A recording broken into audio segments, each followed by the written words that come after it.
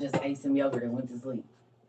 I'm gonna eat some food when I get up now. Like, well, I'm up now. But I had a croissant earlier, got in the tub, and then I ate some yogurt. And I was like, dang, I need to eat some food. That's probably why I'm tired, too. Hey, you just woke up. Me, too. That's why I sound like a man. And I've been doing a lot of talking in this last week, a lot more than normal. That's why my voice been cracking and stuff. Oh, y'all. Who went and watched the movies, though? Did anybody? I already know I'm not going to be able to do this right now. It's hot in here. I got to wait till it cool off. Where's my glasses? Not in here. Hold on, y'all. Dang. Oh, Lord. I'm going to get another pair.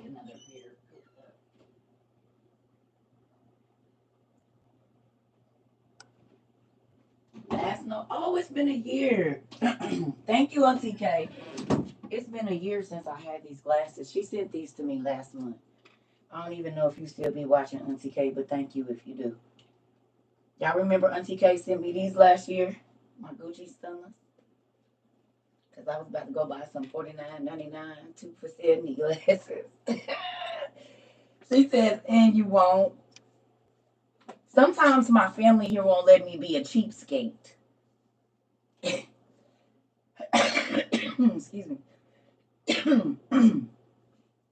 Sometimes my family here, they will not let me be a cheapskate. I be trying, and they will not let me do it. Get your tablets out so we can finish this good old birth of Noah. We're going to wait a few minutes, though, because I do not want people coming in here talking about what is we studying. Now, yes, y'all won't let me be. For what? When we can help. I know, that be the problem. I be trying to put my little coins together. That's why I don't even tell y'all stuff I want no more. Have y'all noticed I do not tell y'all stuff I want? You will not hear me saying that because I figured y'all out. So I just don't say nothing. That way I can save my money and get it myself so I can feel accomplished about myself. Y'all don't get to take that away from me. I like saving my little coins and accomplishing. If I spend $100 on somebody and save my little money, honey. Oh, thank you, Tiff. And dude, I be trying to, honey, if I can't get it for the low, I don't even want it. What time is it? 2:23. 2:23. If you trying to catch my schedule, I don't have one. After my kids, after me moving here, I don't have a schedule. So I don't have anybody I have to take care of. It's just me. So there's no schedule, none of that stuff. Sorry.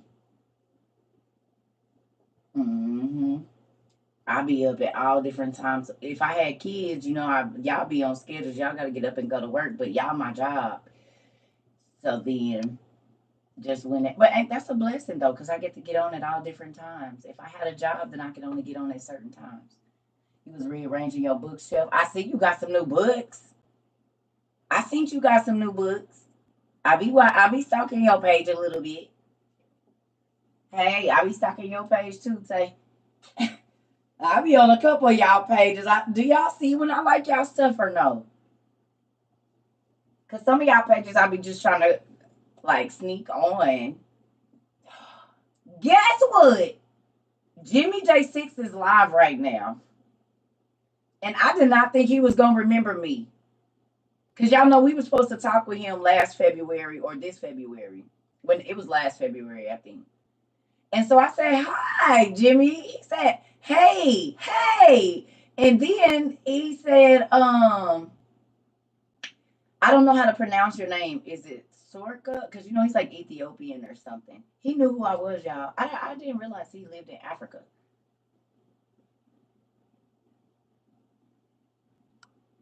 We was going to get him on, remember? I don't know how to request him into my live, but we will. He's the guy with 6 fingers, y'all. Remember? Jimmy J6. If you look him up, he has the same thing that the men of Gath have.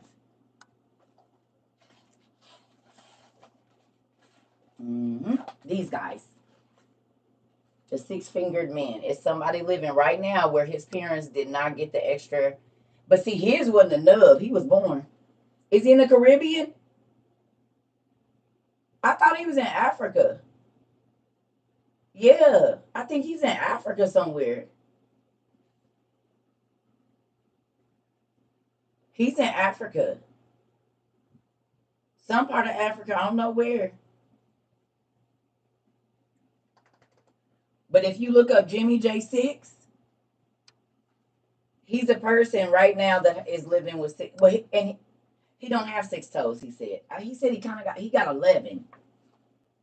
He said it's 5, but I guess it's an extra kind of nub maybe on one because he said 11.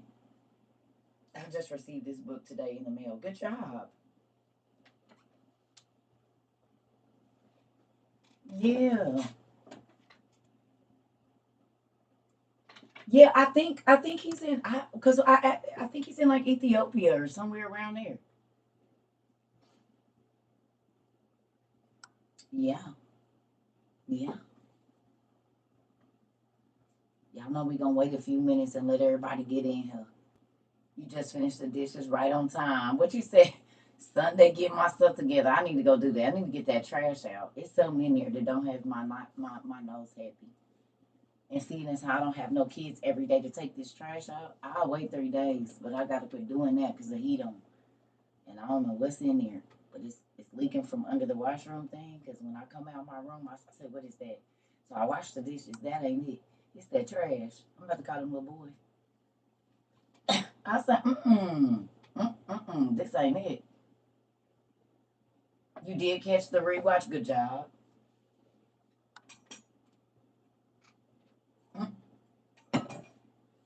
I have to start me a little team of trash taker outers. This girl was on here the other day. A baby with 6 fingers removed on both hands. Okay. Yep. Girl, because I miss my kids grown.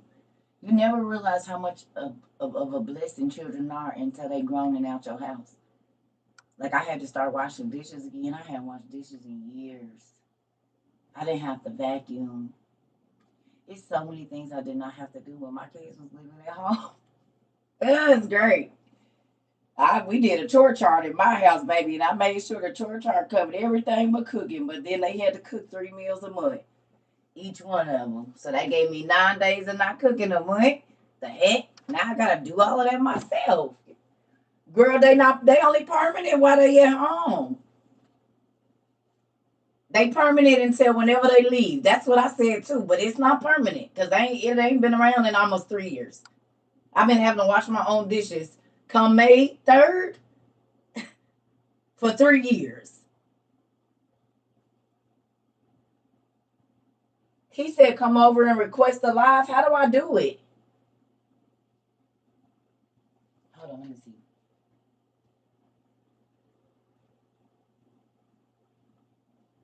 Mm,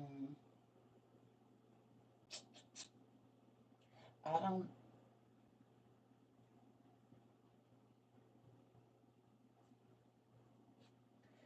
See, I don't know how to do it because I don't know how to search him. It's all of y'all on there. I don't know how to do it.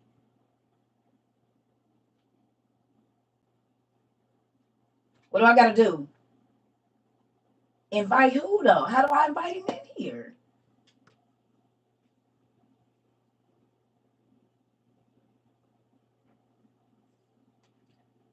Mm, I got too many people, y'all, to go through.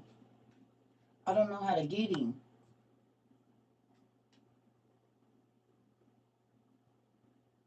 Where do I put his name at? Do I gotta pause the live and go get him?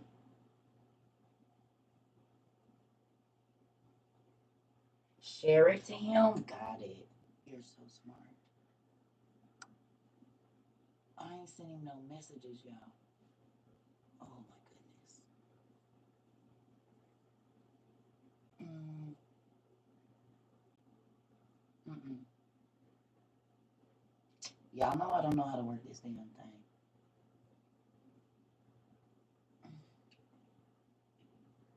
Is it interact? Hold on, let me see. Nope. Share at the end. Please.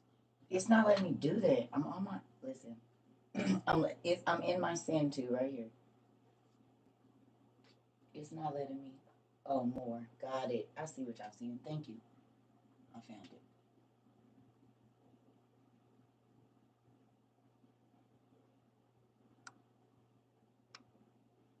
Mm-mm.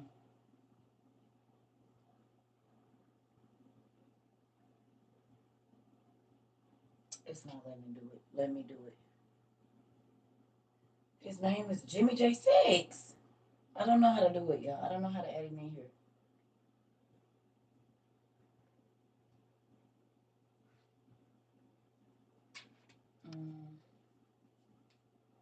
Cause it's. Mm-mm.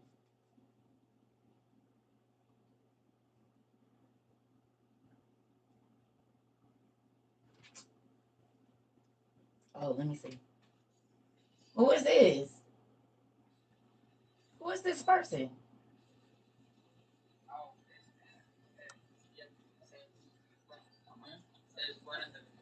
Who is this?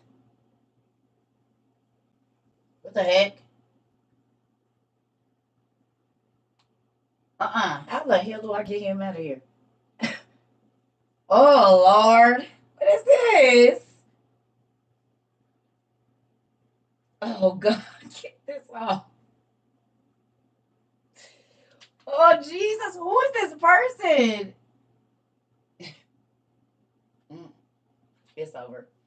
How do I get him out of here? How the hell do I get him out of here? How do you end this family? No, I don't want him in here. Mm-mm. Wait. Get this person out of here. Hello. Who is this? Yeah, we just gonna do this. I don't even know how to get him out. So then I'm gonna go find Jimmy J6. I don't know how to get him out of my stuff. Mm-mm. We just gonna move on from that. Cause y'all know I don't know how to work this damn thing. Listen.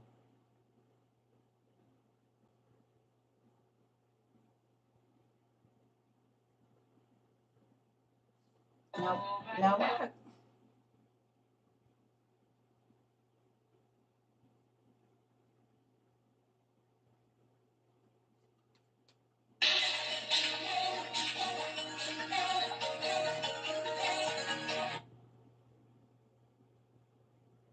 Why is it not letting me? I literally was just in this dude's life. Now that's weird.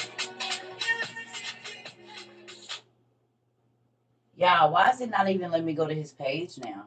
I just was in this dude's live, literally.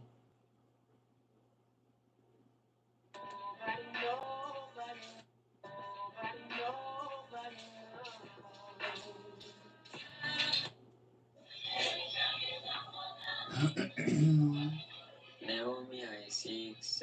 My daughter was born with 12 fingers. That awesome.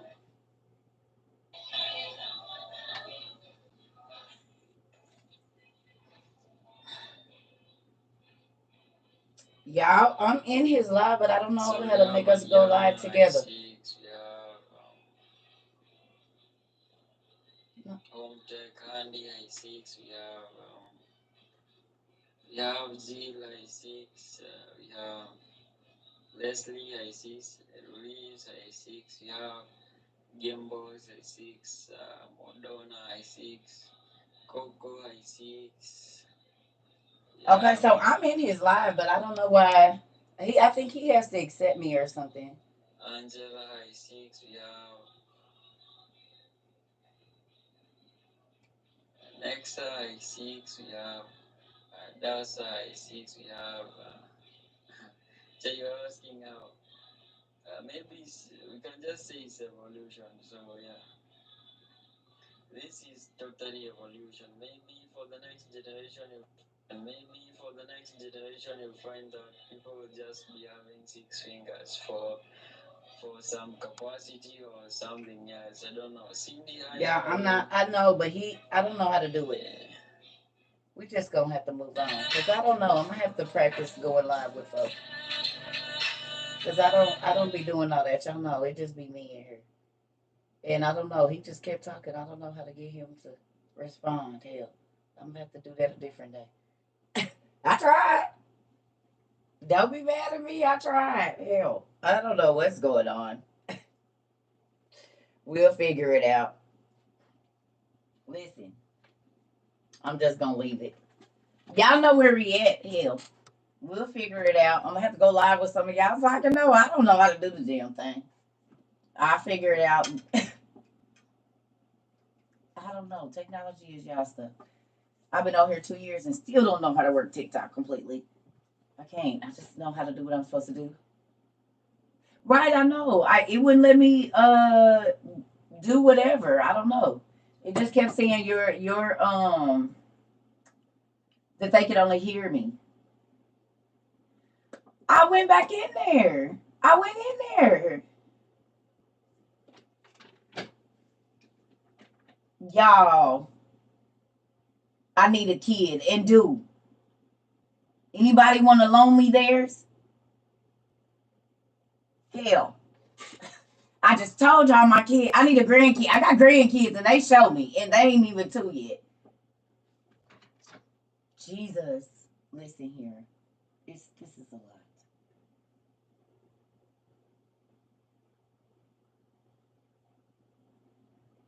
Why can't I just it won't let me like find him. Here's the thing.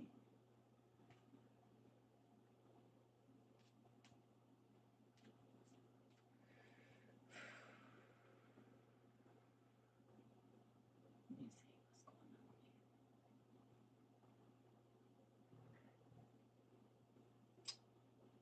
on. Yeah, I was trying to. It is what it is. Y'all see me. I don't know how to do this. I'm gonna have to do it with somebody else so I can know how to move and navigate because I'm not about to get frustrated or I get off of here and go to sleep again. Y'all seen him, hell. Y'all seen him? We tried. I don't know. I don't know how to do it. And I ain't about to be irritated. Cause it wouldn't let me talk. It was saying my audio was there, then it wasn't. I don't know how that all works. I know I was on there, but it wouldn't let me show my face. It wouldn't let me say nothing. My nap was good. You heard me over there?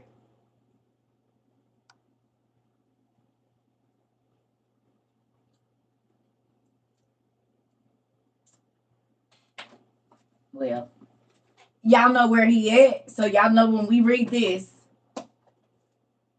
who's a liar?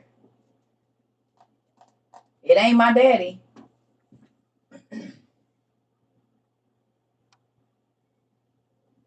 Y'all did hear me?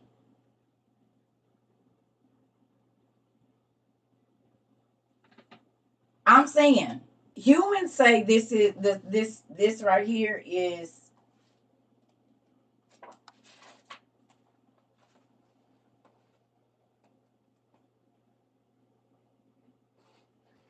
they said this is mythology, right? That's what everybody been coming in here yelling at me that this is not real.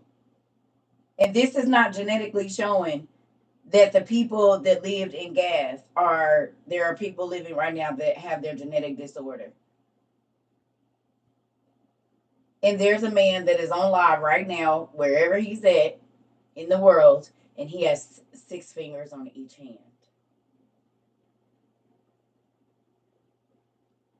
Right now, he's live on TikTok.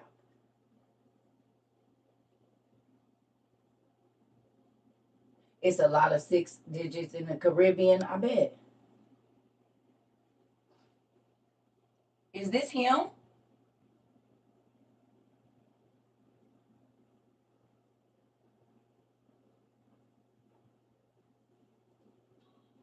There we go. Hello. Now look at here, sir.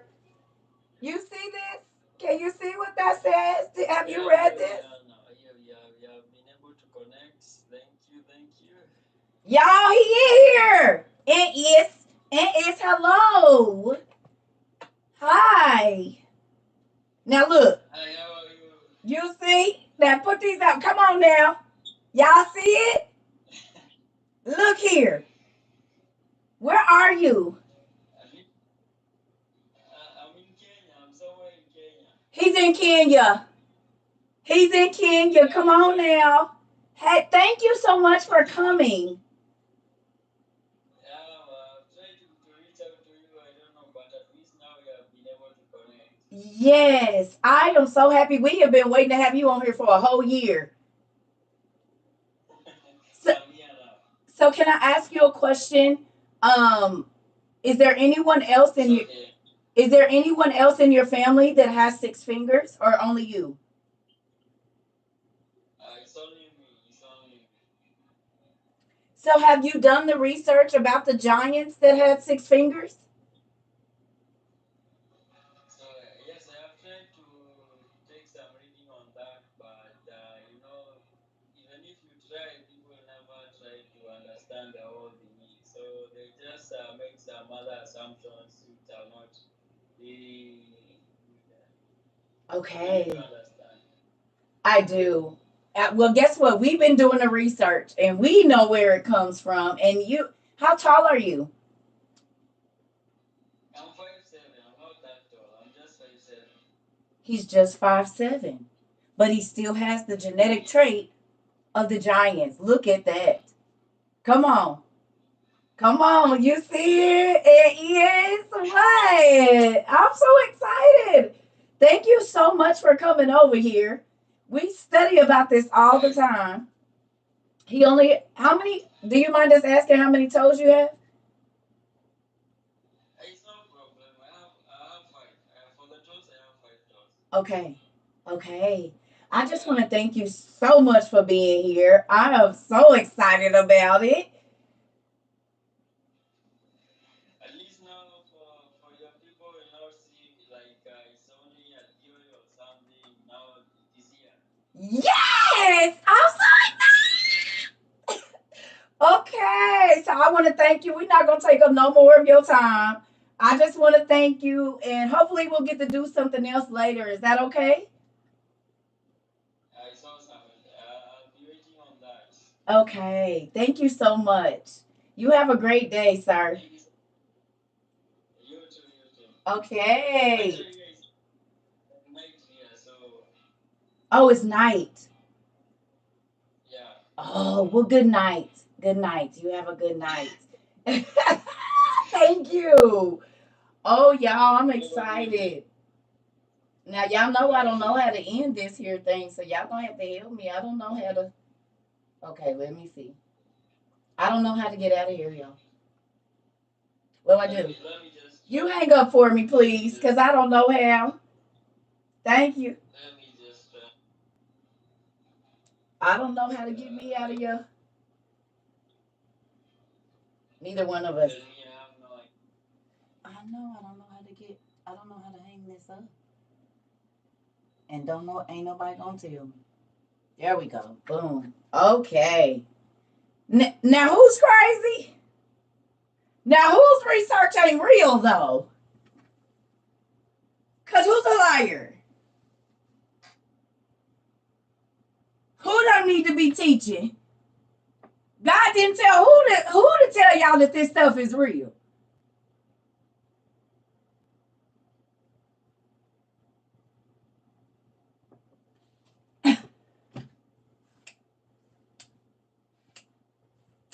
My God is way bigger than what y'all thinking. When you step outside of them boundaries and come on outside, baby, you gonna see. You gonna see, honey. You is gonna see my daddy for how big he is. He all the way in Kenya, baby. He all the way in Kenya, but he got what we study about here every week. He got it. We can see it in real time. What you mean? What myth? What myths? So to everybody that thought I was crazy when I told you all of our genetic disorders can be traced back to ancient Africa,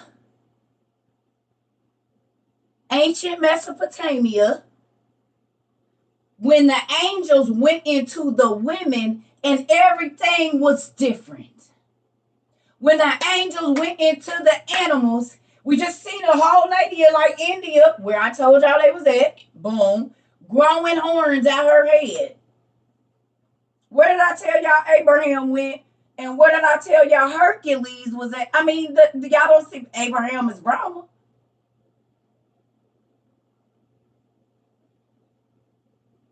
It had to be introduced into our genome to be a genetic disorder, the human genome. Do you understand now? If you didn't before, all of the genetic disorders came from when the angels started to do miscegenation, where they mixed all the species. We can go to Jasher and read it, and it pissed God off because he made things the way that they should be. And the angels and man decided they were going to do something else and take what God made and piss him off and mix it up and say, I don't like that. I'm going to do what I want to do. God, you messed up. So they start rearranging stuff. And God said, okay, I'm going to rearrange everybody. Swipe. Y'all ain't even got to worry about not liking who I made you to be. You don't got to like the way I made my animals because it's my world. That's like somebody coming into your house and saying, I don't like that you put your couch there. I'm about to move it. I don't like the way you set your kitchen up. I'm going to rearrange it. First of all, this ain't your house. You didn't put nothing on. Wait a minute. Hold on. Nigga. I made this. I decorated this. I did this. I chose what I wanted in here. You, somebody that didn't put in on nothing, don't get to come and change nothing that I made. Absolutely not. So why do humans and the angels and the animals? It didn't say the angels thought up the mountains and the flowers and the animals. It didn't say the angels formed dust into clay, blew his breath in it. It didn't say that. It didn't say the angels made male and female. It didn't, thank you, Jesus. It didn't say that the angels made the heavens. It didn't say that they separated the water from the top, from the water from the bottom. It didn't say that. It said they was created on the first or second day. So your opinion about what goes on here don't matter because you did not know parts in making it. And it don't matter. His thinking is not your thinking, not your ways. You don't have to match up with what you think. Because you can't even make your brain neurons fire. If he shut that electricity down that started your cells to multiplying, baby, the same electricity that's going around, my Jesus, going around your brain, the same electricity that's keeping your heart beating, that same spark. And if he's telling it to go out, baby, you can't start it again. I don't give a damn how many times they send electricity through your body, nigga. If he say the spark is out, the spark is out. So the same spark that started you is the same spark that ends you. And it's light, and God is light.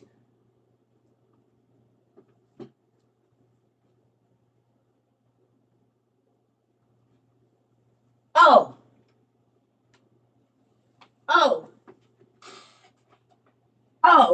And you want to get in here and tell him how you going to do it? Okay. You better go read what the other people did as to why. That's why when people come in here, oh, well, why is this important? Oh, nigga. And when I say nigga, I don't mean black folks. I mean ignorant people.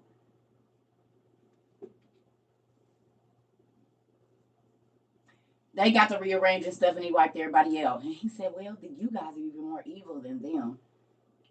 I started over and y'all even worse. So he said, you know what?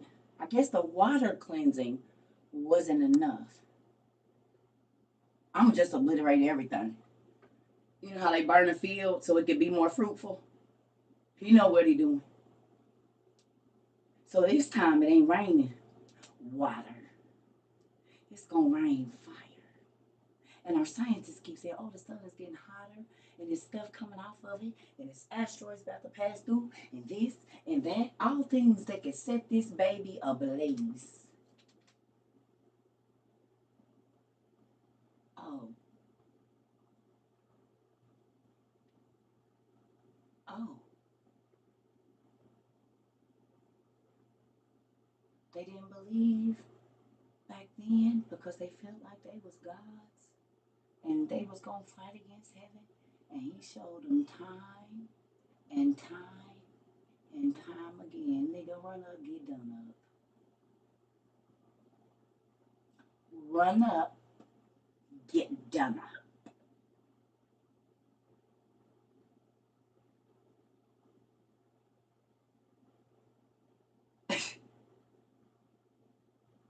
When have y'all seen God lose?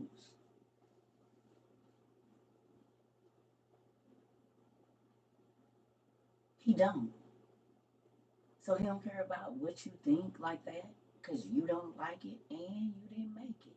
That's like you baking a cake and somebody coming in and telling you what you should have did. Nigga, you didn't cook it. If you wanted some cake, you should have cooked your own. Oh, you can't because you can't make matter. You can only take the cake that I made and try to make it better. Oh, okay.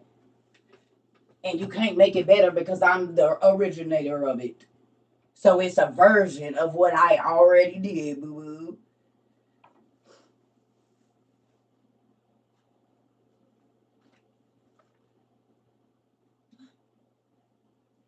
Y'all better quit playing with my daddy. That's why you can go with the ancestors, nigga. I ain't. Because from what I see, the ancestors didn't listen. And something happened to them, and they can't come back and tell you about it. So what? Unless you're doing divination, and I want no parts of that because I don't like knockoff stuff.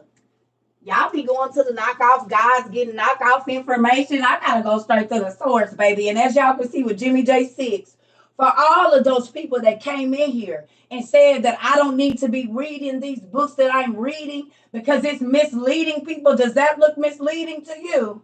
For all the people that came here and called me crazy, it's a living being in Kenya right now.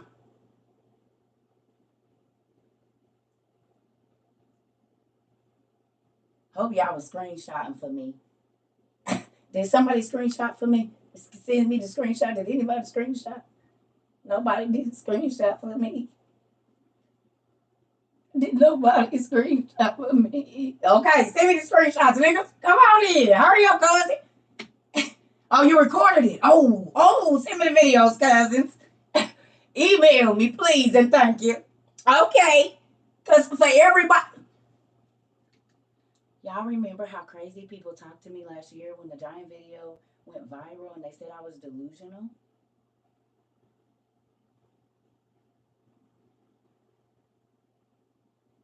Who was here when the world, people all on all continents was like, lady, you need help. Who? Who was here? Y'all was here. People used to come here talking good crazy. I said, listen, I don't care if you believe it. That's because you don't know. And then God let us use the crystal ball to talk to somebody all the way in Kenya. And the first thing he did was this. Come on.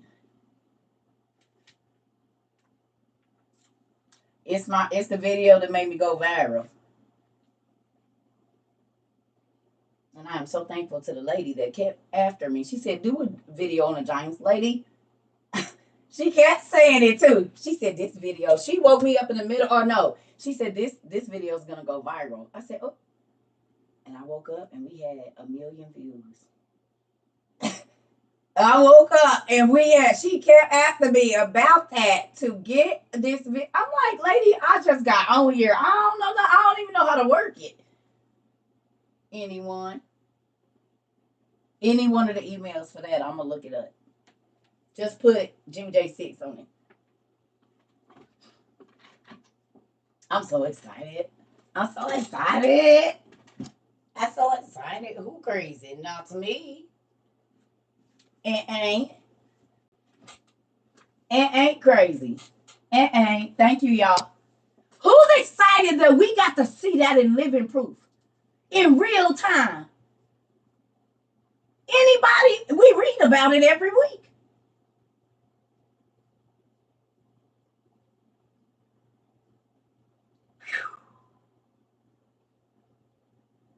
I'm excited. It's more to come. It's more to come. That's just the beginning. I believe God about to show up and show out, honey. You can email them to CERCATROVABooks@gmail or tabnotplace@gmail.com. Is anybody else's toes wiggling? What video in Kenya? No. We just talked to a man that's in Kenya that has 6 fingers on each hand. Jimmy J6.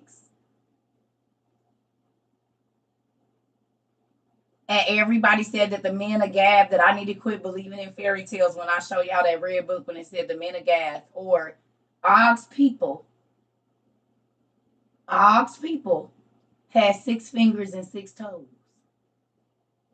And they work. Do they look deformed at all to you? You have to stop, pause, probably, and count real quick, didn't you? It looks so natural. You said, I told my family. I told my whole family and did. You was like, wait a minute. Because it looked just like our hand. It's just boom.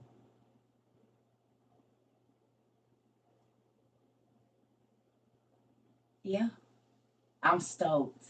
They said, Aisha Foster said, email me, please. You showed your husband. So you get your book out, you get your Bible, or you get your red book and say, look, baby, look right here. You saw dude's fingers moving. Thank you so much. I showed my husband too. Good job. My son thought I was playing until I showed him in real time. He walked off. I was so excited. They still are in the earth. They're in the earth. They behind all the mountains, the door, the big rock mountains that people be seeing slide over and slide back like a door. Yeah, the giants were called the mountain builders and the mound builders. You said so. Why you would say high 6 instead of high 5? Petty. Jayla, you is petty, girl. I love it. Yep, you a family member. High 6. I love it. I absolutely love it. That's why I love it here. See, you're welcome, baby. Come on in, Jayla. That's how we get to this over here. We gonna have a good time. You can say high 6, not high 5. Honey, that's what we do around here. We're not making fun of them. That's a good one. That's what you have to say. Or high 11, because y'all plus them. High 11. Something. Shoot. It made me excited. You said I came in right on time. It did. Ooh, y'all, my feet is going back and forth like this. Y'all can't, that's how I know. Y'all, okay, so who thinks CERCA might be a little autistic? I just realized I was rocking and my feet is down here doing like this. Oh, wow. Well, twirling my hands because I'm happy. God dang it, I'm spinning. Y'all see it? Ah! Y'all see it? Ah! My feet is down here like this, y'all. No joke. And y'all see I'm rocking. Look, I'm real excited right now. Got my blanket and everything. Don't trip. Ooh, shoot, I'm trying to keep it calm, honey. Do you hear me? Oh, Lord. Y'all, my feet like this. I promise. My feet is going back and forth. I was about to start rocking. Let me stop. Let me calm myself down. Yes, baby. Listen here. It's one of them games and stuff. I'm like, listen. I think you on the spectrum. She told me, uh-huh. If y'all notice, I don't like being around large crowds of people, and I'm real. I get overstimulated for real. My ex said his best friend had to tell. Oh, hold on. Come on in. Who is it? Donna. My ex said his best friend has a tail and they had to cut it off when he was born and it still sticks out at the top of his butt. Donna, is he Caucasian? Did y'all hear that? Is he Caucasian? What national or like I don't know, they be so picky. That's not nationality, it's this or whatever. So what is how do you say it? I've only seen a lot of Indian people with it.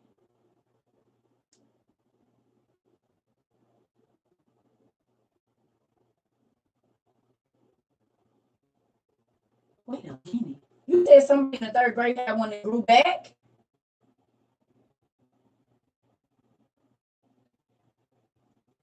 No way. Father-in-law had a foreign tail, and he was a white man. Really?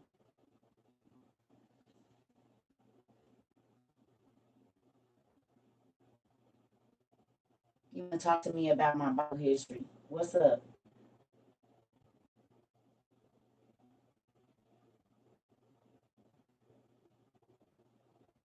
That's all we talk about.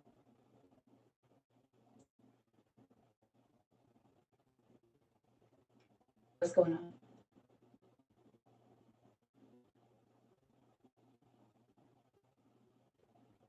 All of the students had tails when he was there. The tail boy in my school was and native. Okay. You got 12 fingers? Do you? You got 12 fingers right now? Did I ever get the piece of the blue people? Blue people. No, you can go find them online. Girl, online. It's Oprah. The man was on Oprah. Yeah, you can go. It's right on Oprah. You can literally go Oprah Blue People. It's right on YouTube. Oof. I'm gonna need you to not keep doing that, or however you say that. Please don't keep repeating like that. Makes me not. I don't like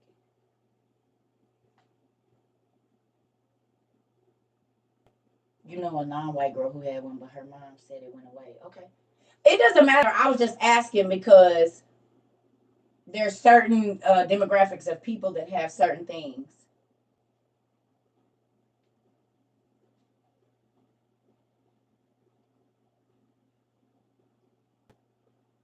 Uh-oh, look at Jayla. She's like, wait a minute, I wonder. So when you, I've seen all kind of things as okay.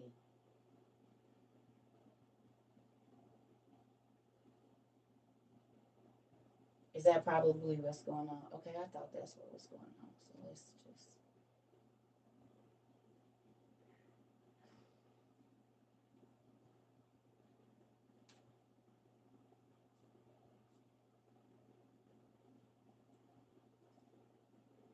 Okay. Oh, man.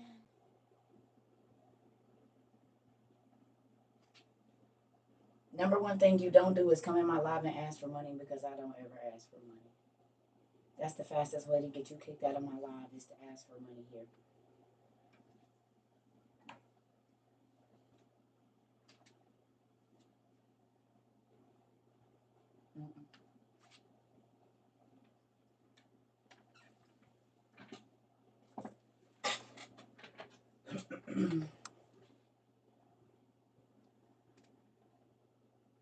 Okay, so now let's go back to the birth of Noah. We got 40 minutes in. Let's go back to the birth of Noah. Y'all ready?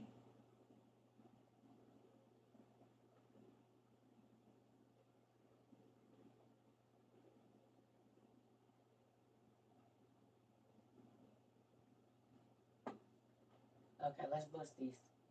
Because now we at the punishment of the angels. Thank you, God, for allowing Jimmy J6 to come here a year later. We tried to get him last year, and he came this year, and I'm so grateful. That was a once in a lifetime experience for me.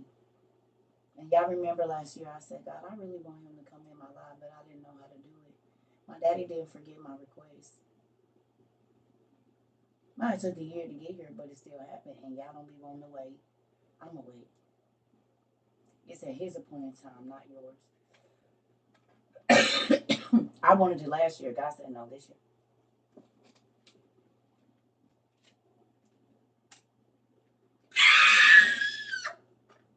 Woohoo! For all the times niggas call me crazy, who is crazy now? Who is delusional now? That's living color in real time. And so, my daddy, I'm trying to tell y'all, when you make him the most important thing in your life, he will make all your requests the most important thing in his. Y'all hear me? When you put God first above your kids, you don't have to worry about your kids. But when you put your kids before God, you have to worry about your kids. When you put your husband before God, you have to worry about what your husband doing. But when you put God before your husband, you don't gotta worry about it. When you put God before your money, you don't never have to worry about money. But if you make money more than God, you always gonna be running after money. But when you run after God, money chase you. Hallelujah. I'm gonna say that again. Niggas try to make you take their money.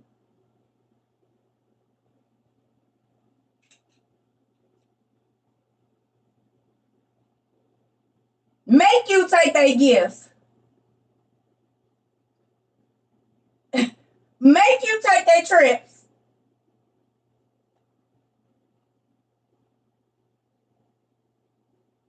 Make you take their food.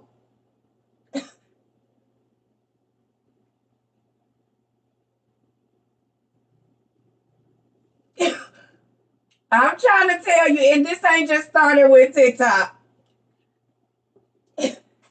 Listen here. Who? What? Listen. You said and two.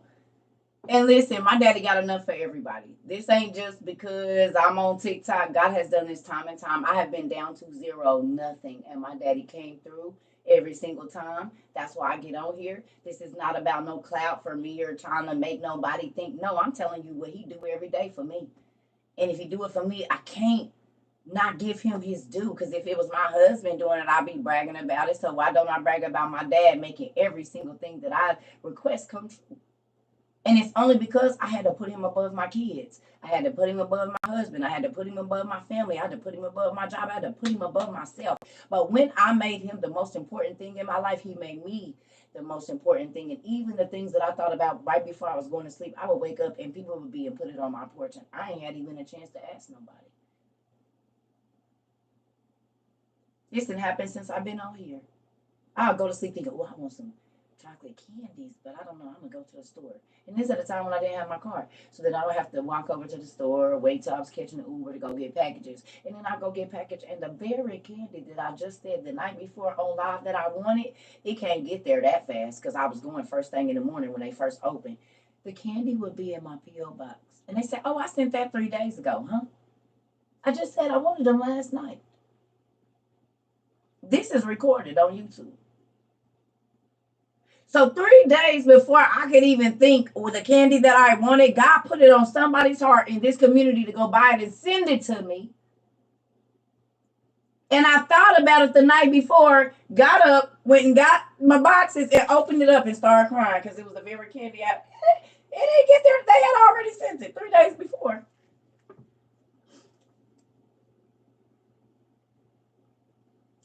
He been doing it.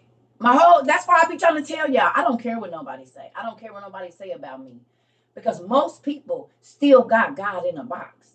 And when you take God out of a box, it scares them. When you take God out of the box that you've been taught to put him in, he be saying, I'm big, try me. He wouldn't have to say that if everybody knew what he was capable of. So that's why when you read this, it's people like, I can't believe that. And unbelief is a sin. Boom. How about that? He said it right in Genesis. This is why we go back and forth so I can show y'all. Look. And God allowed Jimmy J6 to come in here today to show you, no, she ain't lying. This was real and it's still real right now. It's still people that have the genetic or disorder, as they would call it. I don't say it. It's just a genetic marker showing that these people existed. Is what's happening. But when I said it, I was crazy. But moving on. Now, let's bust this down. The punishment of the fallen angels. Come on.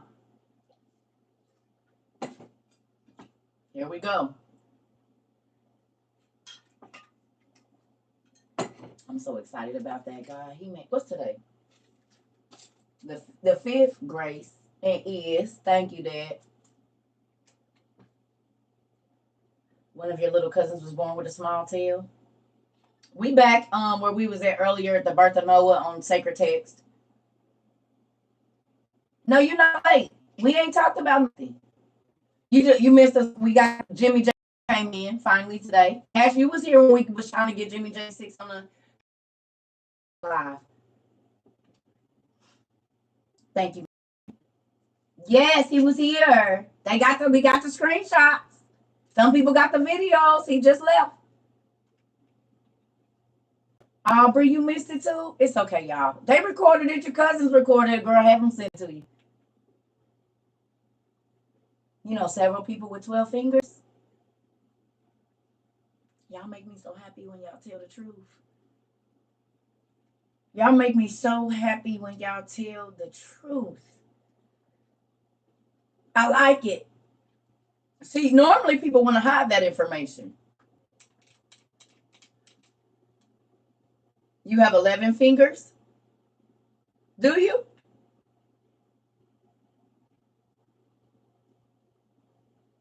It was Ashley Graham. Yes, Sarah. You already knew which cousin it was. Yeah. Sarah said, she said, it's Ashley Graham. Tell her I'm going to send it to her. Yes. Yes, yes, yes, yes, yes. You can. You can do that. Thank you. You can't go back and see because it was on TikTok. Queen about to post a screenshot of it. It was cut off at birth. Okay.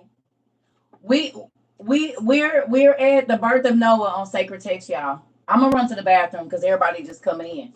So right here, where we was at earlier, what we was reading out of earlier. Who was fascinated to know that Noah daddy was scared of him and thought he was made by an angel? Anybody that was new? I mean, you knew and you didn't know that Lake Mac was scared of him because he thought his baby mama, he was an albino. Yes. Why was he an albino? Because God made him different. He was made to stand out. And people was like, well, what? I mean, that wouldn't be. I said, in Africa, if everybody is damn near black as tar and you have an albino child, back then, they thought that was some hoodoo. Something ain't right about this. Something is not right. So he was scared, like, nah. He said, I think she cheated on me with an angel. Enoch said, that's your kid. Stop it. You said they still do? Yes, in different places of Africa, albino babies are sent away or killed sometimes. Yes, we have seen the Noah movie. I have asked people to go back and watch it. They sacrificed albinos. I know they have a whole city of them. Or you have 2 albino cousins. Mm-hmm. You got an albino daughter? This is why they always show Noah with white hair. But he had white hair from the time he was born. You lived in Africa for 6 years. They kill albinos, yeah. Which doctors use albino limbs for magic? Oh my God! Because they know.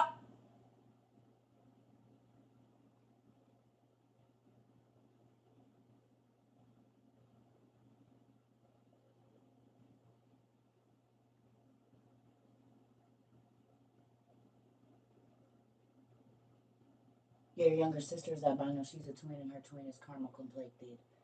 I did not know that they used them for. They chopped their arms off.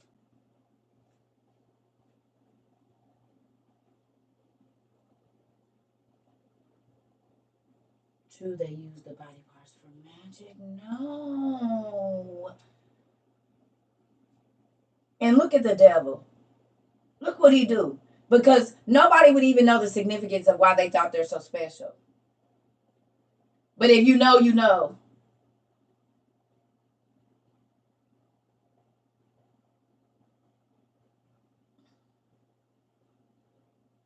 Because this is all ancient literature that's still over there, y'all. Wow. That just did something to my spirit.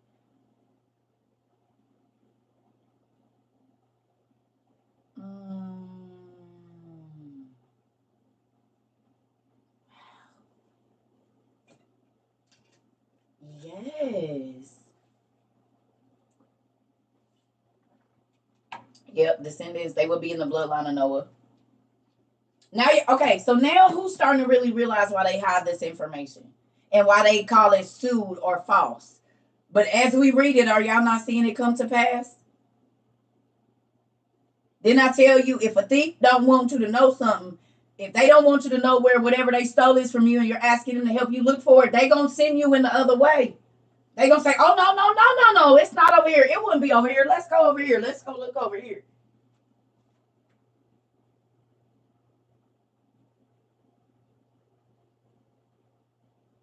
Is y'all not seeing it played out?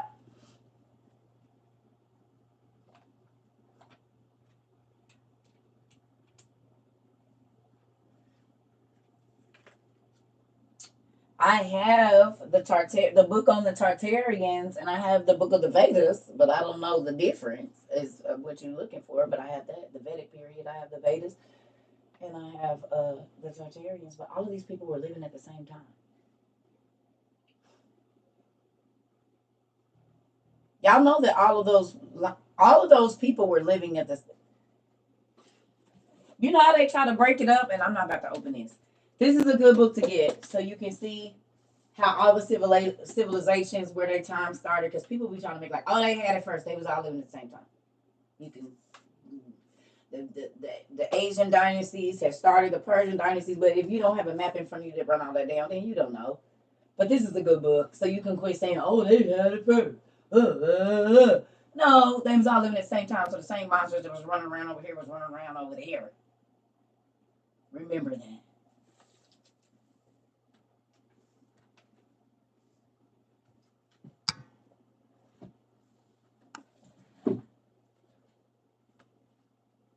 You have a chart. It's amazing. It's great, isn't it? Makes everything make sense. The world is governed on deceit and secrets. And we know that because of the book they took out. The 7 reigning spirits are error, deceit. Let's see what they is. That's not it. Where is my book at? I must have took it in my room, or it's in fell, or I put it on the shelf. Because where is my book? I cannot find my book one. It's got to be in my room. Oh, there it is. Like, where is my book? Real quick, we just gonna see what the 7 reigning spirits are, and then go back. Oh, turn right to it. Boom. So, if you can see right here on page 969 of book 1, see this: Solomon interrogates the 7 heavenly bodies of this world of darkness and learns of their activities.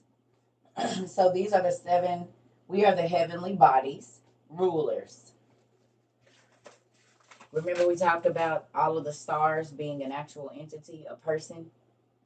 This is how they're going to be able to fall to earth and be judged with us, because they're an actual entity. Look at this. The rulers of this world of darkness. The Bible says, you hear Christians say, the saints say, we fight against principalities. That's what they say, but these are the principalities.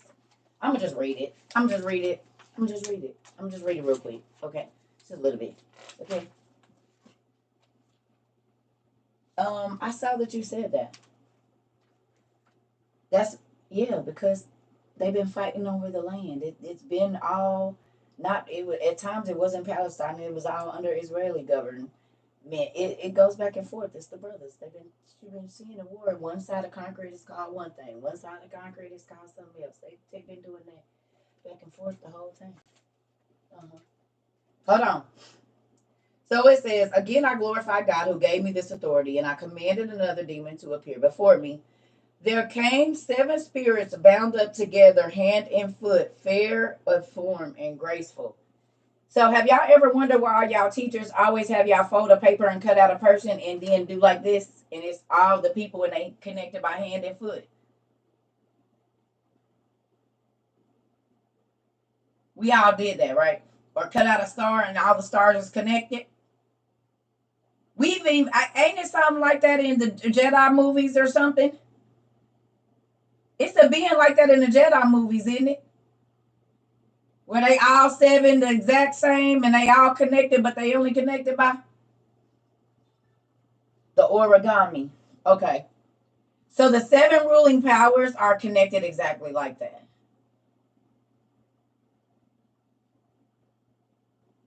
Also, the stickers on the big family cars, you are not lying. Girl, you own it. It sure is. 7 planets, 7 chakras.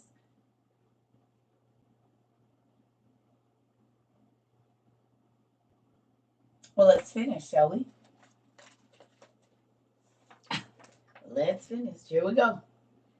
All right. He said, there came to me 7 spirits bound up together, hand and foot, fair of form and graceful.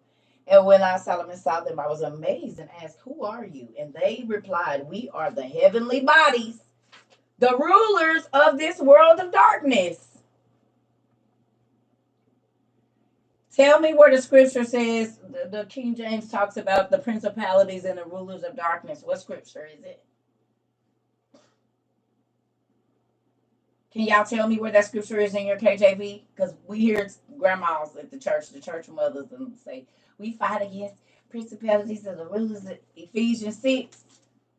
That's where they say that at. So Ephesians 6 is talking about these guys. Ephesians 6 and 12.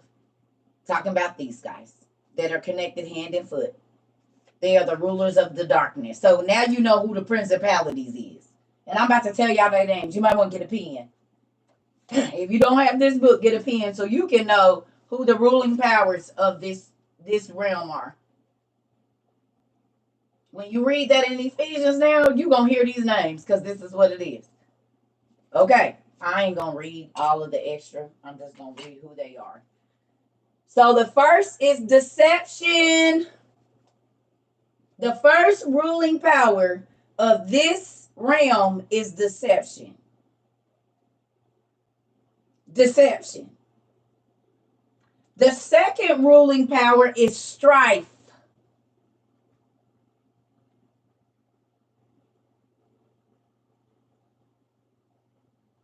Strife.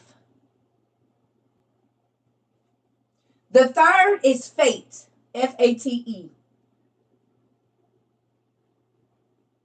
The fates.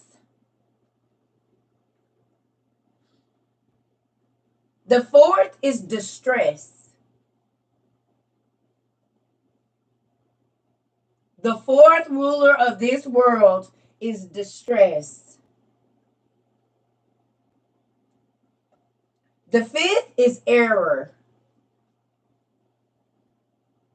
Error. Like you in the wrong. The sixth is power. There go y'all show. And most people lose whatever because they want power. Power drives people to do crazy stuff. We talk about that all the time.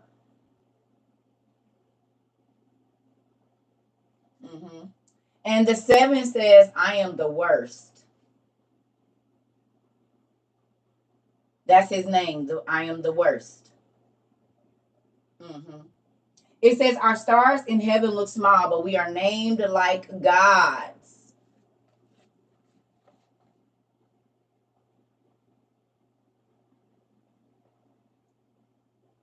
Did you hear that?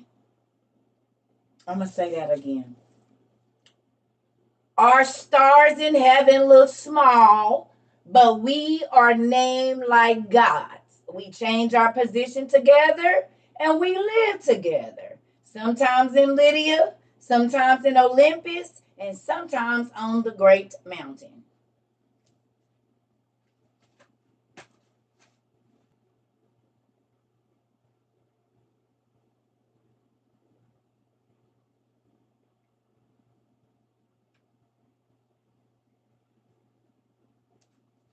Okay. What stars are named after the gods? What stars are named after the mythological gods? Tell me. Saturn, Osiris, Osiris,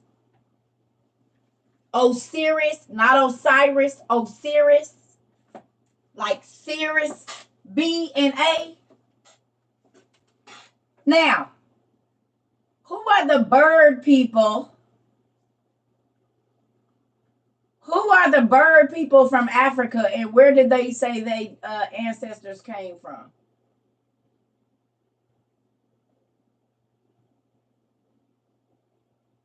The Pleiades are 7. And always move together. The Pleiades are 7, and they always move together.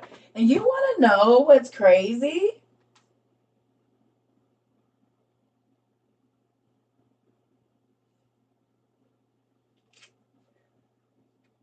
What we about to read? Who want to get their head bust right now? Who want to get their head bust right now? Because what we reading? In the 1, 2, 3, in the third paragraph, look what it say.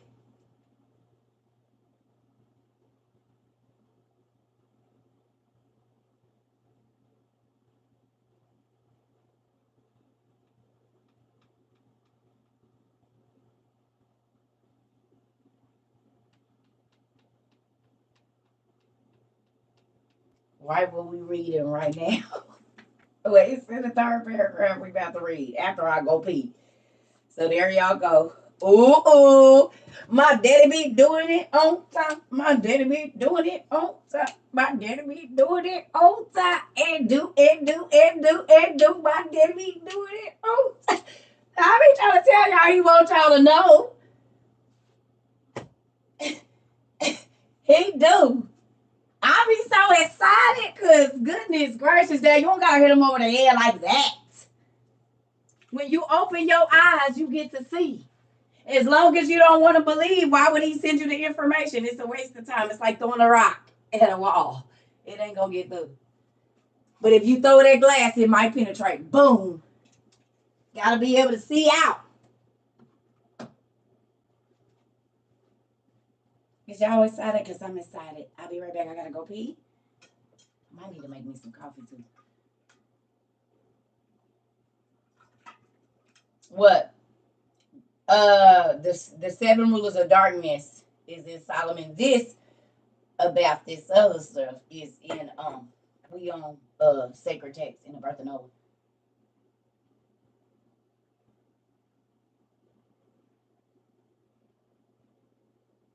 Oh my God. A rock hit your car windshield? When? Right now?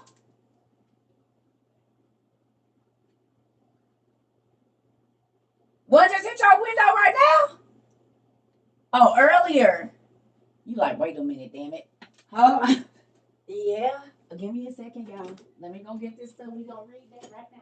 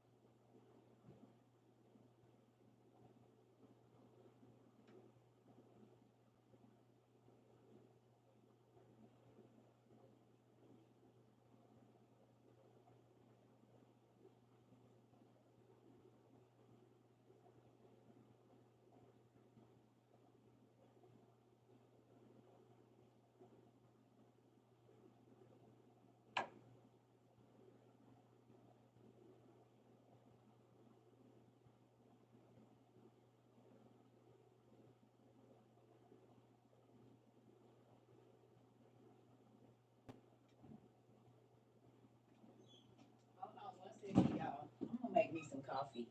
Because I already know I'm gonna need it. Might as well do it now.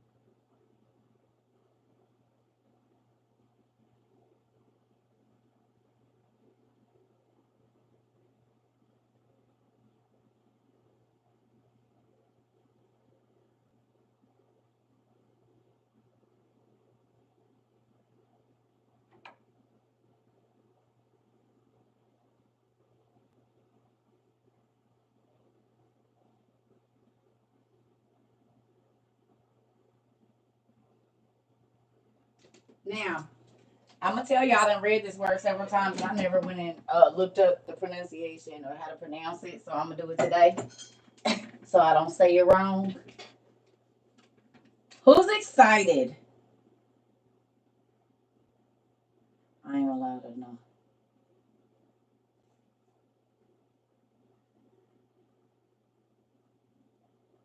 The Pleiades? That's how you say it? Pleiades. Oh, the Pleiades. Now, what just came to my mind, the Pleiades. What just came to my mind is Pilates.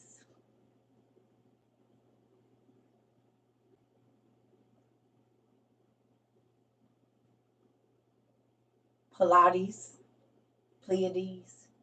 How many times do they do wordplay? And Pilates is uniform workout, ain't it?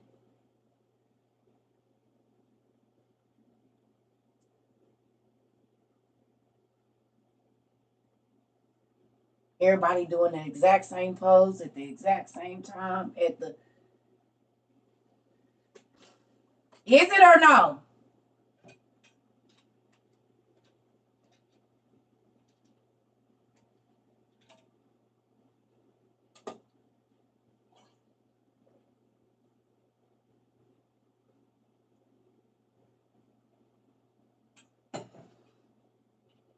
Oh, uniform workout, right?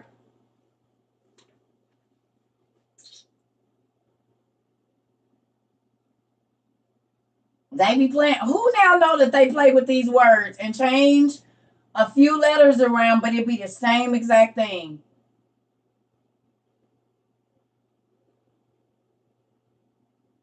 It also goes with another constellation, Hades, which would probably be the worst.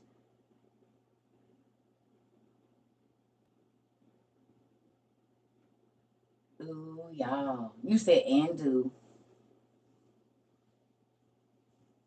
Okay. Well, let's get this popping.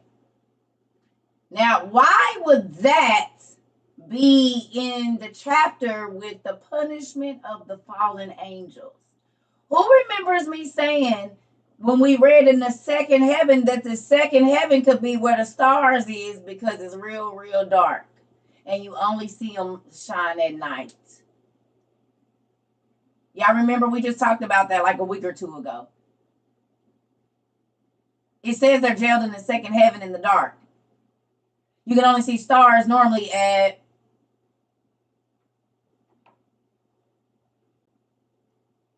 right? Certain stars you only gonna see them when? At night. At night. Wonder why. Okay, here we go. Clean, I should have brought my cream. Oh, it is in here. I don't even gotta. Hold on, let me put my ointment on, y'all. I'm about to be 44, and this old body don't do like it used to, so I gotta put my little queens being gay on. Old heifer. It is. Wait a minute, my shoulder. Let me go get my ointment, baby. Come on. The Pleiades peak at midnight? The Pleiades? I said Pleiades. The Pleiades peak at midnight?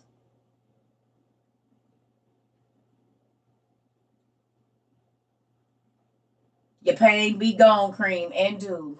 I smell minty. The Pleiades.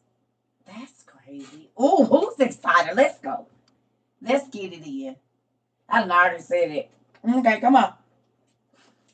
Wait a minute. Oh, everything is okay. It also has been known to come with catastrophe. Whoa! It also has been known to come with catastrophe.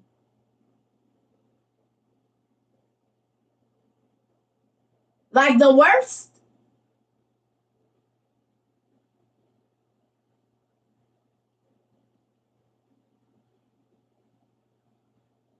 Now y'all TikTok tripping, of course it is, because we're breaking down the codes. They don't like me. You bought Incredible Creatures and Creations, and Jimmy J6 was in our live today. One of the men of Gath that had 6 fingers.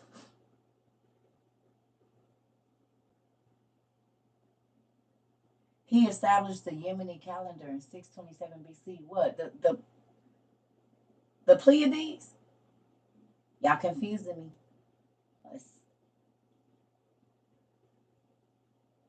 Wow. They established the calendar. Who remembers me telling you that the Gregorian calendar is not the calendar of Priest Gregory or Pope Gregory? Gregory is a form of angels, the watchers, and it started when their time started here on earth. Because before, angels lived outside of time, but the moment that they put their bodies into a human woman, they started living in our time started for them. Y'all remember we talked about that? And I said the Gregorian calendar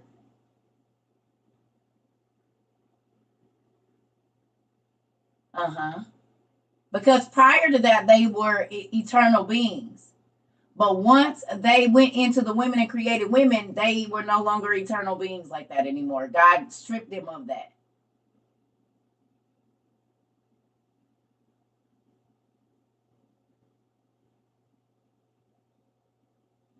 The connection is connecting. Yes. Your sister had 6 fingers. That means that she has a genetic marker that the 6-finger, 6-toe giants existed. She would be a descendant of that bloodline. Or that genetics has got into y'all bloodline somewhere. All right, let's get it popping. Okay, so we're reading they're also called the 7 divine sisters. Wow. Of the Rephaim. The sons of Rapha that are mentioned in the Bible that had 6 fingers and 6 toes.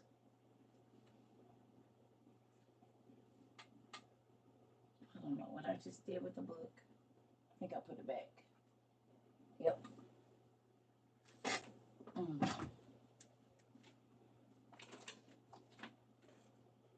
Oh, this, I can't remember who sent me this book, but this is another good book to get, y'all.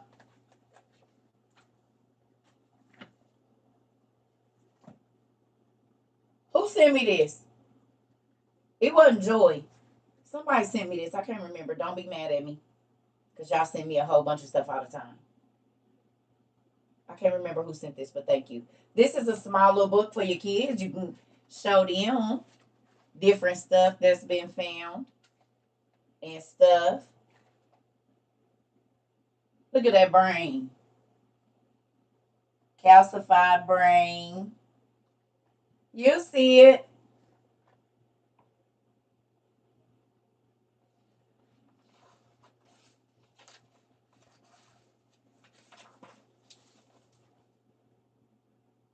That's a big old orangutan, isn't it?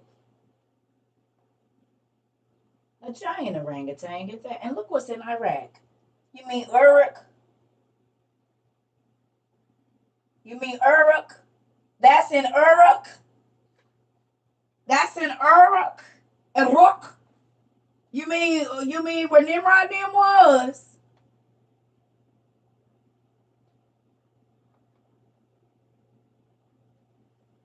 They always say, don't wake the sleeping giants.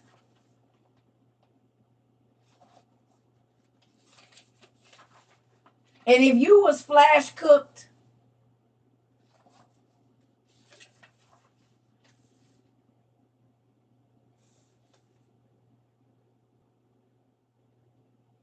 that's a face. See the eyes and the nose and the mouth?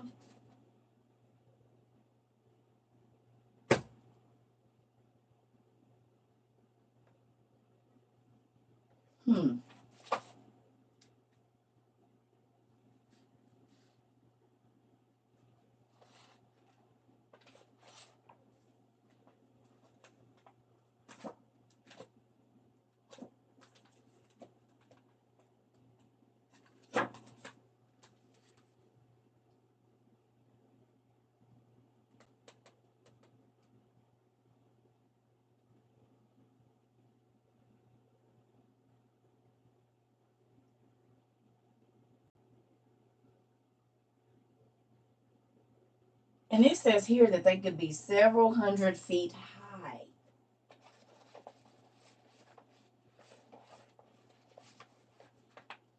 Like that? Like this?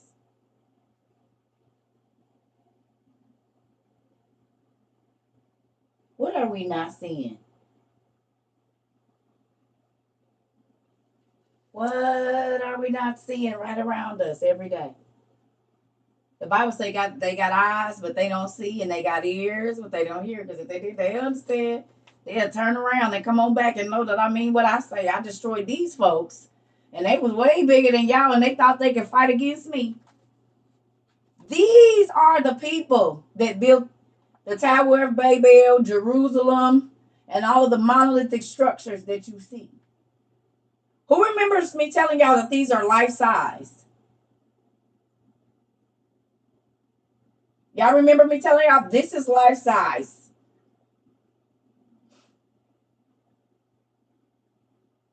All them structures over there, life size, like real size. If Enoch tells us that the giants was 450 feet tall, it says they was 300 ells, the giants. This look about 450 feet tall, don't it?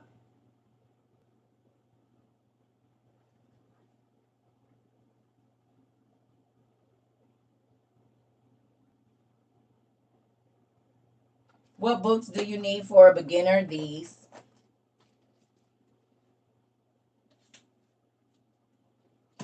So Enoch 6 and 7 tells us that they were 7 or 8 tells us that the women became pregnant with great giants when the angels came down. Who remembers me telling y'all that that's a medium between an angel and a human woman? They're cloning them at the Dulce base. I know they got a place in Ohio. I'm about to bite the hell out of y'all. Jesus. The Kandahar giant, they took him to Ohio. What is the Ohio Valley called? The Valley of the Giants. Where the Amorite copper traders was at. And they took the Kandahar giant to a place in Ohio. Oh my God, it just hit me. Oh my God. That's because they was comparing him probably to the ones that they didn't fan. Oh my God, that makes so much sense as to why they took that nigga over there. Where is my book? And think about this, y'all. All the places in just the United States that are off limits to people. Think about the national parks. How many people come up missing and they don't find their car or they find their bones? They find, this is who be mutilating them cows with precision, y'all. Remember in the early 90s when all them cows was being mutilated and they was like, it gotta be aliens. Because they wasn't drug open, they was drained of all their blood. The cows looked like somebody had sucked all the meat out and it was just the bone and the skin.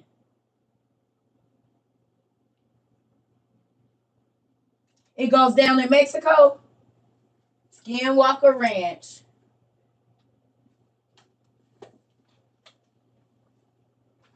And look, they was here because this is the book where it goes all the way back to the 1800s where they finding their bones. And look how thick it is.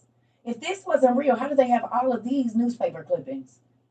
Serpent Mound in Ohio. Come on.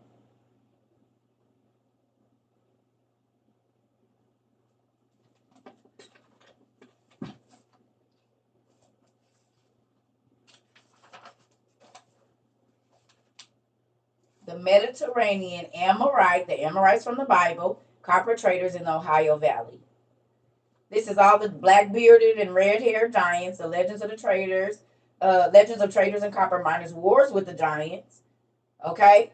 And then it tells you giants in the Ohio Valley, where they found them in New York, Pennsylvania, Indiana, West Virginia. And the list goes on. It's 3 pages, and it's all newspaper clippings from like the 1700s, 1800s, and 1900s. The Valley of the Giants is in Suches, Georgia, too. Well, they all in here. Look it.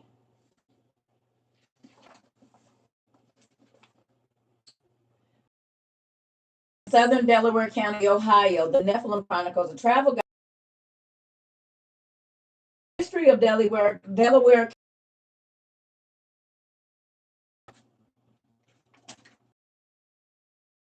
Mostly sepulchral. Whatever. One of the most remarkable ever opened in the county was one on the farm of Solomon Hill. Solomon Hill. Solomon Hill. Solomon ran with giants. Okay. All them hills we used to be sledding on, y'all, is burial mounds. If you was an 80s or 90s kid, yeah. Okay, well, let's keep reading. All right. A short distance west of the girls' industrial home, we take the following notice of this mound from the Delaware Herald of September 25th of 1879. Saturday, we were shown some interesting relics consisting of a queen conch shell, some isinglass, and several peculiarly shaped pieces of slate, which were found in the mound on the farm of Solomon Hill. Come on, where's the giants at? Oh, there we go. 2 human skeletons were found in the mound, one about 7 feet long, the other a child. The shell was found on the left cheek of the large skeleton. What's conch? Ain't that fish? Is that the shell they be catching in Jamaica and they cook it in the shell, a conch fish? Am I saying it right? So they found a large one, an extra large one with this giant. Conch. Okay. Okay. Well, they spell a C-O-N-C-H in here.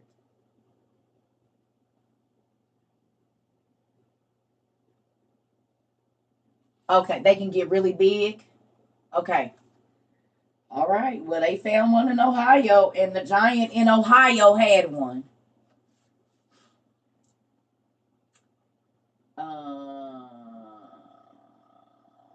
Okay, so here's one from Newcastle, Pennsylvania, March 31st, 1927. Bones of an Indian giant unearthed. 3 warrior skeletons discovered in Fairfield County Cavern, Lancaster, something, March 31st. The finding of a skeleton of an Indian giant, 8 feet tall, in a cavern of the Kettle Hills, the range in which a mummified body of an Indian princess was found recently, has started a rush of treasure seekers in this series of caves. The find was made today by 4 brothers. The giant's bones were unearthed 5 feet below the floor of the cave, which is 40 feet deep and 15 feet wide. On each side of the giant was found a 6-foot skeleton. All were in a sitting position with legs crossed and arms folded. Oh, hell no. They were sitting up. They were evidently warriors who had died in battle, as were the holes in the skulls of 2 of them. War clubs, tomahawks, spear points, and all of stone, and a box made of stone 10 inches square that contained more than 200 arrowheads. Wow. Newcastle is not far from you. Look at you going on a field trip. That would be cool. Get this book and take the kids on a field trip. Because it's one in all the cities, so get your kids.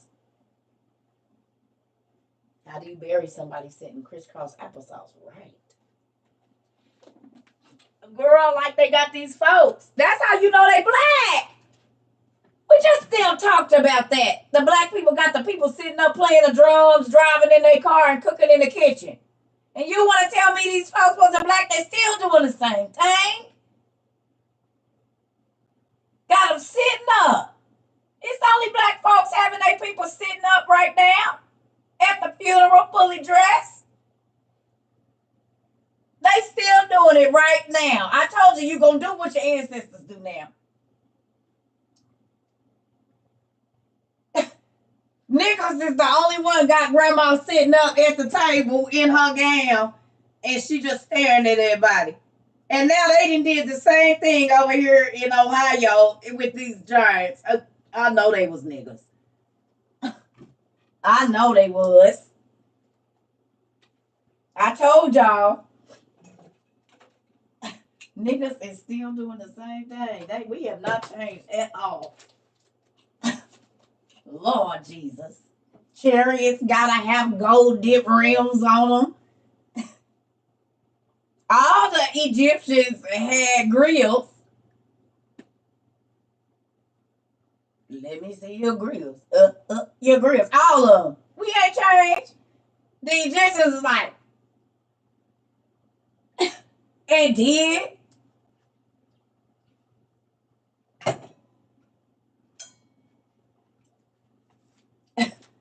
Hilarious. Boy, listen. I'm trying to tell you. Hilarious. Now let's get to the punishment of the fallen angels. Ah! Spanish people as well. Do Spanish people do it today? I'm dressed up in fake chains? Lord Jesus. Because Indian, is it Indians? Who go get the people? It's the Indian culture that go get the people. They leave the dead people in the house and they be sitting up too. Abraham's kids. In India, they don't even take them out. They be in the house. Feeding them coffee.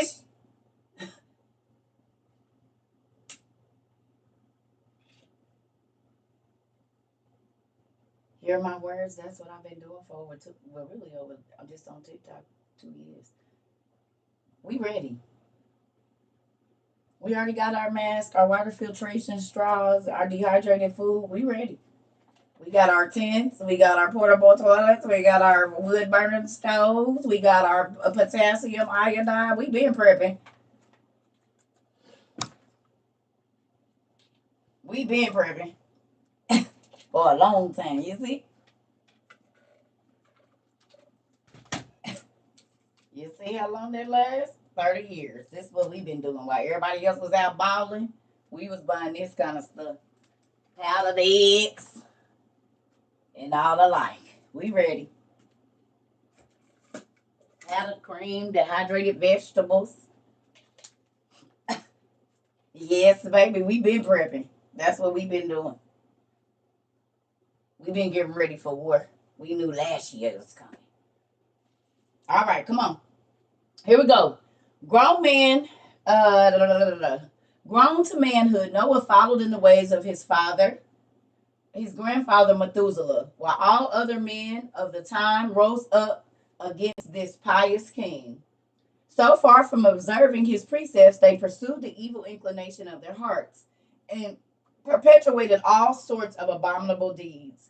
Chiefly, the fallen angels and their giant posterity caused the depravity of mankind. Please tell me the definition of depravity. And posterity. Depravity and posterity. Some of y'all was here earlier and we started on posterity. But what is the definition of posterity? And what is the definition of depravity?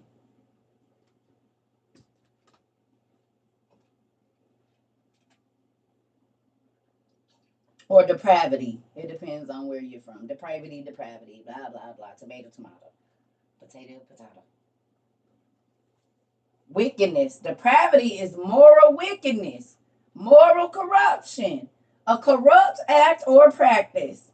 So when we read that when the fallen angels came, all of a sudden every bit of flesh in the earth was corrupted.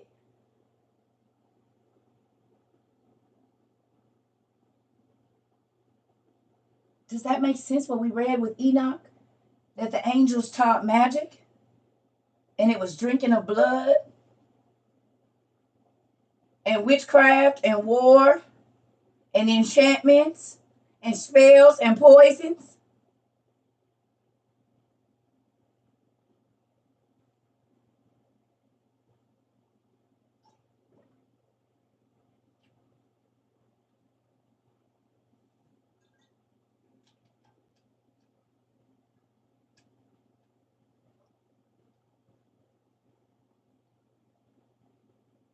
Because the giants and their fathers were ruthless. They was eating people, drinking blood, mixing with the animals.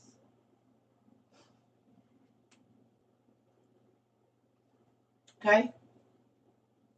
So in the seventh generation from Adam, now when you go back and you look in Enoch 6, Genesis 6, it talks about it.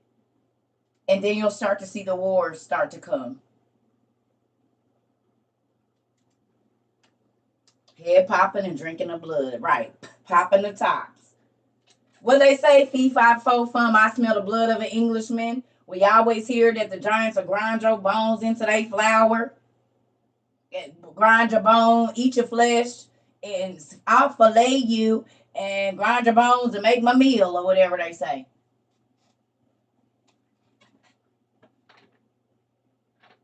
You said I had to put my phone on the tripod so I can listen and Beowulf. Oh, and did. I love that movie too. Grendel's daddies. Y'all see how big Grendel was? And y'all see how little Angelina Jolie was at first? And then Grendel, what came out of her was pretty scary, wasn't it? And he didn't want to claim that son, did he? The hobbits and the trolls. Yeah. Picking their teeth with our bones and was.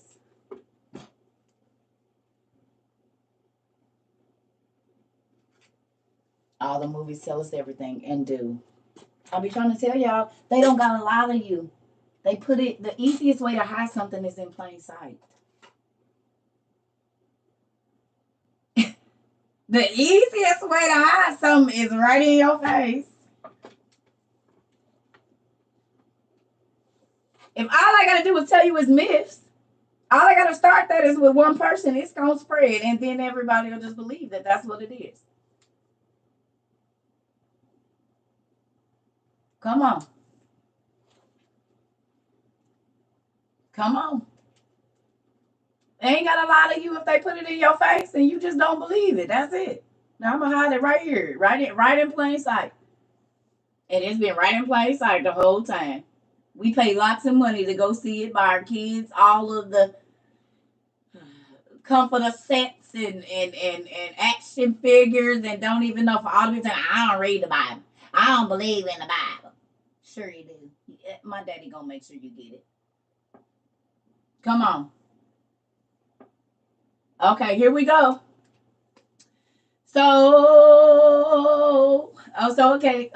It says, so far from observing his precepts, they pursued the evil inclinations of their hearts and perpetuated all sorts of abominable deeds.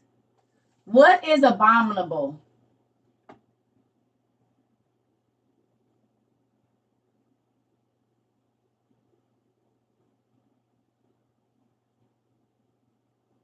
What's the definition for abominable?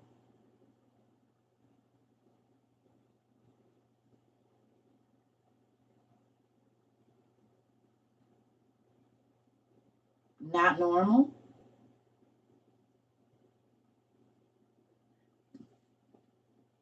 Honey, you can hear my words. If you go to listen, you don't got to do all of that. Hear my words. They didn't block them. They're under the live tab. But if you type in CERCA TROVA survival or CERCA 22 survival on Google, baby, the videos come right up. Both of them. They didn't block it. They there. You just got to type in CERCA survival or on YouTube or Google. It's going to come right there. Causing moral revulsion. What y'all got? Loathsome. Gross, nasty, just trifling. We would call it trifling. When you turn your face up, they just try. Very repulsive. Just trifling is what we would say. Very bad or unpleasant. Okay. Unpleasant. Just make it. Okay. All right. So all they deeds was making you turn like in God's eyes. Okay. It said, now listen who was doing this.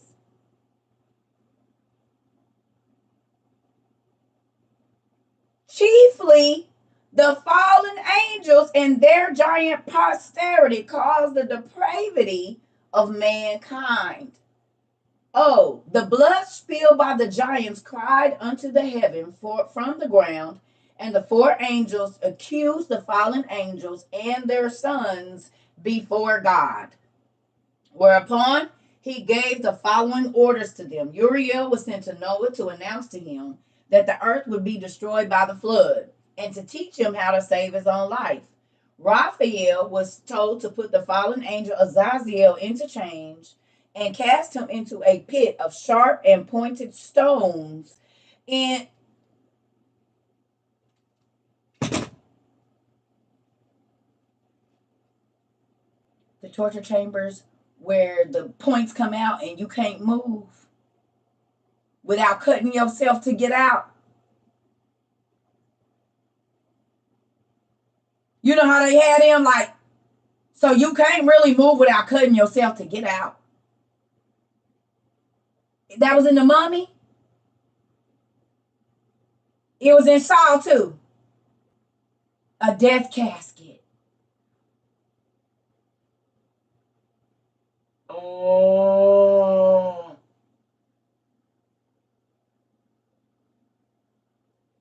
So even if you tried to move, nigga, you gonna end yourself. And y'all wanna play with God. Oh my God.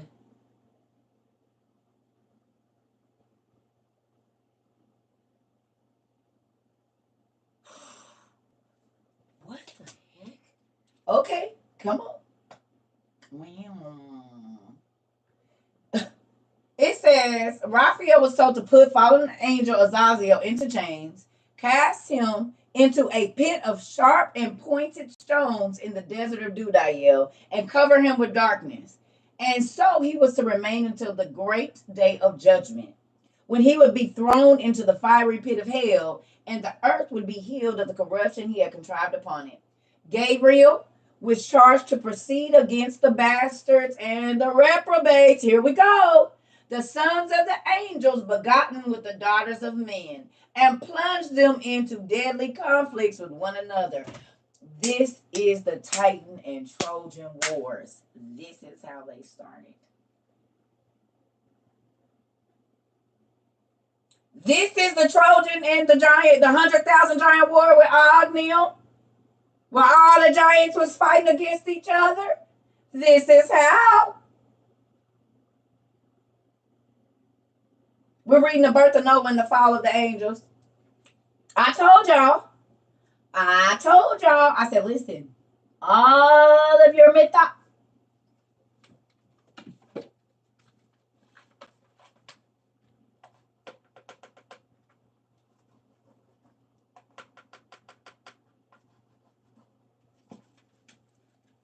The battlefield, guys.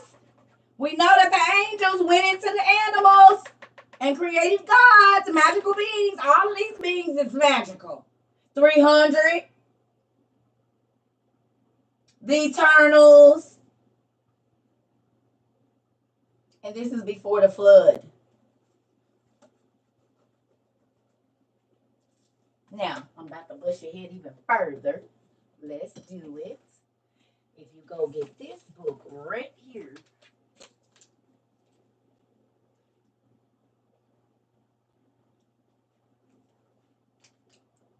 Now, y'all know why this book is so important. So importante. And this one.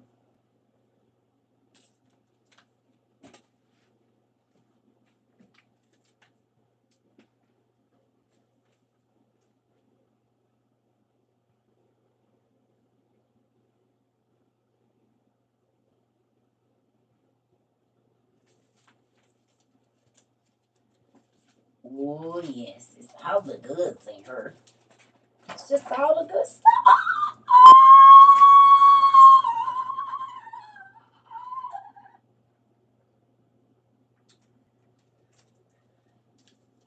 The War of Kadesh, the Battle of Kadesh. Who was in the Battle of Kadesh? Who was in the Battle of Kadesh? Let's see who was in the Battle of Kadesh. The Marathon. Y'all know Nip. Y'all know Nip. Who was in the Battle of Kadesh? Let's see if the Smithsonian agree with the Babel. It says right here, a clash of empires. The Hittites and the Egyptians. In the Eastern Mediterranean in 1274 BC. So the Hittites and the Jebusites, and I told y'all all the Tites was giants, and the Egyptians was giants. Oh,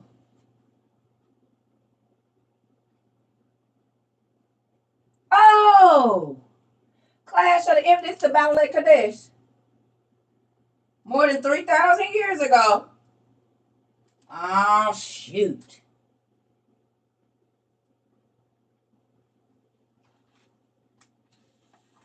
You don't believe in the Bible, but you'll go study the Egyptian literature and they fighting against the Hittites, who's mentioned in the Bible. And I'm going to show you something. See, you can look at this in the... Is it upside down? It is. Look here. Now look at this. See how big the Egyptian is? Do you see how big his wheels are? And do you see how little the people are? Do you see it? Can you see? He's a pretty big guy compared to the other ones. This light little brown skinned dude in there. But do you see the size difference? They are as tall as his wheels, honey.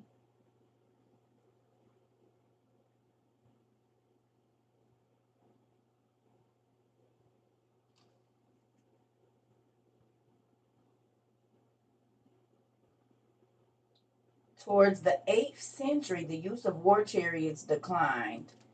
The 8th century. Would that be the 8th generation from Adam in the days of Jared?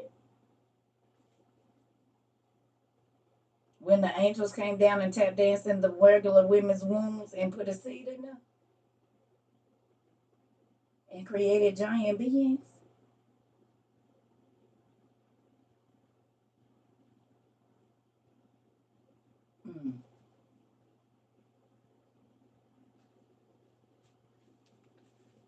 Maybe not. I don't know.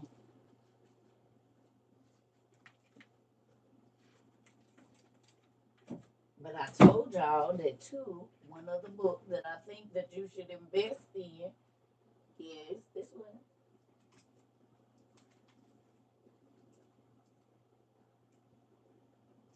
This is going to help you understand kings in your Bible.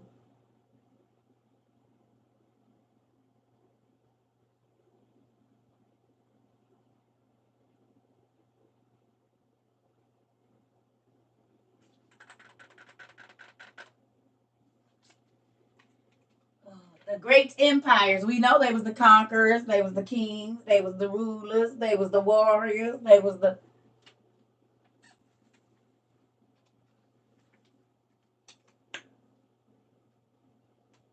Seven generations from Adam. It makes sense. It lines up perfectly.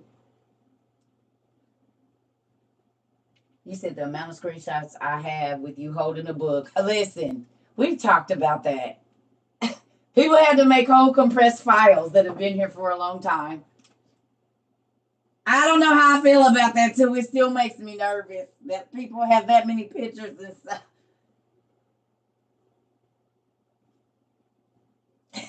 I don't be knowing how to feel about it.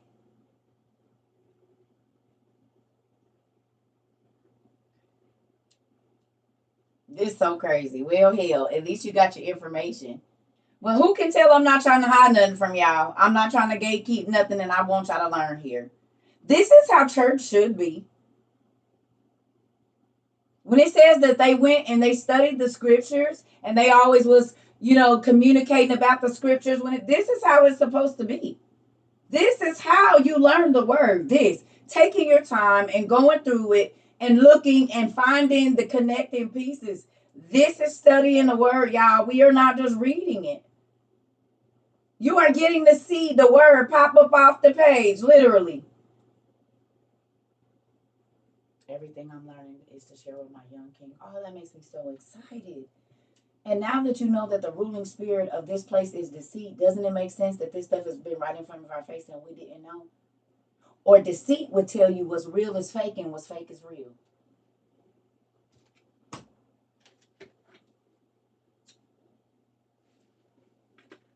They put the word "sud," which means false.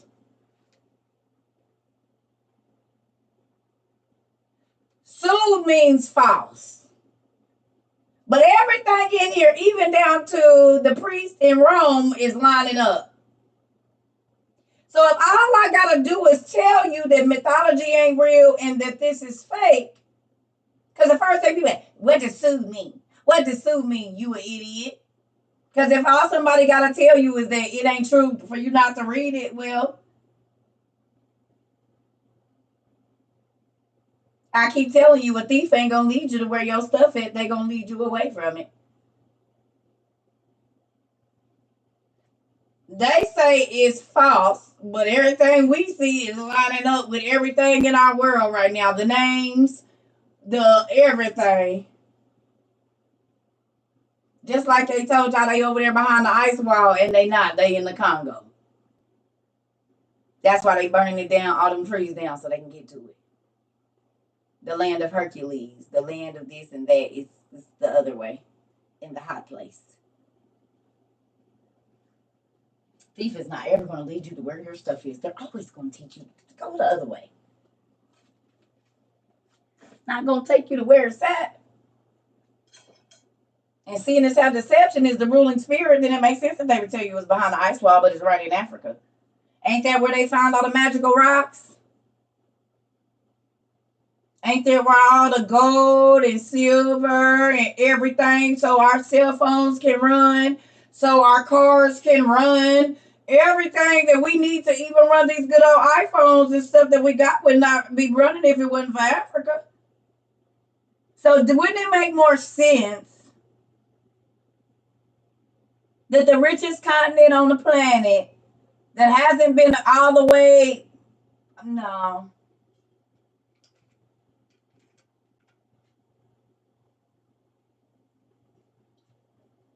Y'all gotta stop listening and start looking.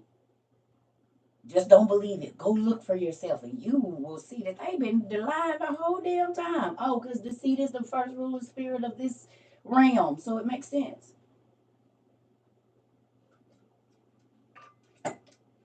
Makes perfect sense. But if all I got to do is tell you it ain't real for you to believe it, well, hell, you can seek and find for yourself, so you didn't need the information.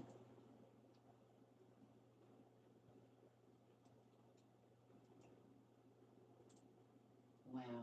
Yeah. Because we got to see Jimmy J6 today, baby, and the Bible says it was six-fingered men, honey, in ancient Africa, and he live in Kenya right now. Moving on. Here we go. So now that we know he's in a death coffin, y'all called it, with the pointy, spiky rocks, and he's in the dark. Okay.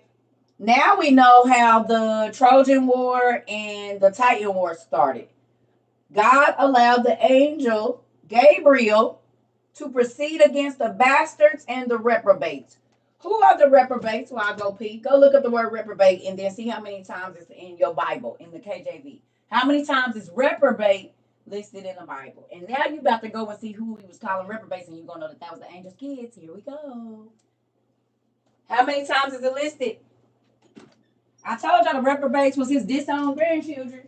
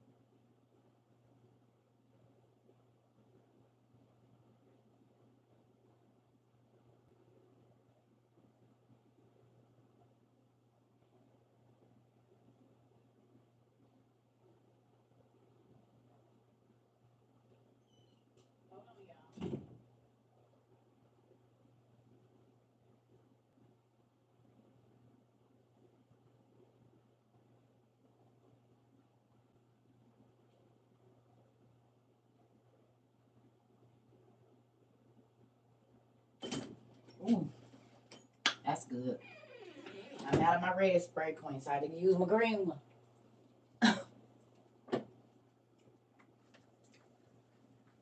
It's 8 times listed and it means unprincipled person often. Where am I reading this? We're on sacred text. If you type in the birth of Noah, rejected mind, condemned as unworthy or evil.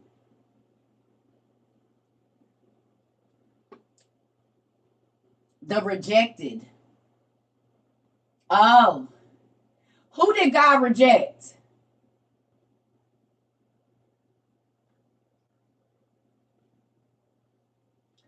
Oh, foreordained to damnation.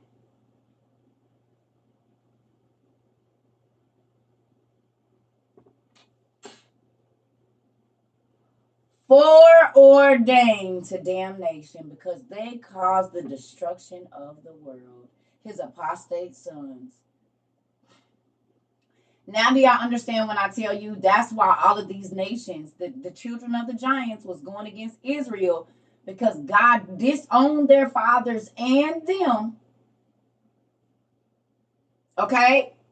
And they was trying to fight against heaven. So the Tower of Babel was them trying to make war against God. The Titan Wars. Now let me ask you, who watched Percy Jackson?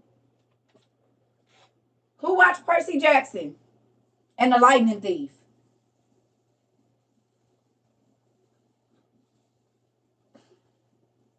Okay. Do you remember what old boy's son did who stashed the lightning bolt in Percy's shield? What was he trying to do? The sons of God in the Bible were the fallen angels. That's why it makes a difference between the sons of men and the sons of God. A lot of pastors miss that. But it says the sons of God. It says when men begin to multiply on the earth, and the sons of God saw that the daughters of men, it differentiates between those two races of people. The sons of God,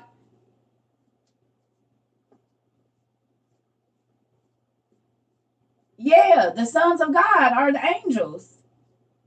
We're the sons of men. We are the sons of men. We are not the sons of God. We are the sons and daughters of men.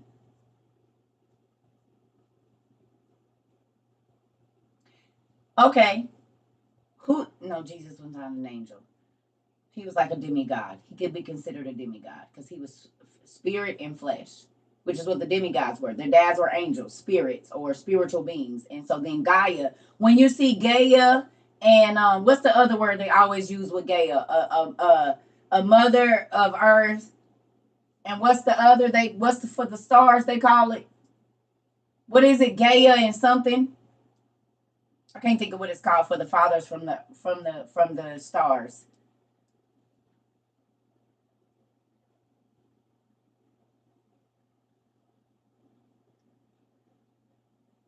Yeah, but it's a word for them that they call them.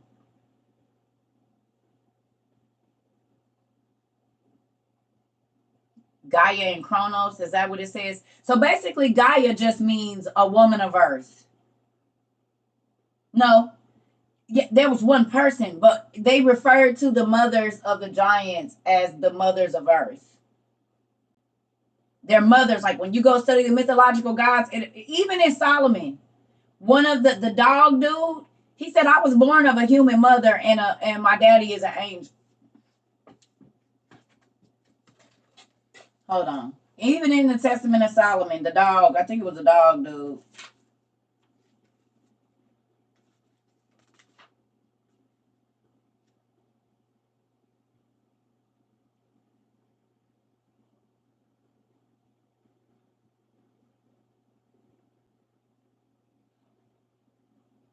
Real quick, if you got your book one, go to page 967. We're going to come back to this. Go to page 967, then we're going to read this.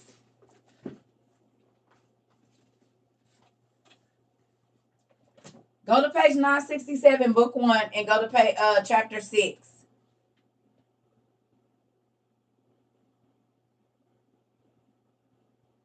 No. Michael is an angel. Jesus is God in the flesh. Gaia, Mother Earth. Right. Mothers of Earth is what it used to be. Okay, so here we go. Look. It says, then I summoned Beastial to appear before me again. When he was seated, I thought it appropriate to ask him, why are you alone, prince of the demons? And he replied, because I am the only one left of the heavenly angels who fell. I was the highest ranking angel in heaven, the one who called Beelzebub. There also accompanied me another ungodly angel whom God cut off and now imprisoned here. He holds in his power the race of those bound by me in Tartarus. He is being nurtured in the Red Sea. When he is ready, he will come in triumph.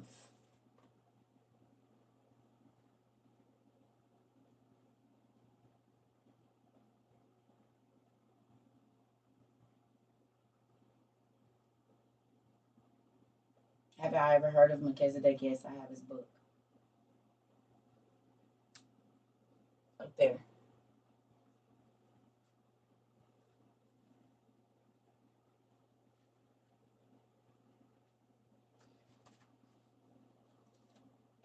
Yeah, the Nat Commodity Journals has it.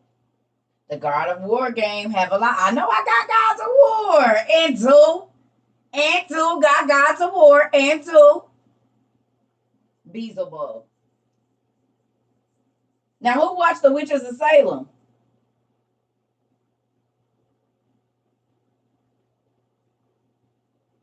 The same thing happened in Percy. Mm-hmm. If you watch The Witches of Salem, Beelzebub was the brother that, if I'm not mistaken, that came and he was like of the bugs.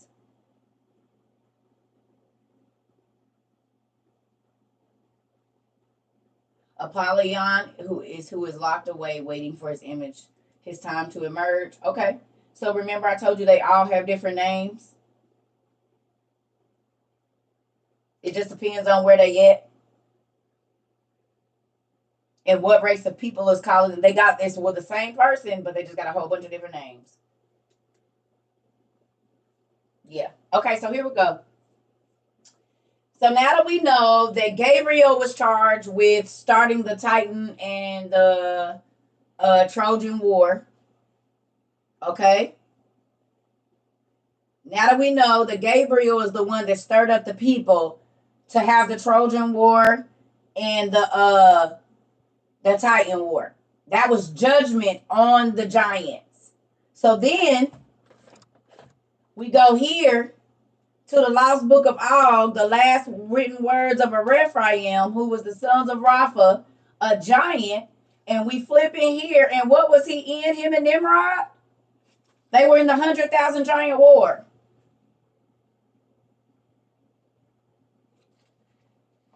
And he was going against Nimrod. And both of these people are mentioned in the Bible. You know who else went to war with him? You know who wrote this book? Anak, the keeper of the bodies. The Anunnaki, the sons of Anak, is the one that wrote this book. Azaz, Malcolm, Ag, who was Og's brother, AG.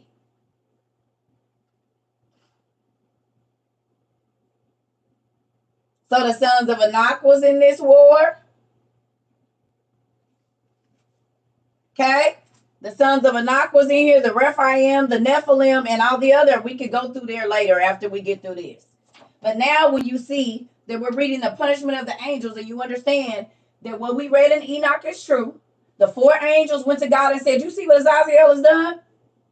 Because of him, the earth is full of blood and this and that. And then we see it again right here in the birth of Noah. This is why Noah had to be born. Because God was going to destroy the earth and it was monsters. I can tell y'all, all these people was living before the flood. You can see in these books and in different ancient books that these was the warriors. You can see the cow soldiers, and they try to make it. Let me show you what they do. How many times do we see the Vikings and they have cow horns on their head, but they was warriors? See how they tricked you? They really look like this.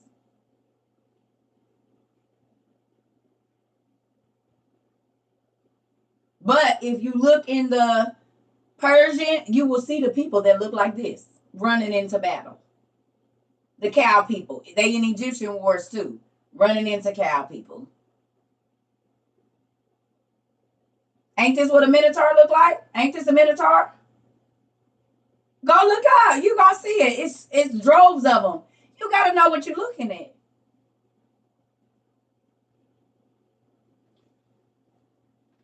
Okay.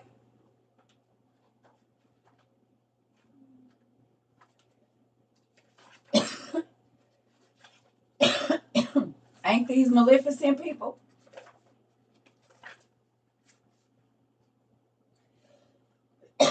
This is Hathor too, right? Oh, excuse me.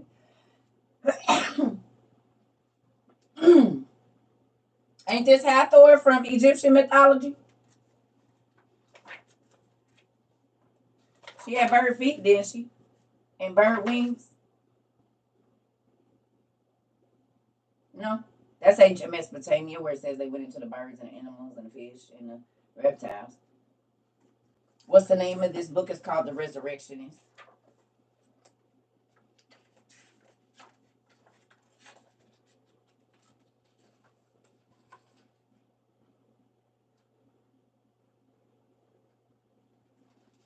So that biblical book that I showed y'all, this tells us that these were real. The Bible says that there was mer people.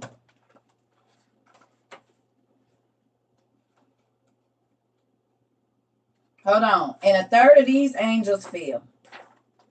A third of the seraphim fell too. So then that would make sense when we see these people in ancient Persia and ancient Egypt.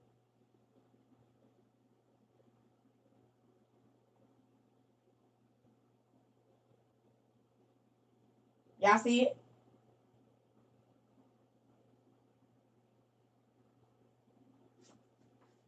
They went into the birds. So if an angel went into a bird, but it had a human-like form, it would make sense that this would be what you get. Because I don't know if you can see him. He had human-like feet down there and human hands.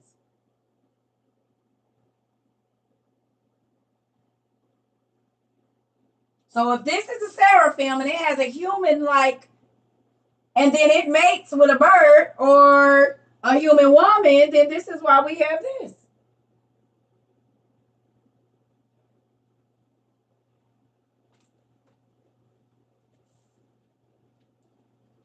A third of all classes of angels fell. There's Ophanim, Seraphim, Cherubim, and the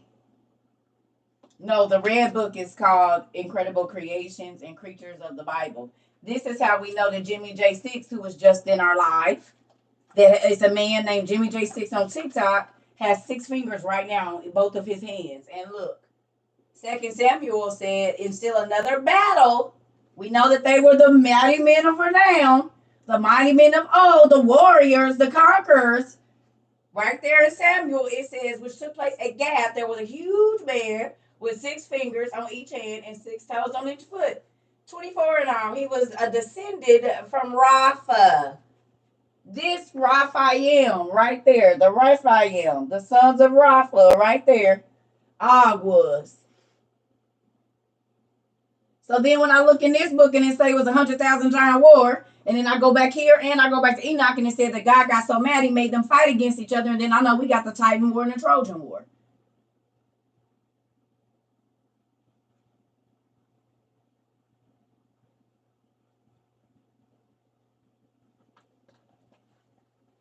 Okay?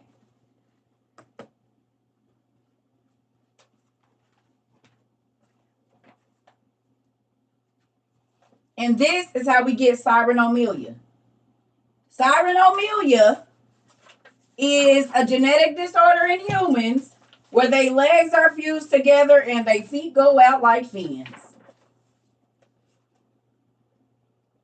These things had to be introduced into the human genome for us to have the disorders, y'all. I just showed y'all subcutaneous horns today. It's a lady in India that is growing this very thing on her head. She grew one and then the other one came out, but they're growing out of her forehead and not right here. You can look her up on TikTok and YouTube right now. It's a lady right now in India. She got a big one that's about this big and it's black just like those, and another one is starting to grow in. People with tails, vestigial tails. There's a lot of people still walking around with tails right now. Double rows of teeth, webbed fingers and toes.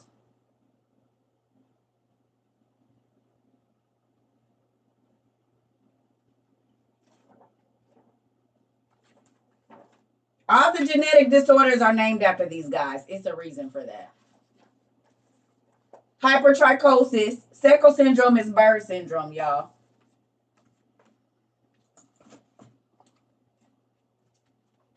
This was ancient Egypt. This was ancient Persia. Ancient Egypt, ancient Persia.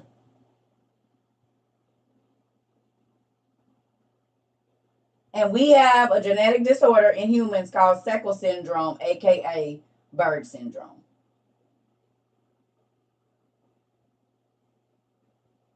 And Enoch tells us they went into the birds of the air, the animals of the field, the fish, and the reptiles. And y'all forever talking about a damn reptilian.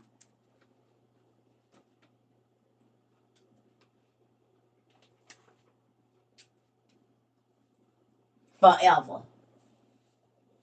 That's where they came from. I'm going to show you.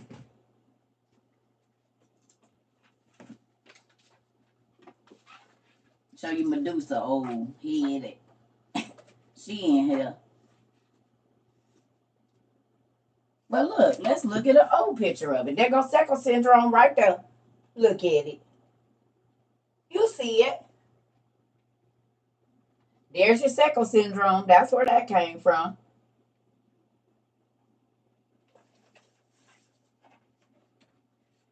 And then, let's see if I can find a picture very quickly and move on.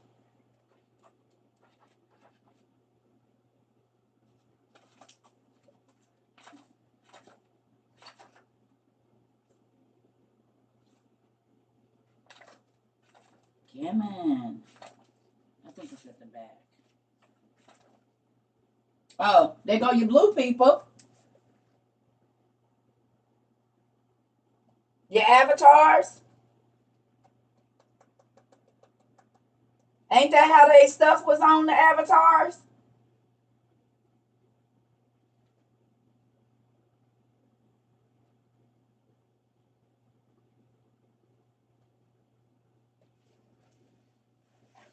Right in your face. I'm trying to find this snake lady. Just give me a moment. They been telling you.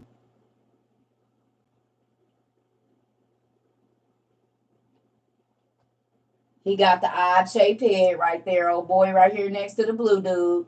The oblong shaped, the long skull. From where the book go? Did I put it back?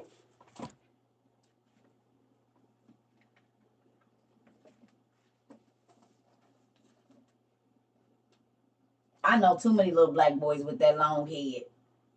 Boy, don't get your hair faded like that. Too many boys. We called it a hook back in the day. And that's the nigga you want to lick your head and smack them up like that. Y'all remember? No, that wasn't. Yeah, I was around our boys all the time, so I didn't have no choice. I had to fight all my life. I had to fight. So I'm going to catch you slipping, nigga. You ain't about to get me. Got stuff to do. Oh! What'd I say? What'd I tell you? See it?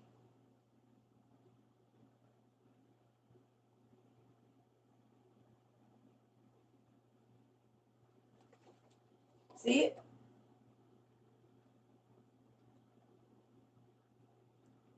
Told y'all. There go the hook here right there.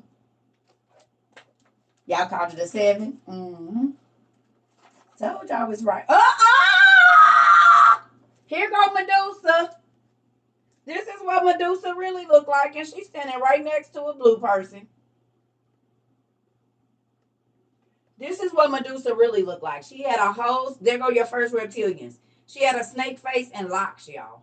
She did not have a human face and snake hair. She had a snake face and locks. And then who's above her? The blue bird people. It's a blue lady right there, too.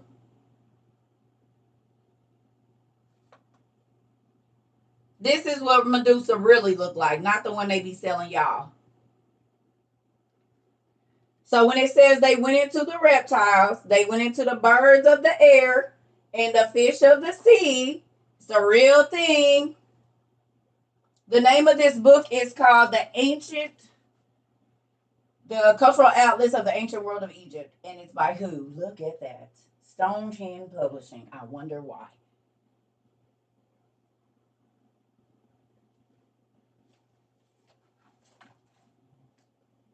Now look at this guy. That's an animal of the field, isn't it? I told y'all those was not masks. They was real people. This is really what they look like. This is a real deal dude.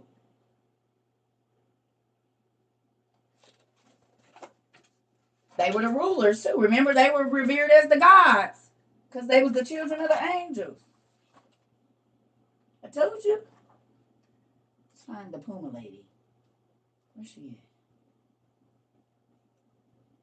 at? Or let's look at this dude. Them his horns coming out of his head. And he got like goat ears. And he's real black like that bird I just showed you. The Birdman in Egypt. Isn't it? And he got a regular human face. He looked like some of my cousins. Said, I think I know 2 people that got that face.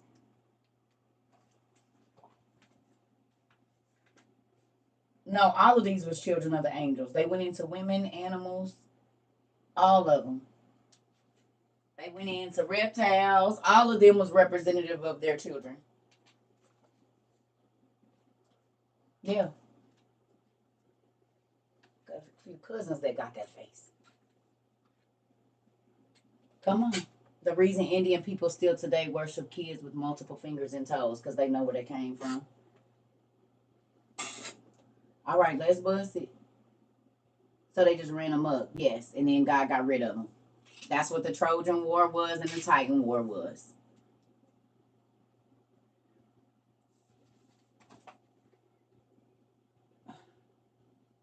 Who remembers me telling y'all that the way we spell Titan is not really how it's spelled? It's spelled T-E-I-T-A-N. And when you add that up in Roman numerals or whatever, the Latin numbers, it adds up to 666. Remember I showed y'all that book? I don't know where it is. It's on the shelf somewhere.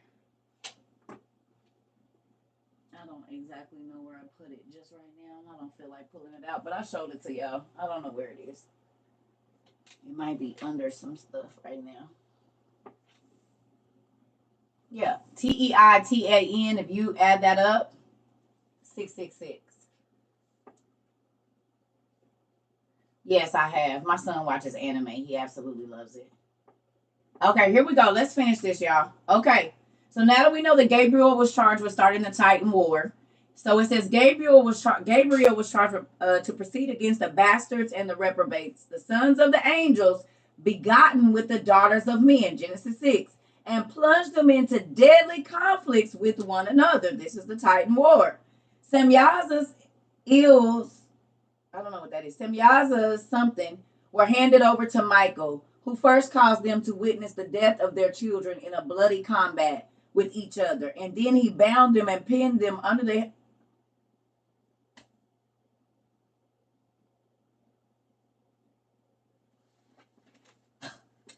Clear, nigga, clear. What did we just talk? Jesus. It's been a minute since I read this, y'all.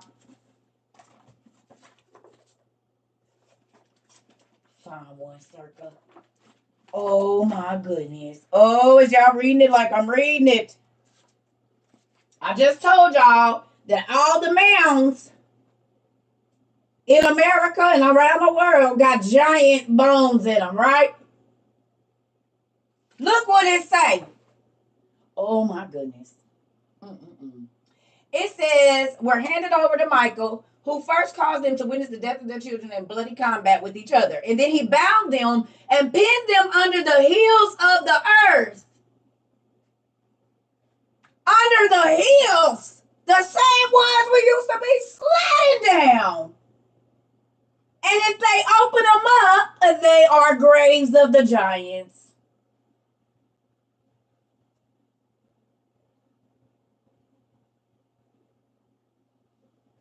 Read it for yourself. Pin them under the hills of the earth, where they will remain for 70 generations until the day of judgment, to be carried thence to a fiery pit of hell. Oh my God. Well, we knew that's when the bones is going to reanimate. Because everybody's flesh and sinews is going to come back. The dead is going to rise. The hills have eyes. Yep. And the other daughter or the new daughter. Oh my God. Okay. We're reading from the birth of Noah on sacred text. Just type in the birth of Noah, sacred text, and it'll come up. Ooh, ooh, ooh. Okay, here we go. You said Ezekiel 37. This is why the bones of the giants are showing up now in hills. Yes, and this is why the Catholic Church got all them bones over there. And the Smithsonian and stuff, because wherever those bones are, they have magical powers. That's a true statement. Because their fathers were angels, so they be wanting to pick up all the bones so they can use them for their magic, their sorcery. Oh, we. Come on, y'all. Come on in. Come on in. Come on in. All right, so it says the fall of Azaziel and Samyaza came about in this way. When the generation of the deluge began to practice idolatry, God was deeply grieved. The two angels, Samyaza and Azaziel, rose and said, O Lord of the world, it has happened, that which we foretold at the creation of the world and of man, saying, what is man that thou art mindful of him? And God said, and what will become of the world now without man? Whereupon the angels, we will occupy ourselves in it. Then God said, I am well aware of it. And I know that if you inhabit the earth, the evil inclination will overpower you. And you will be more iniquitous than ever men. The angels pleaded, grant us permission to dwell among men, and thou shalt see how we will sanctify thy name. God yielding to their wish, saying, descend and sojourn among men. So the angels asked to come down here, and God said, no, it's sin in the earth, and if you go down there, y'all gonna be more sinful than them and more iniquitous than them. They said, no, let us go. God already knew what they was about to do. They begged the watchers, the care bears. The watchers begged to come down here. Not the angels that fell with Lucifer, the judges. They said, let us go and take care of it, God. We got it. We gonna take it off. But God already knew what was in their hearts.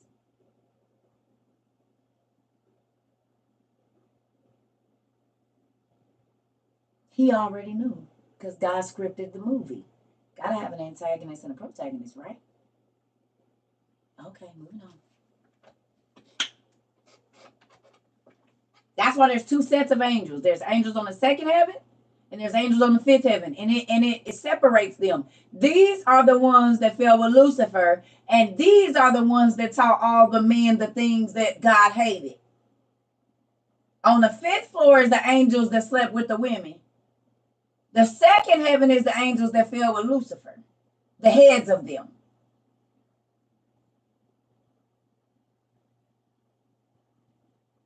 There's some that God left here. But I'm saying, God always go for the heads. You understand what I'm saying? He always gonna check the mama and the daddy about their kids, in a sense. Or if you the leader of a troop, he gonna get you to teach them a lesson. It's like whooping the big kid and teaching all the other little kids a lesson like that. No. There was two sets of angels, the watchers and then the ones that fell with Lucifer. No. Okay. Okay. So it says, when the angels came to earth and beheld the daughters of men in all their grace and beauty, they could not restrain their passion. And Samyaza saw a maiden named Ishtar.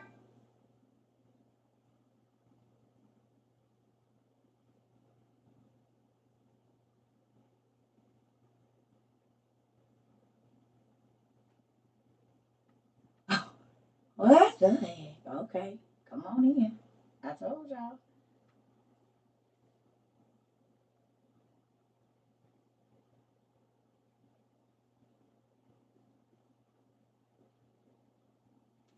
It's spelled differently, but it's her.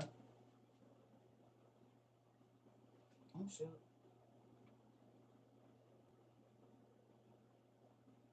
It's Ishtar. And he lost his heart to her, and she promised to surrender herself to him if first he taught her the ineffable name by means, ooh, what you done said. So Azazel, Shamyaza's baby mama, is Ishtar.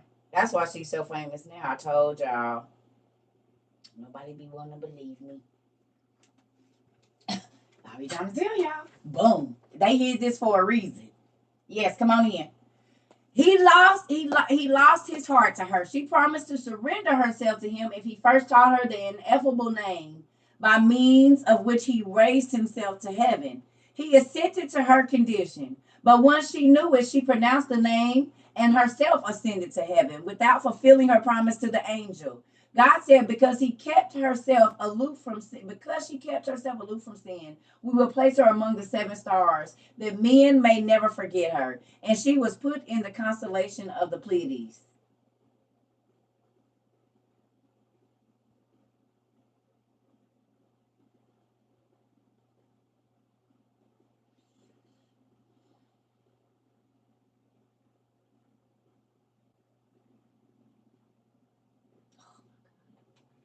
Samyaza, I'm about to bite y'all arm. What did I just say? We just read that the sun is a being. He drives a chariot. Y'all, the heavenly bodies, the celestial bodies, the celestial bodies. And when they had that big old NASA looking at the star, when they got in close on it, it looked like a person that was standing like this.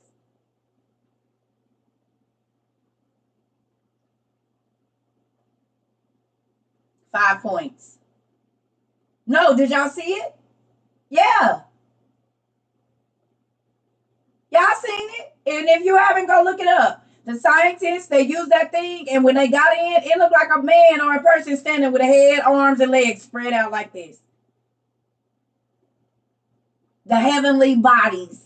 It looked like a body. The stars. And how do we draw stars? With 5 points.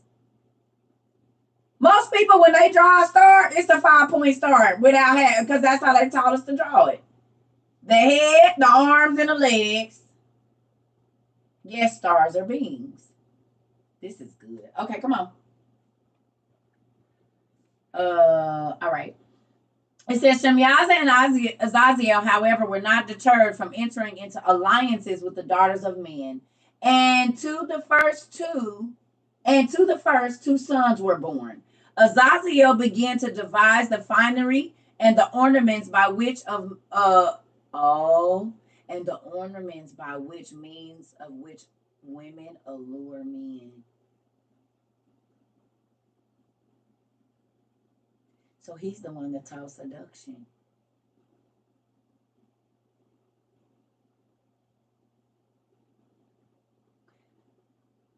Putting on the makeup. Because remember, it said they taught them the beautifying of the eyelids, and little they always show a woman fluttering her eyes, and they say, "Oh, her eyes are so beautiful," and then they say, "Look into my eyes." If they're trying to hypnotize you, okay. So it says, Azazel began to devise the finery and the ornaments by means of which women allure men. Therefore, God sent Metatron to tell. Who is Metatron?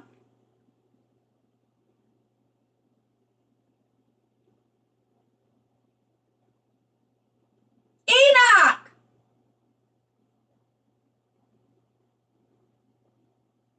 So after Enoch is Metatron after he got transformed and got out of his regular body, he got a body like an angel.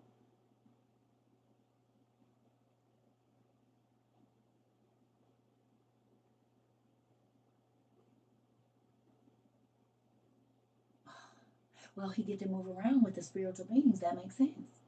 Yeah, Metatron's name, after he got translated, his name changed from Enoch to Metatron. That's in Enoch. Let me read that. And then he's even in Supernatural, isn't he? Metatron is in Supernatural, too, the movie. And he's a Decepticon.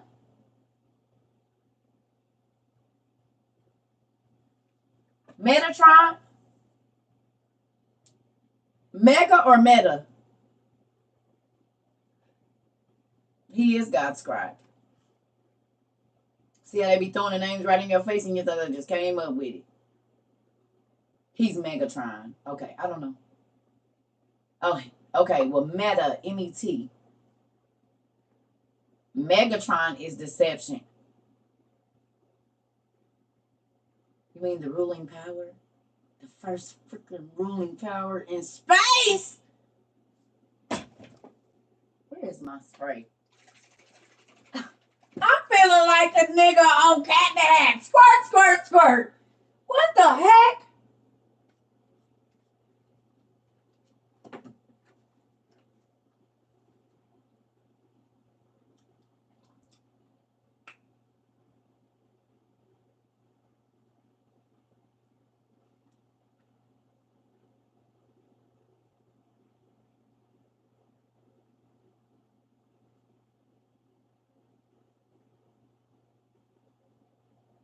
Mm-mm. The good kind. Oh my God. Okay. Here we go. Wow. All right. Mm. Okay. Mm, mm, mm, mm. Okay. Thereupon God sent Metatron to tell Samyaza that he had resolved to destroy the world and bring on a deluge. The fallen angel began to weep and grieve over the fate of the world and the fate of his two sons. If the world went under, what would they have to eat? They who needed daily 1,000 camels, 1,000 horses, and 1,000 steers. In Harry Potter, no. Lord of the Rings, they was eating the horses. Remember the trolls, and they had so to feed his two sons, he had to feed them daily 1,000 camels, 1,000 horses, and 1,000 steers.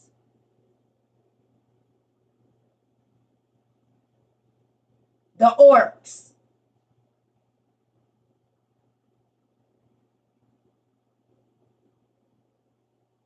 And they was picking up them horses like they was little dainty treats.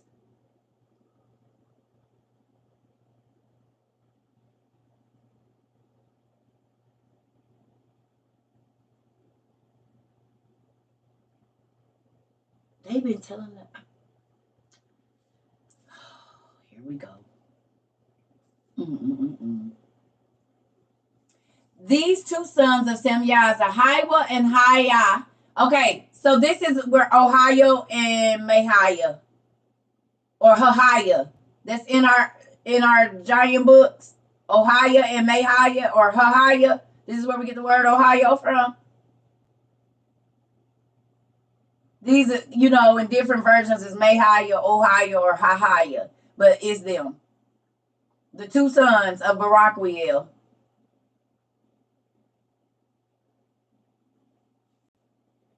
Wow. By name Dream Dreams. This is in the Book of the Giants. The one saw a great stone which covered the earth, and the earth was marked all over with lines upon lines of writing. An angel came and with a knife obliterated all the lines, leaving but 4 letters upon the stone. The other son saw a large pleasure grove planted with all sorts of trees. But angels approaching bearing axes, and they felled the trees, sparing a single one with 3 of its branches. Now tell me we didn't read this in that's what's going on right here. And on this page, they keep falling out. Look. Ohio's dream is of a tree that is uprooted except for 3 of its roots. What? The giants began to be troubled by a series of dreams and visions. Mayway the Titan, son of the angel Baraquiel, reports the first of these dreams to his fellow giants.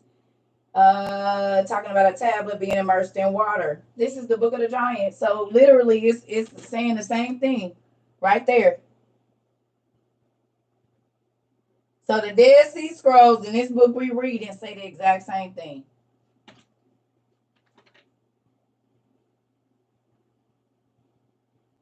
And y'all wonder why they don't want y'all reading these books. Because then you'll start to put the pieces together about what's right in front of your face.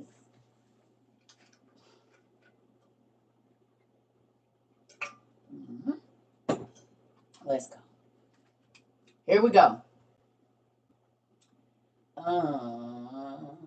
Okay. When Haya and Haya awoke, they repaired to their father, who interpreted the dreams for them, saying, God will bring a deluge, and none will escape with his life, except only Noah and his sons. When they heard this, they too began to cry and scream. But their father consoled them. Soft, soft, do not grieve. As often as men cut or haul stones or launch vessels, they shall invoke your names. Haya and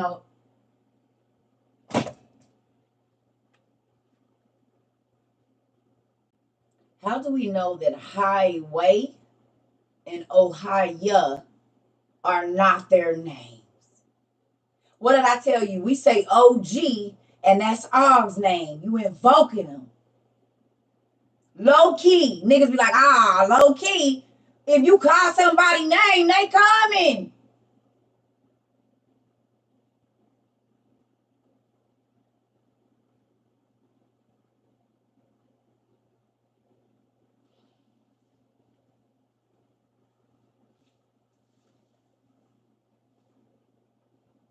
I keep telling y'all, that's why they say words have power.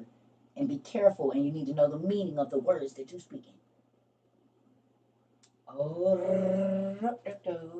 He said, don't worry, they're going to remember your name. In Ohio, it's called the Valley of the Giants, the Amorite Giants. Oh, my goodness. Just like Los Angeles is the city of Los Angeles. We're going to LA to become stars. And the Los Angeles came down from heaven. God threw them down like lightning or stars, like falling stars. And you go to the city of angels, the city of lost angels, to become a rising star. You can even get your star put on the ground.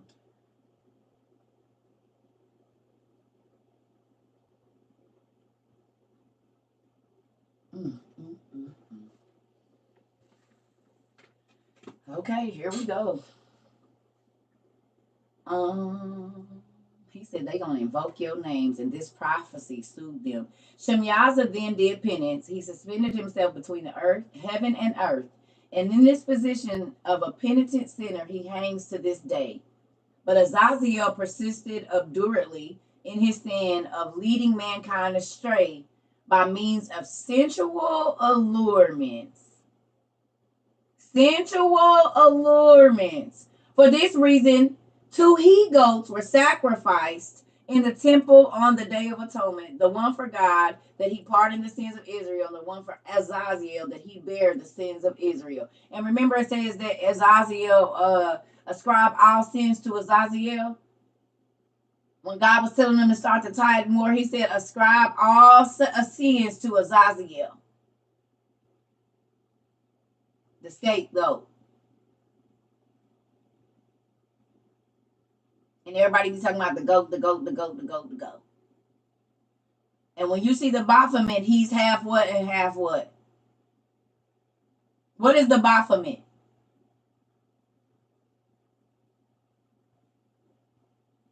Goat and man.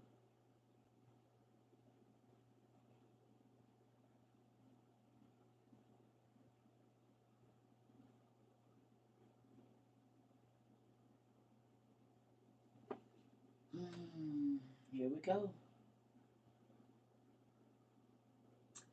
Unlike Ishtar, the pious maiden, Naamah, the lovely sister of Tubal-Cain, led the angels astray with her beauty. Where did we read that at?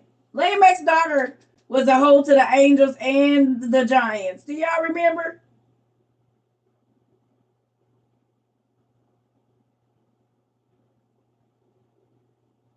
This one Noah used to be drunk because his wife got banged out by all the giants.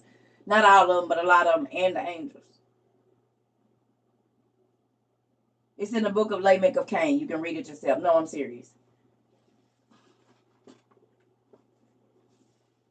No, for real. It's a book called the Book of Lamech of Cain. You can read it yourself.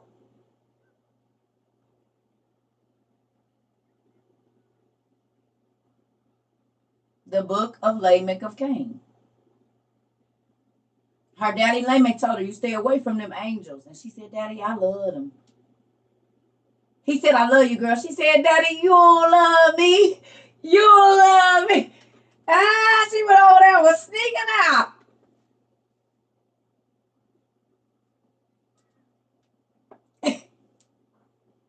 Daddy, you don't love me. He said, I love him, though. Listen here. Not getting banged out. Okay, moving on. So what did it say here? It said, led the angel astray with her beauty, and from her union with Shamdon sprang the devil Asmodius, or Asmodeus.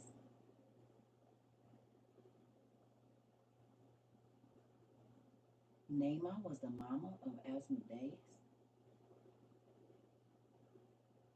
Asmodius?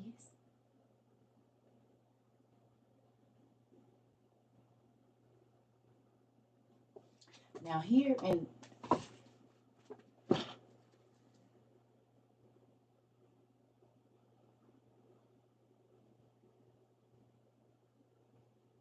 Asmodius is also the demon from Tobit.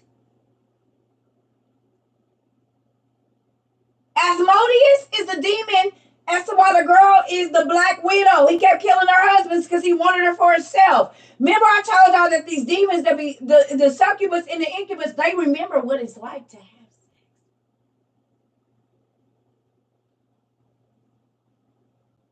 And that is why people be getting SA'd by spirits in they sleep.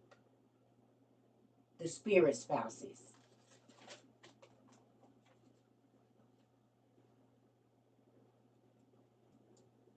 Tiff, get rid of your spirit spouse. So let's see. It says Solomon interrogates Asmodeus and learns of his activity. This is in the Testament of Solomon. So let's look and see. It said, I commanded another demon to be brought to me, and he, Beelzebub, brought me the evil demon Asmodeus, bound. And I asked him, who are you? He scowled at me and said, and who are you? And I said to him, you dare to answer so arrogantly when you have been punished like this? This is Solomon saying that to Asmodeus, or Asmodai. And he continued to give forth the same look and said to me, how should I answer you? You are the son of a man. But although I was born of a human mother, I am the son of an angel. It is impossible for one of the heavenly origin to speak an arrogant word to one of the earthly origin.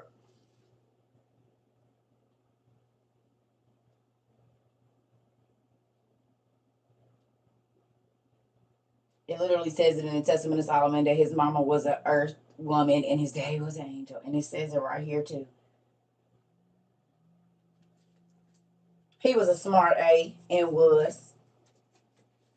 Okay, look, right here. See?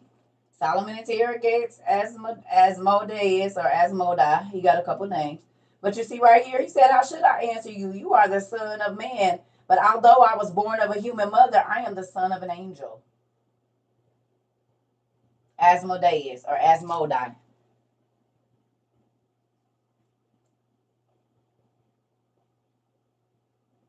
And wait a minute. Look where he's referenced. I told y'all. Tobit. Tobit 3 and 8 and 17. He's also mentioned in Genesis 6, 1 through 4. He's one of those guys. First Enoch and second Enoch. And I believe this is Barnabas, probably. Second Barabbas or Barnabas, probably B-A-R. Thinking that's the book of Barnabas. Tobit, right there. You see it.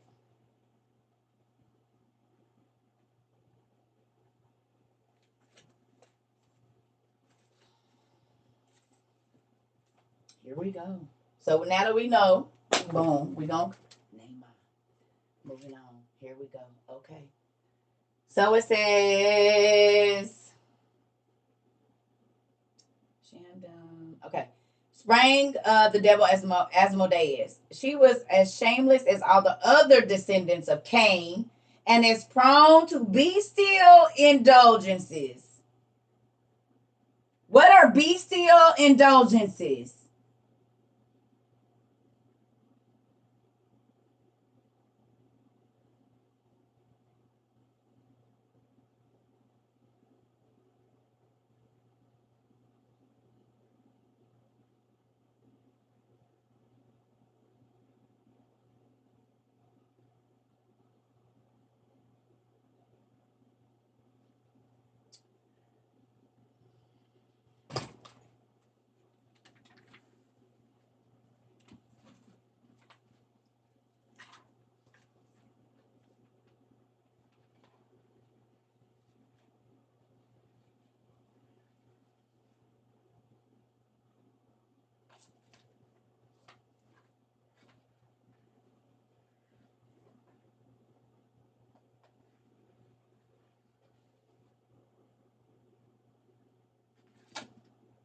Beauty and the Beast. Beauty and the Beast. Who else was turned? God turned somebody into a beast. Who did he turn into a beast?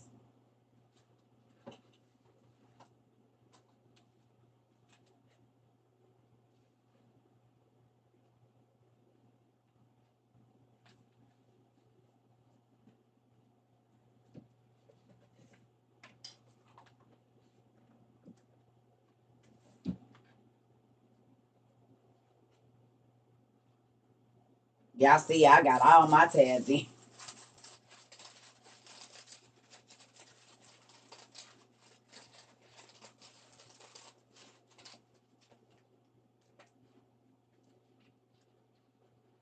That's why the Catholics used to make the young boys wear high heels because it resembled goat legs. Oh my God. Now, isn't it crazy that the same dark ones that used to be talking to the giants was talking to Nebuchadnezzar too?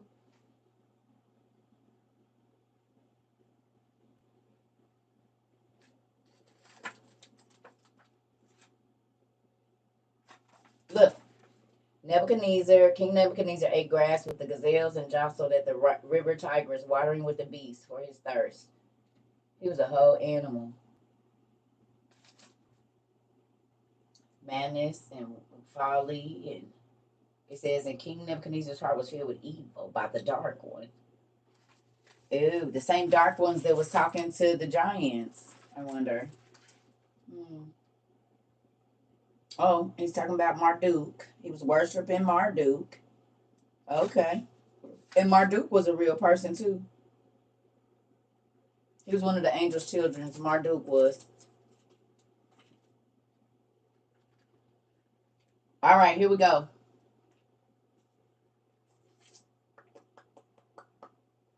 All right. So it says the Canaanite women and Canaanite men alike were in the habit of walking abroad naked, and they gave themselves up to every conceivable manner of lewd practices.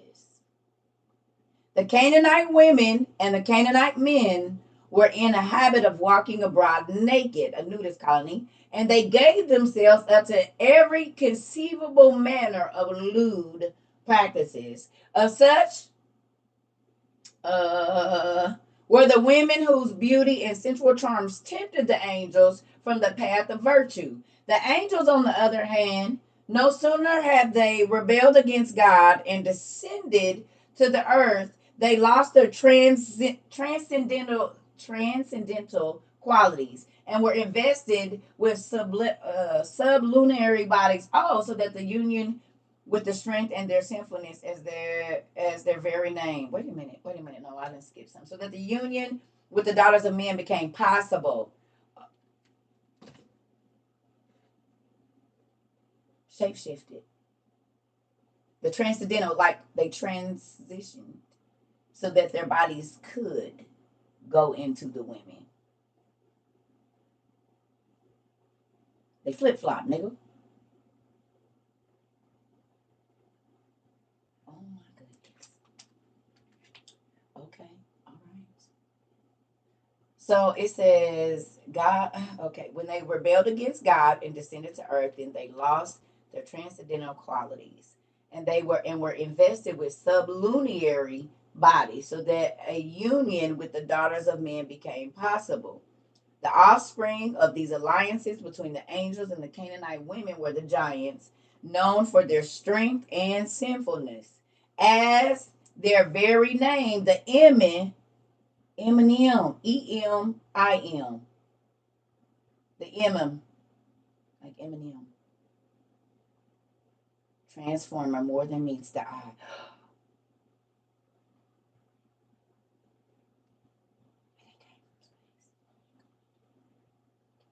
And they're massive compared to human people. Makes sense. Okay. Ooh. Okay. Indicates they inspired fear. They have many names. I said that. They have many other names. I said that too. Sometimes they go by the name Rephaim because one glance at them made one's heart grow weak. Or by the name the Gibborim, simply giants, because their size was so enormous that their thigh measured 18 L's. Remember I told you an L is the unit of measure from the inside of your elbow to the tip of your finger is 18 inches. So they thigh bone was 18 L's. Wait a minute. Did I read that right? Hold on. 18 L's. So you would have to do 18 times 18 inches or 18 times 21 inches. And that's how long their thigh bone was.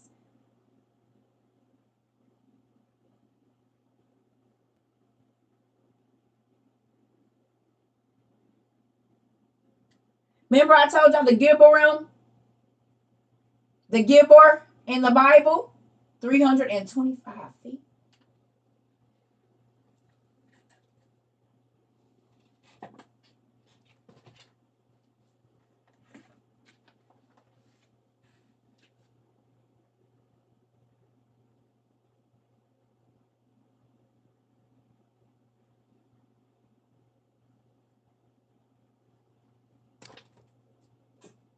Well, they was 450 feet tall.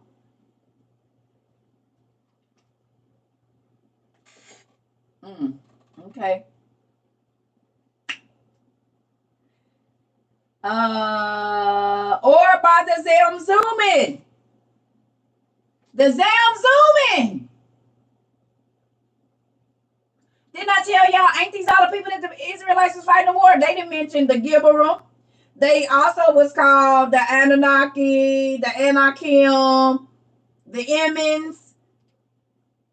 So remember when I told y'all, okay, that all the wars, as I told y'all, the Book of Kings, the Book of Chronicles, all of them books in the beginning, all of them people that the Israelite kept going against was the races of giants. I've been trying to tell y'all, nobody believe me. The Zoomans, the Gibberum, the Zamzoomans, all of them ites, the Rephites, the these die, all of them ites was the races of the giants. Titans, Olympians. This is why God used to always tell the Israelites, don't be scared. They like, nigga, we look like grasshoppers to them, and they look at like they see us as such. Something this tall would see me as a grasshopper. A 6-foot woman.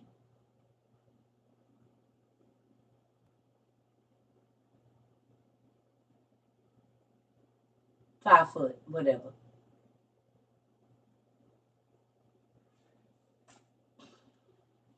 Okay. So it says they have many names. Sometimes they go by the name Rephaim.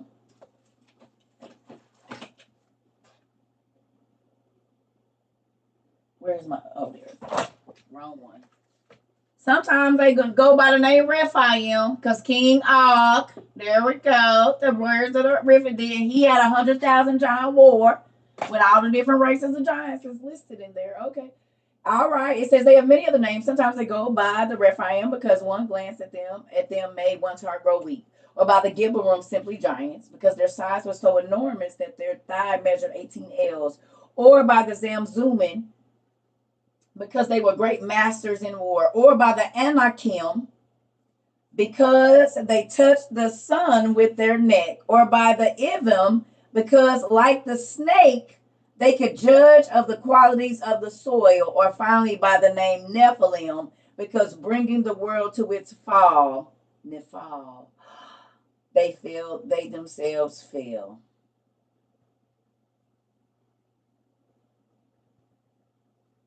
While the descendants of Cain resembled their father in his sinfulness and depravity, the descendants of Seth led a pious, well-regulated life. And the difference between the conduct of the two stocks was reflected in their habitations. The family of Seth was set upon the mountains in the vicinity of paradise, while the family of Cain resided in the field of Damascus, the spot whereupon Abel was slain by Cain. Wow. Unfortunately, at the time of Methuselah, following the death of Adam, the family of Seth became corrupted after the manner of the Canaanites. The two strains united with each other to execute all kinds of iniquitous deeds. The result of the marriages between them were the Nephilim, whose sins brought the deluge upon the world. In their arrogance, they claimed the same pedigree as the posterity of Seth, and they compared themselves with the princes and men of noble descent. The wantonness of this generation was in a measure due to the ideal conditions under which mankind lived before the flood. I told y'all, they knew neither toil nor care, or as a consequence of their extraordinary prosperity, they grew insolent. In their arrogance, they rose up against God. A single sowing bore a harvest sufficient for the needs of 40 years.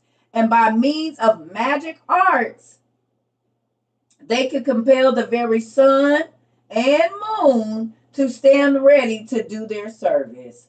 The raising of children gave them no trouble. They were born after a few days of pregnancy. And immediately after birth, they could walk and talk. They themselves ate.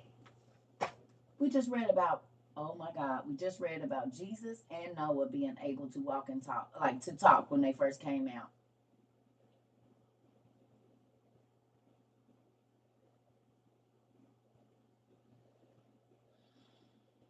Now, who watched Supernatural?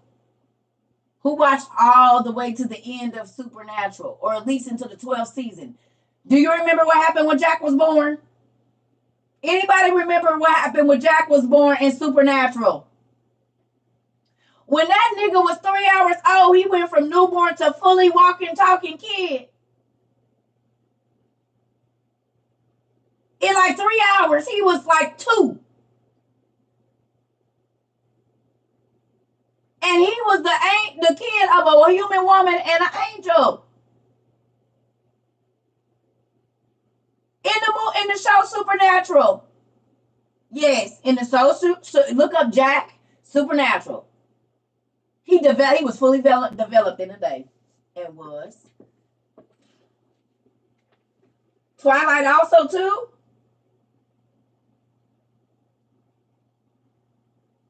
The math be math, and it do. And he was. They said he was a Nephilim in there.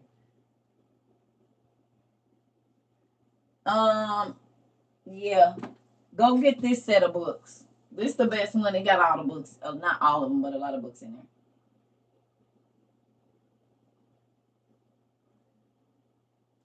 It's a book 1 and book 2. The set is 52 books.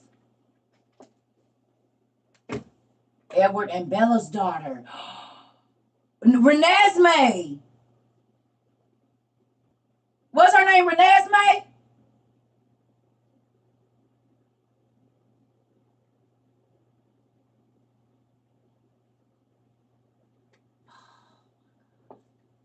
Y'all.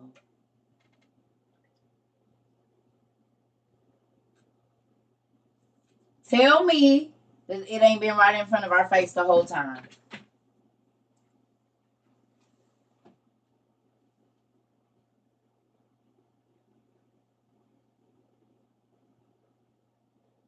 Who's watching 30 Coins? You remember that, baby?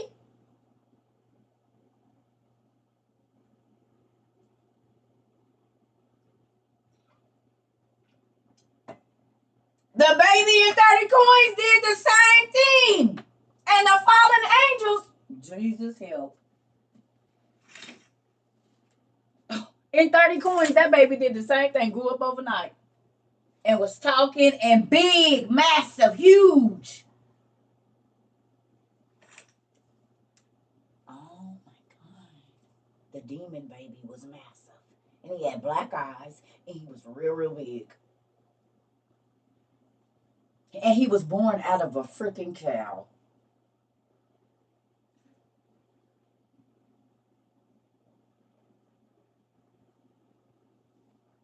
In 30 Coins, he was born out of a cow.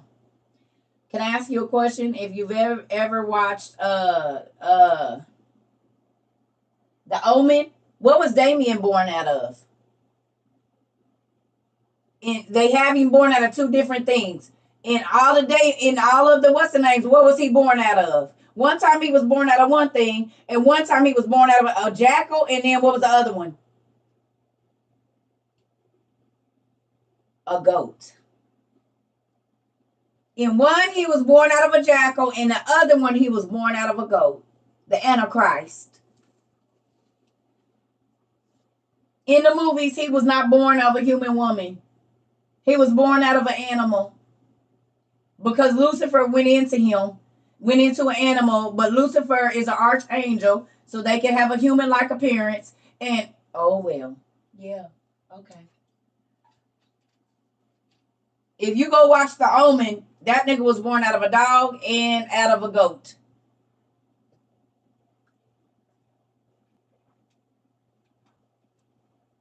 Rosemary's Baby? I don't think I've ever seen that movie. What was Rosemary's Baby born out of?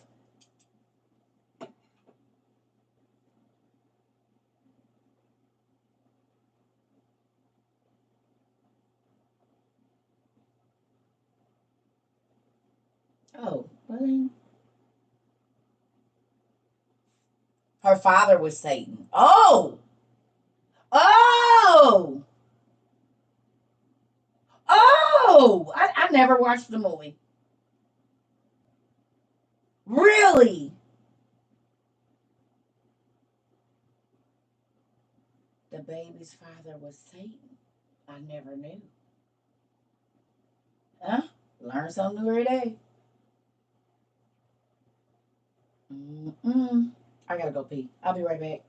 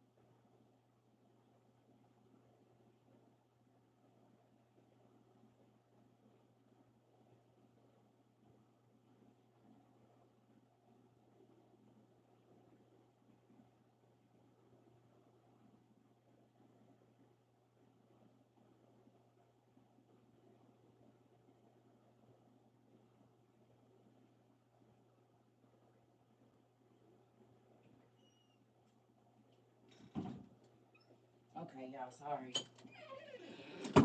Okay.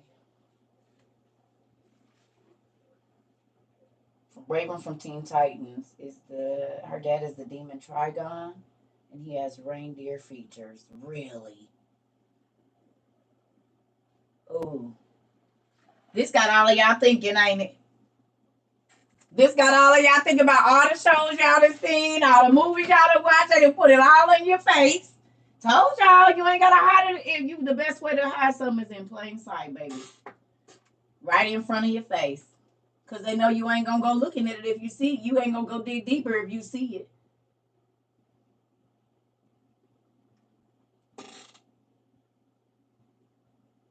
Mm-hmm. Your toes are done. They done wiggled off. Your toes done wiggled off. Who else's neurons is firing like crazy? I told y'all, the Bible says ain't nothing new under the sun. The Full House of Usher. Everybody keeps telling me to watch that. Brain is fried. Yeah, I'm a head buster. That's what we do over here. Okay, I have to look at the entity.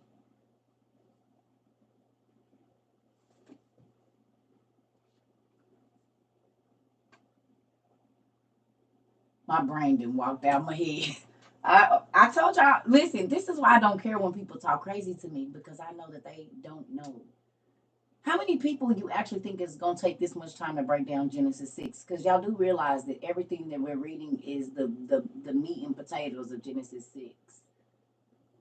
Every single thing, every book that I've picked up in this last class is all just Genesis 6. We ain't even got past Genesis 6, 1 through 4 yet. This is why I keep trying to tell y'all. People say, oh, why is it important? Nigga, because you will want to know what caused God to kill everything.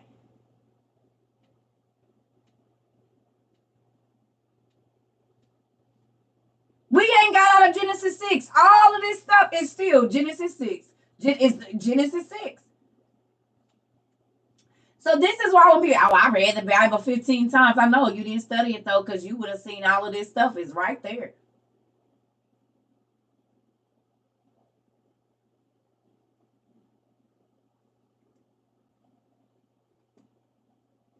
All of this is Genesis 6. So how you just studied the Bible 13 times and we can't even get out of Genesis 6? Now, okay, who understands now, if you didn't before, the difference now between studying the Bible and reading the Bible?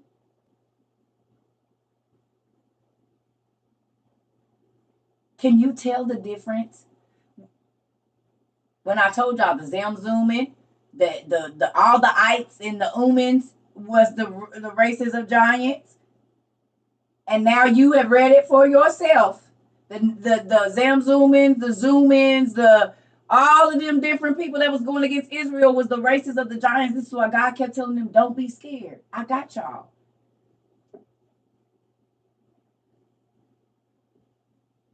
My youth group, I teach study Genesis chapter 1 for 4 months and will. That's I don't know how people be saying they didn't read it. I don't know how you did that because I could barely get out the first 10 books of the Bible. With my studies, it don't let me one scripture stuff, like one chapter had me 6 months down the rabbit hole.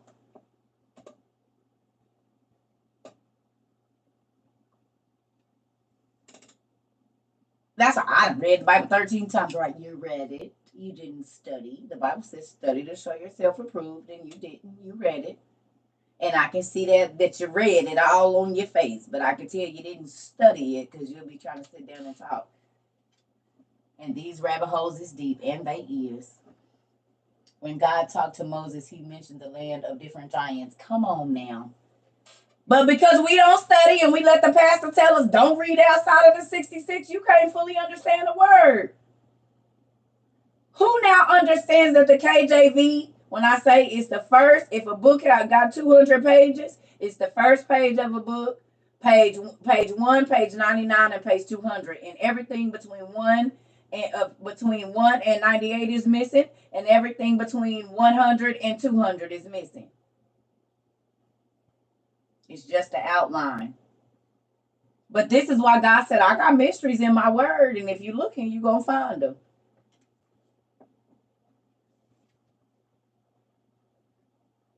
My friend says he's read it 10 times, but when we talked about it, he don't have much to say. I told you they just be reading it. They don't study.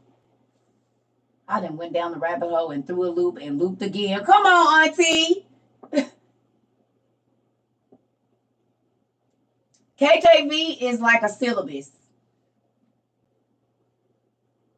Basically, it's a syllabus, and you got to go and find the information in the middle of there. Just like I told you, if you just go to Genesis right now, it don't tell you when Eve died, and it don't tell you that the names of their daughters were clearly it had to be, because they was reproducing. And Adam and Eve had 63 children total, so where is the daughters' names at? They're in the book of the Jubilees, a lot of them. I'm going to just stay in this rabbit hole for a while. We've been here 2 years. Well, I've been here years, but together, collectively, we've been here almost 2 years, going down all the rabbit holes. Now y'all see why I got all these books and been studying, because I can't just talk about nothing.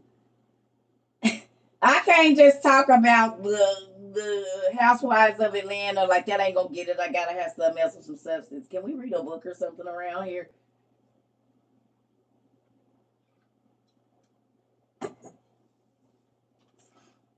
Come on now.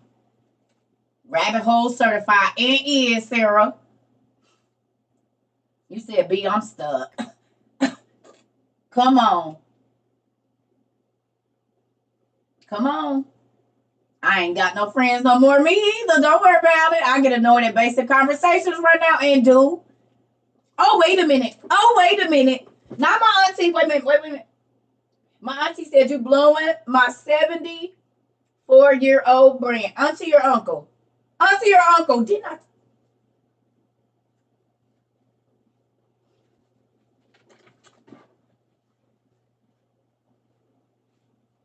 This is my weapon of choice. I'm a hair buster. You didn't know? Auntie or uncle?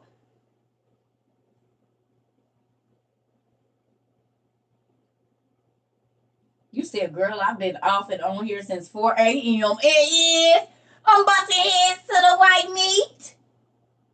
And do. That's why I got to keep this, though. Because the fiery darts of the enemy be coming, so I be having to boom, ha. Boom, ha. I be having to bust a head and come up. Bust a head and come up. You hear me? And do. Bust your head and come up. He said, Uncle CERCA. Okay, sorry, Unc. So I'm blowing my 74-year-old uncle's man. You hear me? Bust that head over to the white man at 74 years old and dead.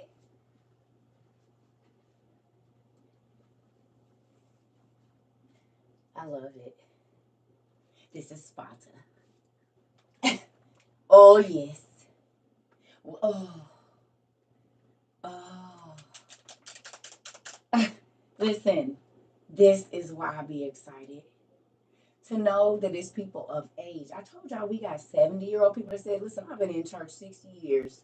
We got ministers, pastors, evangelists that's been preaching the word, and God told them it was more, but their organizations told them don't go looking.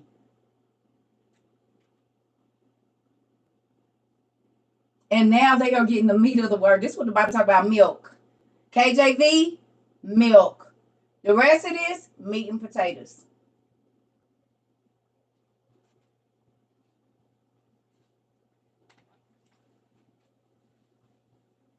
Because now when you go back and read the KJV, you're going to see what's not there. Prior, it was always whole. But now, when you go back and read Genesis, you say, ain't no women here. Wait, it never told us when Eve died. It never said this. It never said that. When you go back now and read it, how many preachers have you made rethink their life? More than y'all know. Bishops, too. I keep telling y'all, a lot of my friends are pastors, ministers, bishops, apostles. I was raised in a church family. I got friends that got mega churches that have been under TD Jakes and all kind of people. I'm trying to tell y'all what to know. And they be like, girl, I can't do that. I said, why y'all ain't preaching this? They said, because it's spiritual suicide. I lose all my members. Several preachers have told me I'll lose all my members if I start preaching that.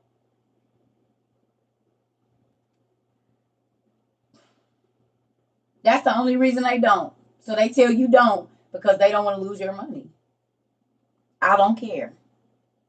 You don't got to send me nothing because my daddy is going to pay my bills. I'm going to say what I'm going to say. Y'all don't believe me?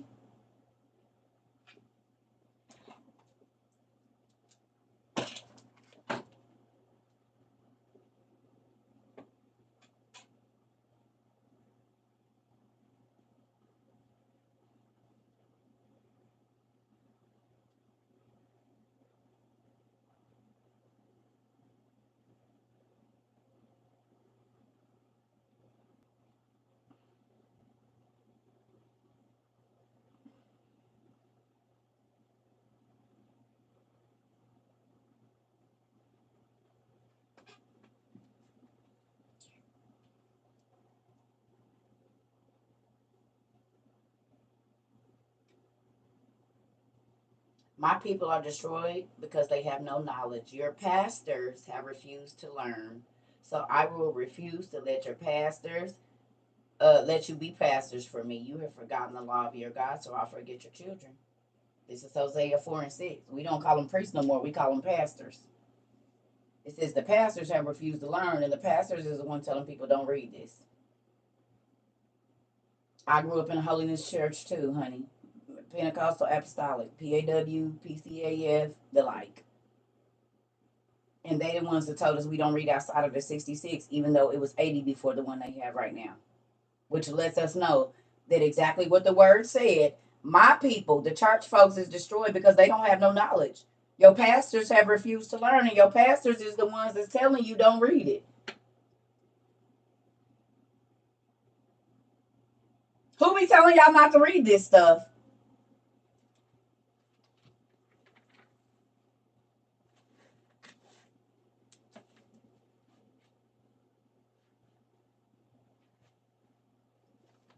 That was a question somebody asked. This book is older than your KJV by thousands of years. This Septuagint with the Apocrypha is older than your Bible by thousands of years. You want to see? 500 to 1400 BC is when the Hebrew manuscripts came out. The Septuagint manuscript, which is the Greek, came out in 200 BC. Here go King James all the way down here in 1611. And the 66, the King James started with 80. Now it got 66. So this book is way older than your King James. The Greek manuscripts is way older. It's several Bibles in between the Hebrew manuscripts and your King James.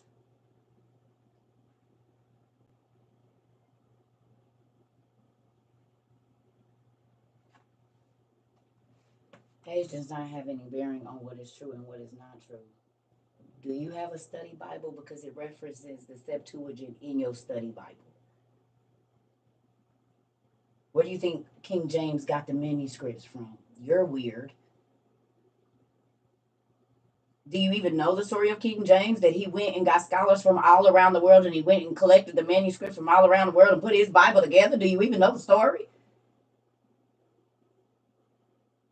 I would hope so. Why are you talking about what ain't true? Because if you're saying that's not true, then you should not even read the Bible because that's where it came from, honey. Do your research. This is where your King James came from, baby. You can look that up. It's public record. So if you don't believe this, you don't believe your Bible. The Greek, when they take you to the Greek, this is where that Greek came from. When they say you need to go to the Hebrew and the Greek, this is the Greek they're talking about. So then don't look in your Strong's Concordance for the Greek, baby, because this is where the Greek came from, right here.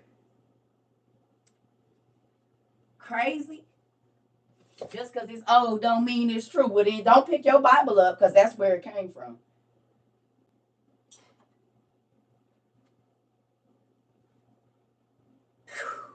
And these are the people leading y'all to Christ. Y'all better be careful. Because they don't even believe the Bible they read. I keep telling y'all that.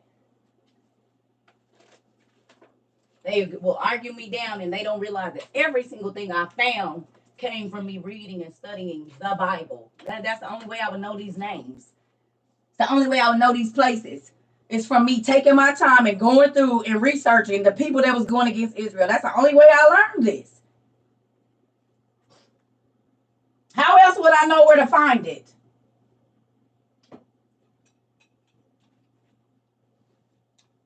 That's scary. Let me go get me some water. That is spooky. God said they had unbelief in their heart, and I see it every day.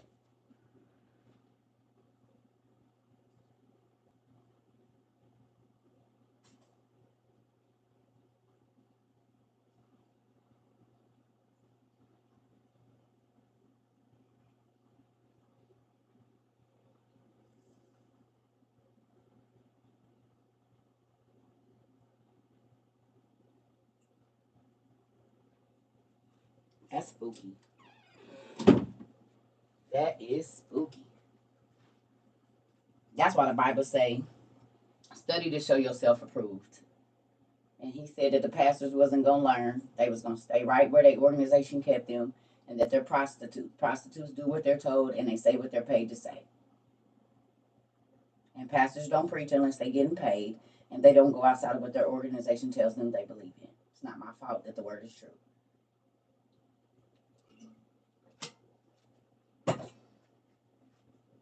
Because they ain't preaching if they ain't getting paid, and hoes don't move unless the money call. And when you get there, a hoe gonna do what she paid to do and say what she told to say. And in Hosea, it says that the pastors, the priests have become prostitutes. And they feed off the sin offerings of the people. They don't care what you do, just keep bringing the money. That's Hosea 4.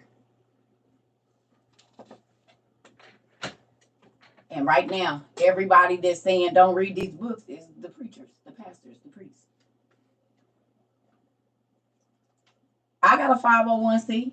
We got a 501c. And our 501c been going just fine. As a matter of fact, it's going better since we tell the truth over here.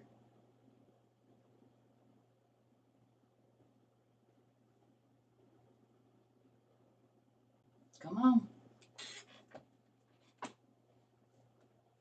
Do I have an Aramaic Bible? Yes.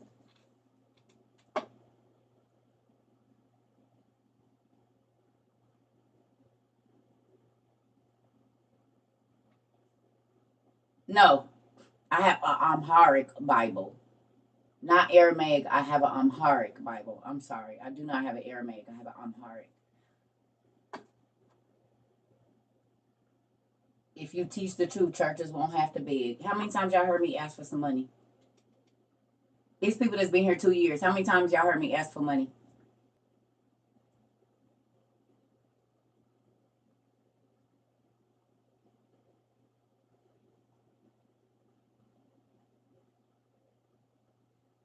And it ain't that they ain't been trying to give it to me. They tried to buy me a house when I first started, a car, anything. And I said, no, this is not what this is about. I'm not about the money. And even right now, when people send me money, if I don't need anything, I help people get books or help people pay their bills or whatever it is. Never unless it's for someone else. Come on, Jace. So, and we teach the word every day.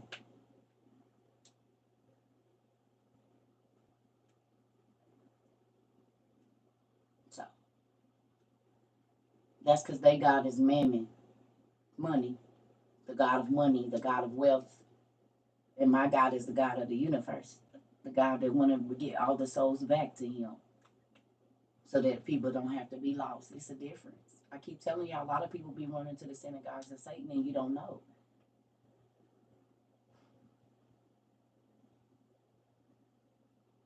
They always talking about the spirit of Jezebel. You mean the spirit that say you can't go to no other church, and if you do, you lost? Because the spirit of Jezebel is a spirit of control and manipulation. So you manipulate people, telling them that if they leave your church, that they have left God, or you blackball them at other churches so that they can't go worship nowhere else. That sounds like Jezebel to me. The Bible said we're supposed to be free to be able to go and worship wherever with all the believers traveling. Paul and them did that. Had they have just stayed in a tabernacle, there would not be churches in Asia Minor or nowhere.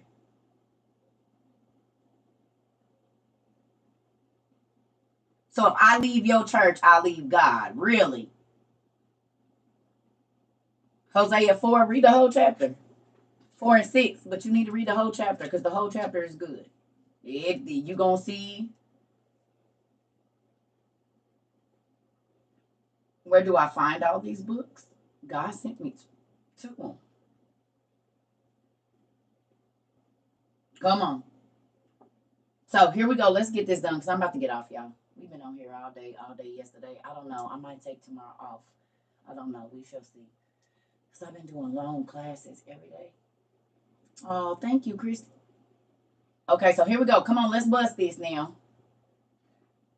So it says they were born after a few days of pregnancy, and immediately after childbirth, they could walk and talk.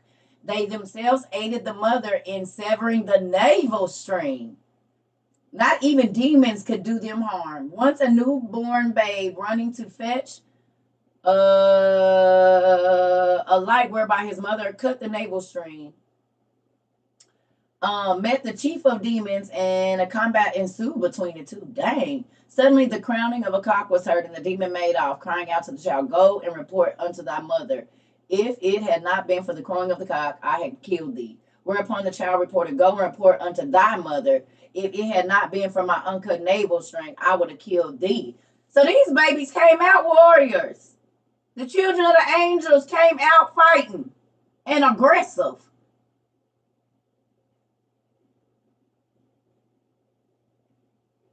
They was born hellions. Wow. How many times have we done seen in the scary movies that the baby be up walking and the umbilical cord is still connected? I've seen movies like that. The scary shows. The baby be out and up and moving around, but it's still connected to the mama. We've seen movies like this, horror movies.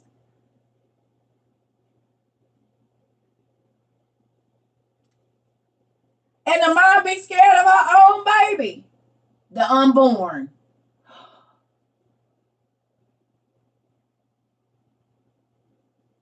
Oh my Lord. Ally McBeal and the Dancing Baby. Wow. 30 coins. Oh, wow. Okay. It says, it was their carefree life that gave them space and leisure for their infamies. For a time, God, in his long-suffering kindness, passed by the iniquities of men. But his forbearance ceased when they began to lead unchaste lives. For God is patient with all sin, save only an immoral life. The other sin that hastened to the end of this iniquitous generation was their rapacity. So cunningly were their depredations planned that the law could not touch them. If a countryman brought a basket of vegetables to the market, they would edge up to it, one after another, and extract a bit, each in itself of petty value. But in a little while, the dealer would have none left to sell. So they was thieves. All right. It says, even after God had resolved upon the destruction of the sinners, he still permitted his mercy to prevail, in that he sent Noah unto them, who exhorted them for 120 years to amend their ways, always holding the flood over them as a threat. As for them, they but derided him. When they saw him occupying himself with building the ark, they asked, "Wherefore is this ark?" And Noah, "God will bring a flood upon you, the sinners." What sort of flood? If he sends a fire flood against that which we, against that we know how to protect ourselves. So they said if he sent fire, we know how to protect ourselves against that. If it is flood waters, then if the waters bubble up from the earth, we will cover them with iron rods. And if they descend from above, we will remedy against that too. They was talking, they said if he sent fire down, we know how to avoid that. If he send the flood, we just gonna put iron bars over where the water is coming out like a plate, and we ain't worried about it. Ooh.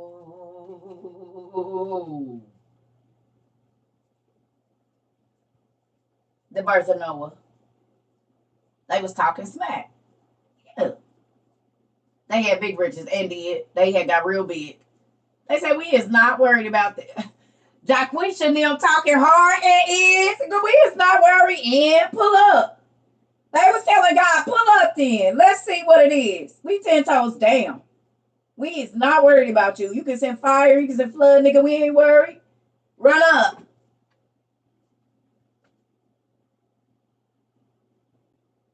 God said, bet. Bet.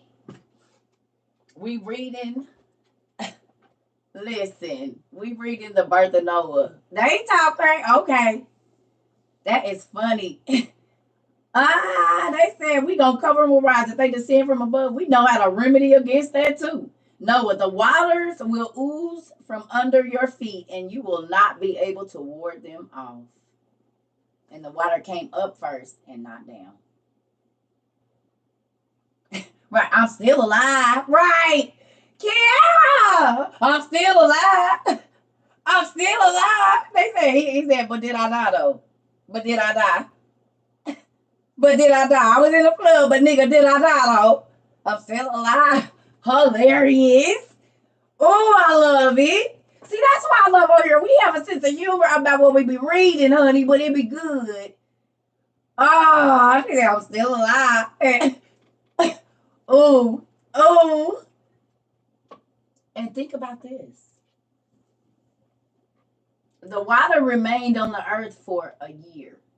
They had to remain in that boat for like 9 months to a year until all the water subsided. So think about this. He saw the petrified giants that he had saw animated and living and breathing. This is why Noah was a drunk, because he kept dreaming and knowing that every single baby being born in his 120 years, every single person that he saw was going to be dead. Could you imagine walking around and knowing that every single person that you see, except for everybody in your house, because he had other family members.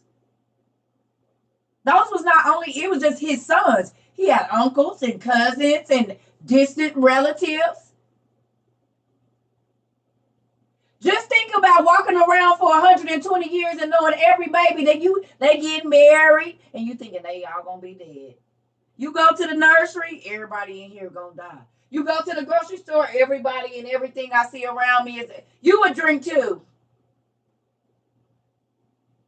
I'm saying that was a part of it as well. We joke about that. But I'm saying, we joke about that. I mean, you would drink if you knew your wife was a hoe to the angels and the giants too. But I'm just saying, overall, it's because he knew that every walking, breathing, animated person that he saw was not going to be living. That's a heavy thing to carry.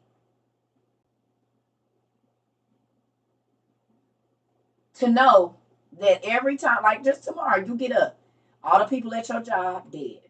All the people in the cars on side of you, dead. All the people in the grocery store, dead.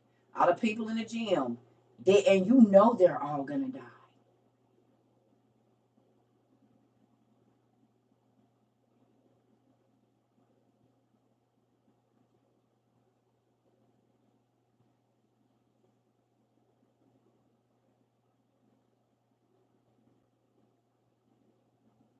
You could walk around for 120 years and know every person that you speak to is going to die and you're going to be alive. Every wedding you go to, you know everybody here is going to be dead. Every birthday party, everybody here is going to be dead. Every family reunion, everybody, like for 120 years you had to live with, you know that every single person that you didn't see, if they ain't already dead, they about to die. You could walk around like that and be okay?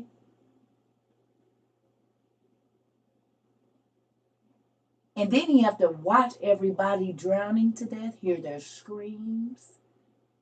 It was giants screaming. Y'all remember how they make it like the giants screaming? It was all of these beings, people, babies. Then when he look out over, he see just dead bodies, carcasses of animals, and it's just death all around him. You wouldn't drink. You don't hear nobody talking but the people on your boat. That's it. Ain't no more music being played. Ain't no more cars going. Ain't no horses but the ones on your boat. All you see around you is death, floating in the water, decaying flesh of all kinds.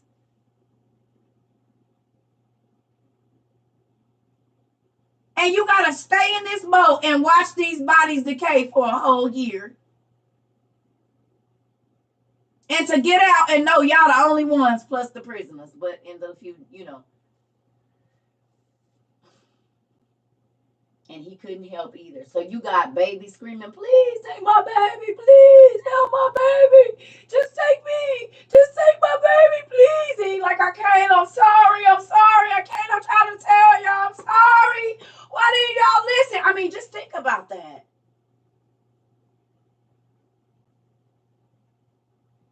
Imagine the stench.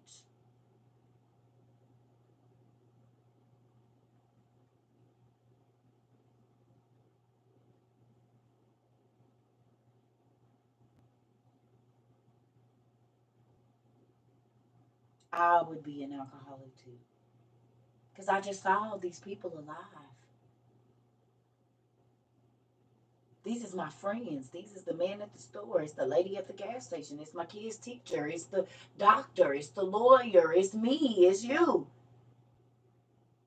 You wouldn't drink. You could handle all of that. Knowing you had to walk for 120 years, see all these people gonna be dead. Then watch them being boiled alive and killed because they started fighting each other and killing each other trying to get on the boat.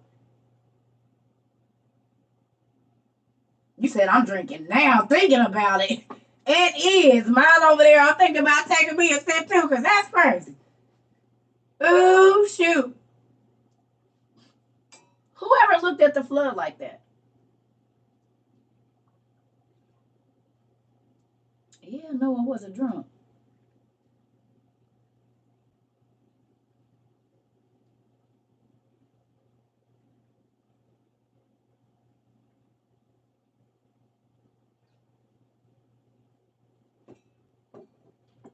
Wouldn't you be after that?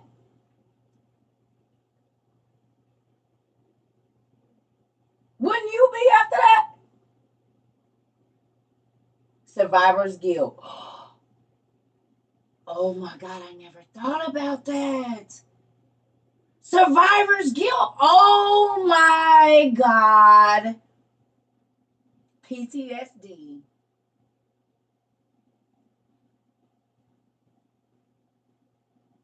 I never freaking thought about survivor's guilt.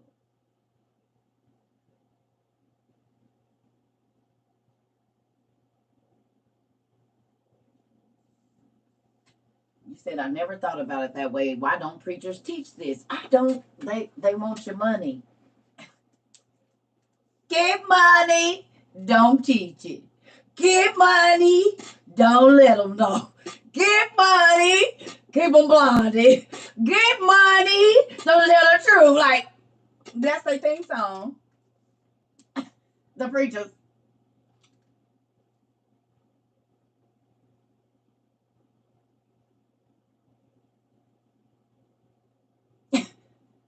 All I can think of. Get money.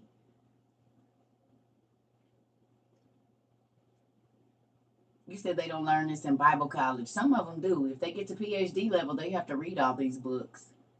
Y'all know that the pastors that have PhDs, they have to read all of this in PhD level seminary.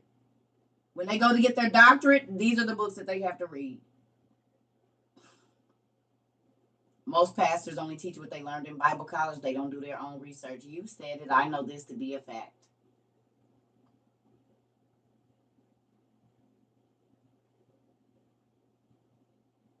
Yeah, they know. No, the Bible says that the shepherds have waxed fat and his people are starving. That's on the word.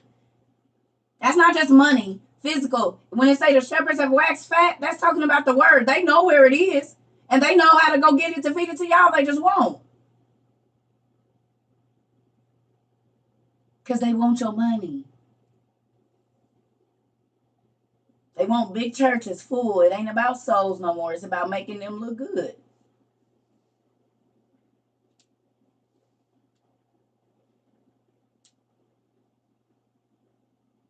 Yeah. Ask, go look up PhD. Like, if you know anybody that got a PhD, they'll tell you, yeah, we had to read those books, but it's just for reference. That's what they say.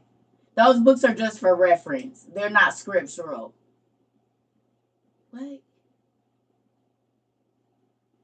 They tell what happened in the story. You cannot tell me that that's all there is right there in the KJV. Adam lived 930 years. You think all he did was make some kids and die? The person that walked with God, that's all his life had to hold.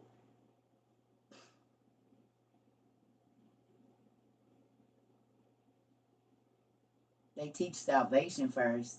This is the reason you need salvation. How can you teach salvation? Do you realize that most people don't even know why they get baptized?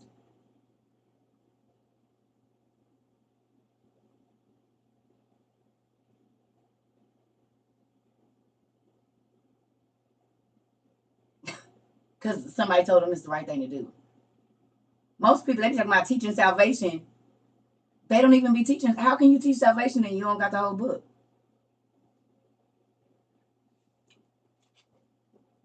Who need a covering? I got one. His name is God the Father.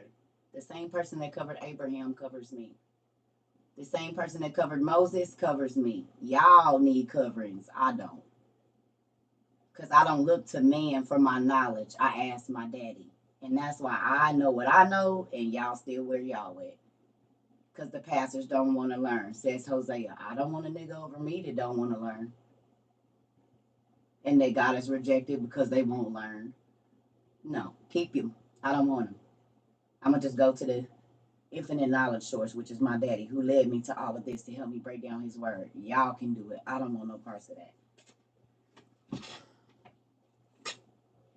That's my covering. The Lord, the Holy Spirit. Because y'all pastors is telling y'all not to read while skipping over Hosea 6 where it says he refused them as pastors because they won't learn. They holler at that part. Or it's people that's been set up in church for 30 years and they never knew that it was a book of Jasher, even though they have heard the pastor preach the story about the sun not going down and Joshua and them winning. But they skip over as it is written in the book of Jasher, so you can go find out that an angel actually came down and gave all the men a stroke, so that your pastor ain't lying in a pulpit talking about they fought mightily. And right there in Genesis, Joshua, it tell you to go. If you want to know what happened when the sun stood still for 3 days, you got to go read Jasher. But I ain't never had no pastor, and I was born into the apostolic faith. Tell me to go and find Jasher to find out what happened. What I do hear them do is lie across the pulpit and say they fought.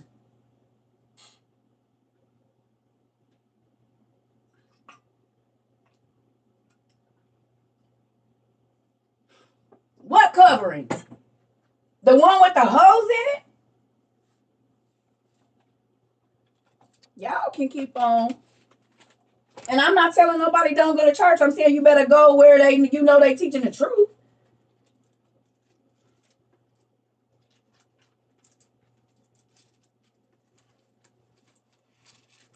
Covering my butt.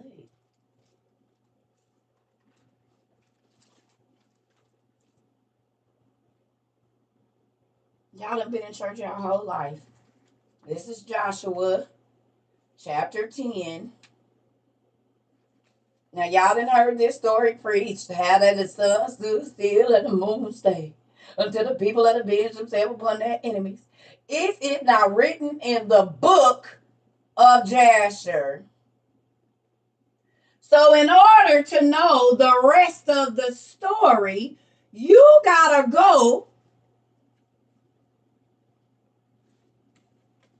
and get this book that they lie and tell you. If God wanted you to know where it was, he would have put it in there. He did. He mentioned it. So you can find out what else happened.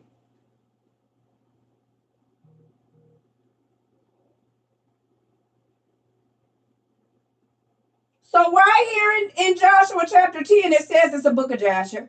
The pastors will lie to you and tell you if God wanted it in there. He mentioned it. That's a mystery, which means you got to go looking. Seek and you shall find. So you can't tell me it's lost if I'm holding it in my hands and I see it. I found the book of Joshua from reading Joshua chapter 10.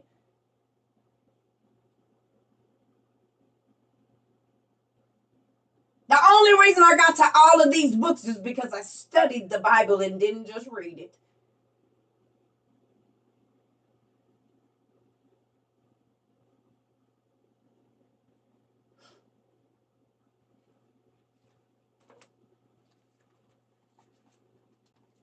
Is it not written in the book of Joshua? It wasn't taken out. God said he got mysteries and he's only going to give the surface, the milk, to those that can't handle the meat. Y'all still on milk and you've been in the church 30 years. Y'all can't handle this. And y'all say, oh, I can't handle it. I know milk, folks. You want some Infamil or some Similac? Which one you want? Because clearly God wouldn't have put it in here if he didn't want you to read it. Now you going to lie and say that? Because this is the Bible y'all swear by is right. So why, if God didn't want you to read it, would he put it in here?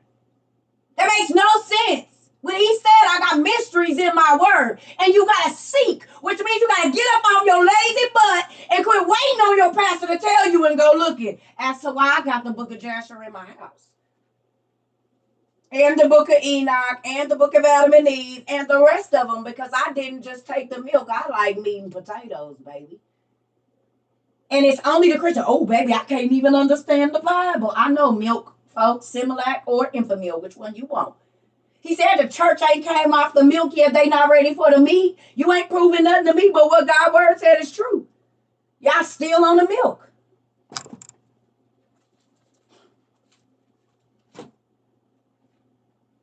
Church folks the only one talking about they can't understand it and they don't need it and it's too much for them. And the Bible says my people, the church folks, is going to perish for the lack of knowledge because their pastors won't go learn so that they can understand. The word is fulfilling itself every time they come in here and talk.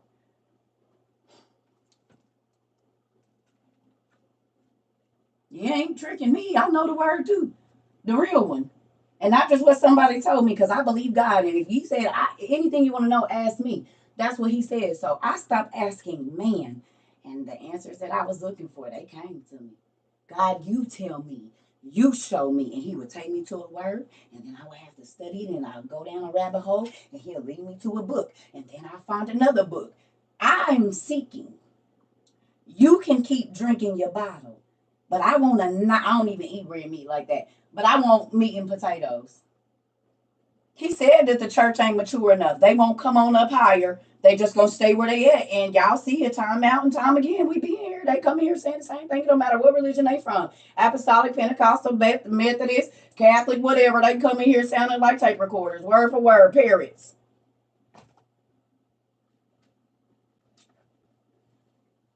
The word is fulfilling itself. I don't care what nobody man say. God led me to this information and it all lines up. If they not ready for the milk, the meat, quit giving it to them. It's going to choke them. They choke every time. He said it. They going to choke on it. It's going to kill them.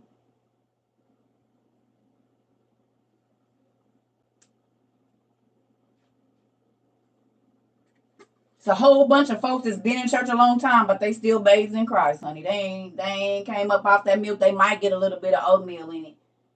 You got to bust the nipple open a little bit, but you try to chew up something and put it in their mouth, baby, they going to choke.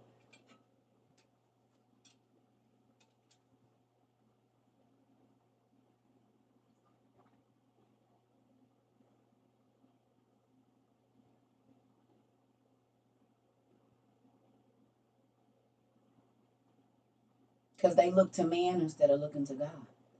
God talks about how they obey man's laws instead of his laws all the time.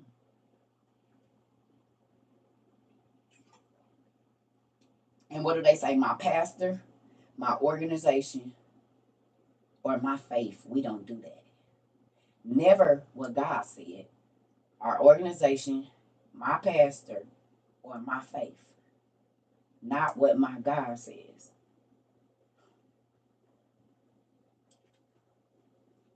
Most of your church bylaws are not in the Bible. You're following man's laws more than you following God's laws. And God got some issues with that. I don't, Miss Benita.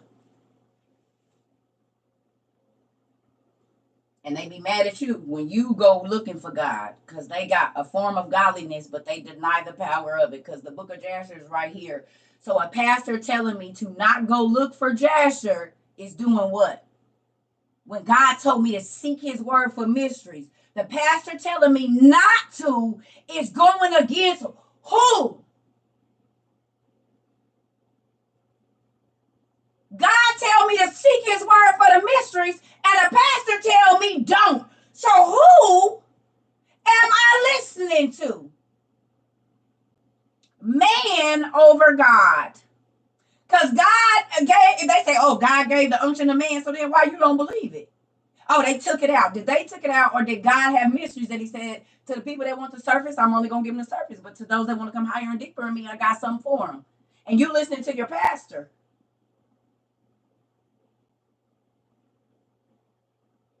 Who's telling you don't when God says seek and find my mysteries. I got mysteries hidden in my word. And to those that want to know, I'm going to show them. But to those that don't, that's all they going to get. So y'all think y'all be stumping on somebody and y'all just proving the word right.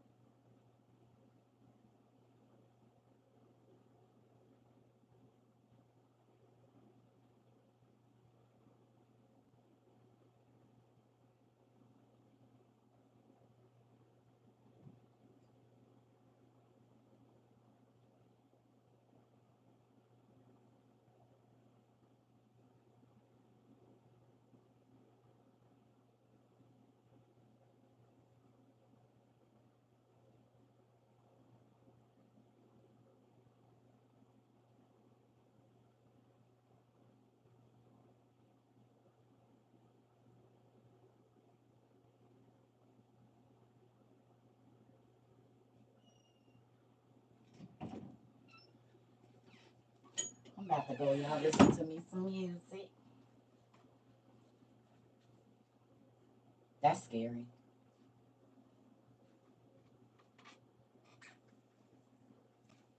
Mm-mm.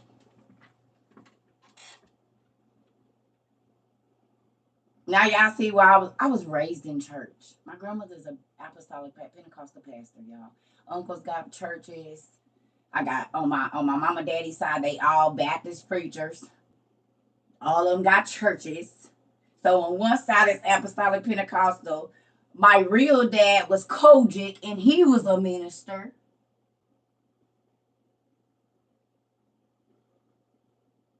So I didn't seen it all the way around. And I asked questions and nobody could answer them. But when I started asking God, the questions was getting answered. And not only could I answer them for me, I could answer them for other people.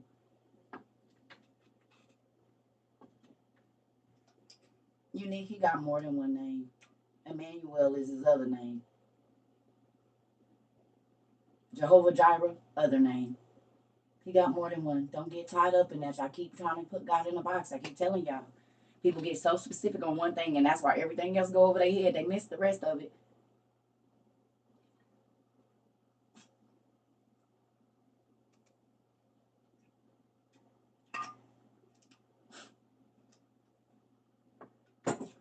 We don't do religion here. We do relationship. And that offends people. But that's what Jesus did. He brought relationship and not religion. Because it was already religion. The Jewish leaders, the Sadducees and the Pharisees, the Jewish priests at that time, they had religion. God brought relationship. Jesus brought relationship. And that's what we do around here. We do relationship and not religion. This is Religion Anonymous. It's Religion Anonymous, honey. Religious AA. So listen. RA, this is Religious Anonymous. So if you tired of being religious and you want to get a relationship with Christ, you come on over here. We're going to help you. Detox. It's not a club. It's a relationship. Come on. And it's so many cliques in the church where God says don't have respect of persons. And if you're not close to the pastor, if you don't have a gift, and if you can't do this, you can't do nothing in the church. If you don't look a certain way, you can't do nothing. That's respect of persons. Can't no crackhead go sit on the front row of your church. Oh, no, honey, you can't sit up here. This is only for... So they can't get close to God because they a crackhead or a whore? Ain't them the ones he came to save? You got it. Move to the back. Let them get it. Now, because y'all want to be seen.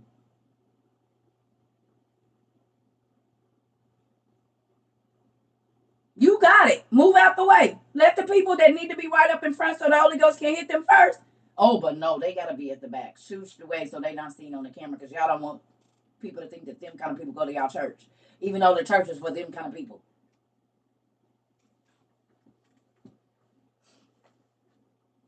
This is true. It happened to me. Come on. Come on. I didn't see it. I know how it go. Y'all, I was raised in the church. That's why I said, God, if you want me to teach, I will. Let me tell y'all something. Y'all might not believe this, but when I was 18, 17 years old, there's a church family in California. They have a massive church, PAW. Big, big, big. They're well known all over the country for the PAW, PCAF, okay? When I was 18, the lady of the church came down, and she comes when I was living in Phoenix. They would do our councils right in front of my old assistant pastor. She said, "I want you to come speak to my youth." And I think at the time they had 2,500 youth. She said, "I want you to come do a conference." I was 17. I was scared. I hadn't accepted nothing. I was like, no. I plan on being a choir director, even though I sound like a frog. The pastor that I had at the time, she heard that. Baby. Because she was trying to push her pics.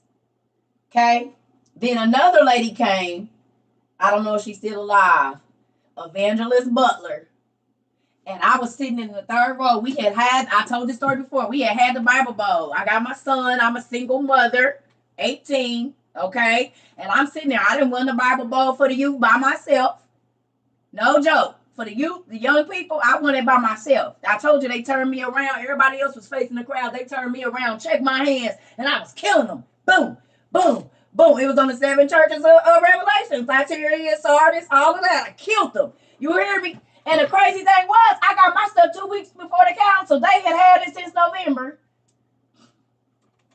3 to 6 months, or however long they had it. I got mine 2 weeks. I fasted every single day while I was studying that stuff, and I killed them.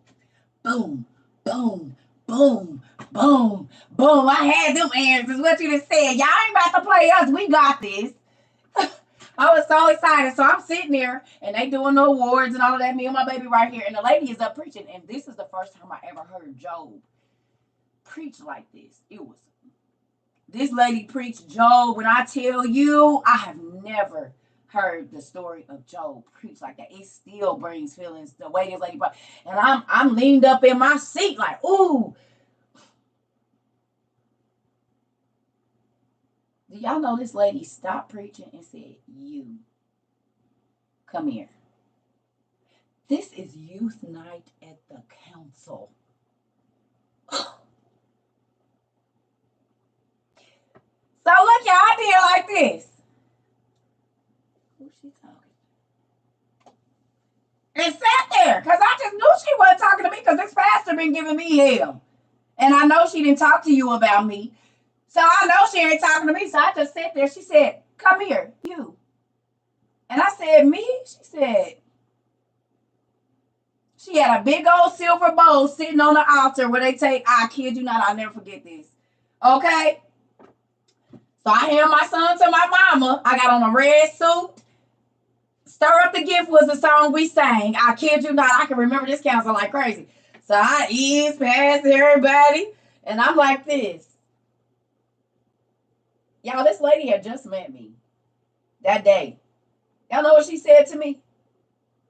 Who want to know what she said to me? I will never forget this. I won't ever. I can't say never. I won't ever. You know what she said? Mind you, this is my first day knowing this lady.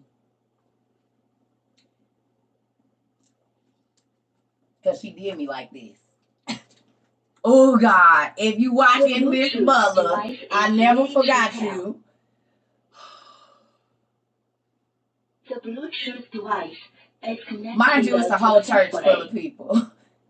She said, don't come up here trying to act like you wasn't bold in the world. God done already told me about you.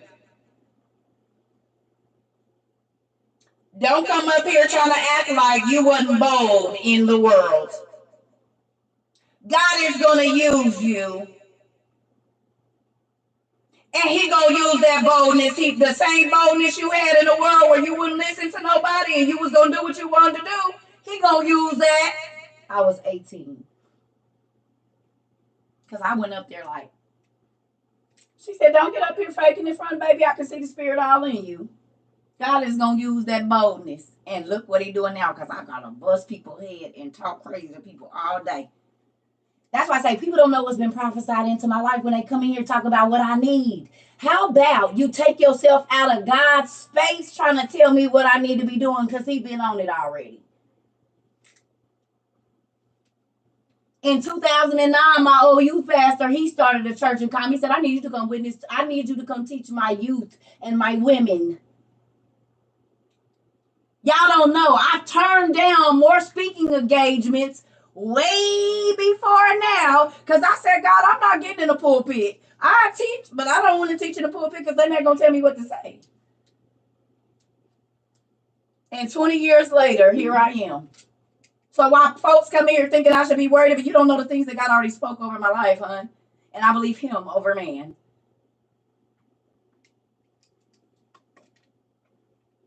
I'm living the prophecies before y'all ever even knew a CERCA existed. I'm living them right now. That's why I cry. Because I know every church I went into, I'm sitting in the back trying to hide. They're like, oh, it's somebody in here. I ain't never been to this church. The pastor come out the pulpit, come out at you. Come here, God dang it. That's why I quit going, because I got tired of folks calling me out like, ooh, where, you sister, come here. What's your name? Nothing, leaving. Leaving is my name. My church, I told y'all my pastor that just left, he used to make the usher stand in front of the door. Don't let her out. Because soon as altar call come, I'm at it. Come on, kids. He would make them ushers stand in front of the door and say, come here. I ran for a long time from this. So when people talk crazy to me, you don't know how much I went through because I was a Jonah. I went to the dark places to try to hide from God, the strip club, and I'm up there getting it in, and the man come here and say, you ain't supposed to be in here. I can see the Holy Ghost all over you. What, you thought I couldn't see it? And I'll get off the stage and go pack my bag and leave. I can't go nowhere. I guarantee you. My friends used to be like, girl. I said, listen, just go get the stuff and come on. Hurry up.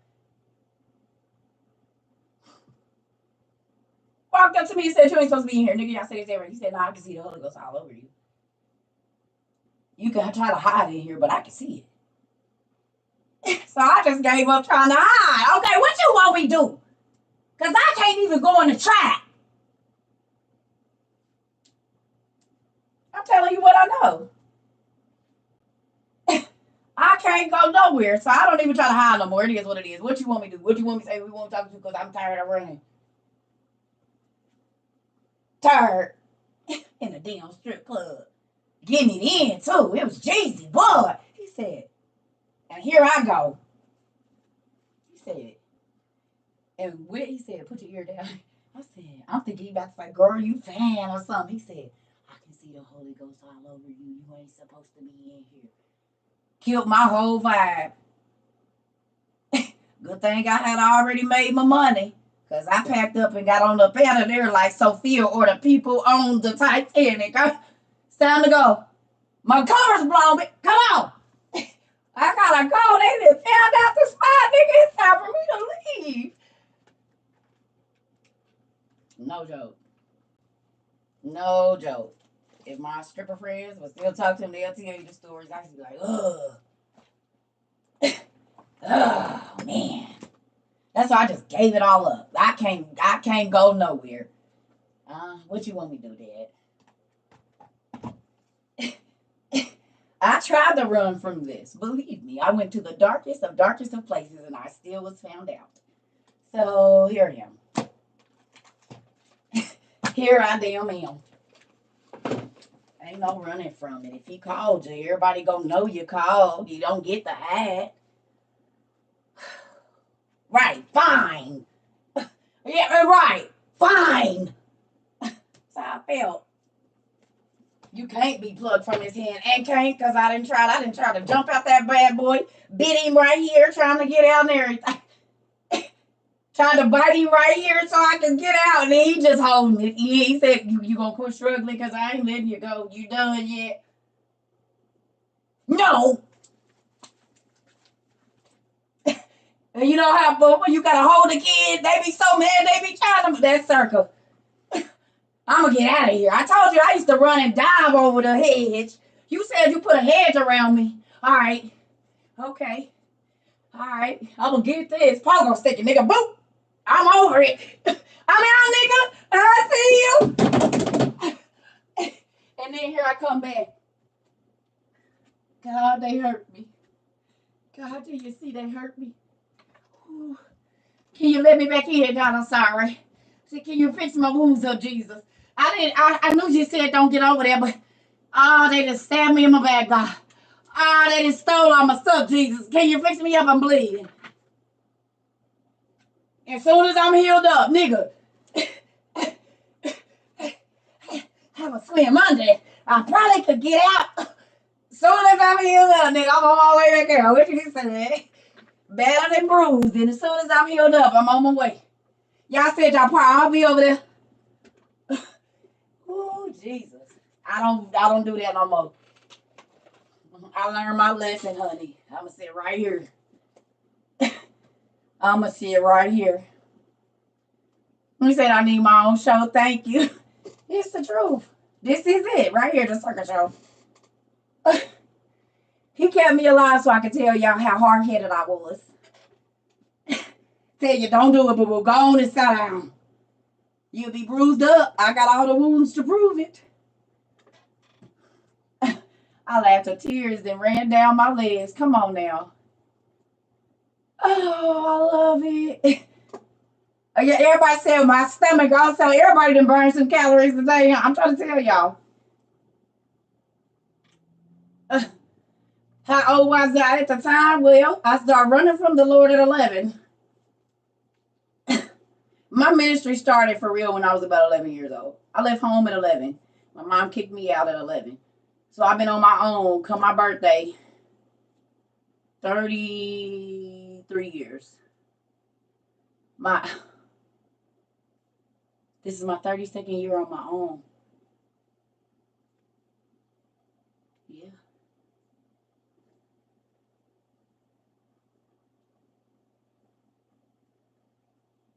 Yep, I've been gone from my mama's house since I was like 11 years old. And God's taking care of me every day. 1991.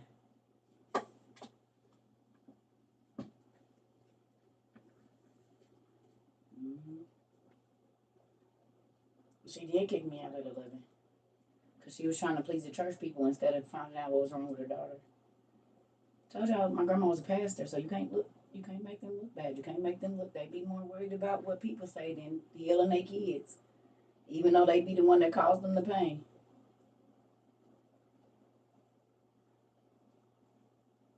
Yeah, and I love my mama, don't get me wrong. Because if she wouldn't have never did that, I wouldn't have the testimony I have. So I don't discount it at all. It was in God's plan. Because as soon as I left her house, because my grandmother was a pastor, y'all, I'm telling y'all, I knew church service. So I prayed for people. I was laying hands at 5 years old. I'm telling y'all, listen, some of y'all been here, y'all heard the story. I would be on the playground at like 6, and I would see a vision of a kid falling off the monkey bars and breaking their arm. So I would get up at 5, go over to them and say, you should probably get down. You don't want to break your arm. You don't want to hurt yourself. Get away from me. And they would fall and break their arm. And then I would have to run and go get the teacher. So this has been my life. I saw people's deaths. It's been my life. My best friend was stabbed to death at 14. I was living with her. She's very disrespectful to her mother. And I told her, I said, a disrespectful child shorten their days. She was like, I don't care. She better stay on my face. My friend got stabbed to death like 6 months later. She died at 14 or 15. Her freshman year of high school. So I've had to go talk to adults. I told you I used to be in a trap, and I tell niggas, I just seen the vision of the police running through the back door. Nigga, we need to close up shop and go. Girl, there you go with that funny stuff. I said, okay, I'm about to go. Go around the corner to my auntie house when I was like 13. Go around the corner to my auntie house, take a bath, take a shower, eat, chill, come back, nigga. Everybody on the porch, on the thing, even the dude in the wheelchair. They got them all out there. I said, oh, told you niggas. I done left the club right before the shooting happened. I listen. When God tell me, I wouldn't have made it out of the situations I made it out of.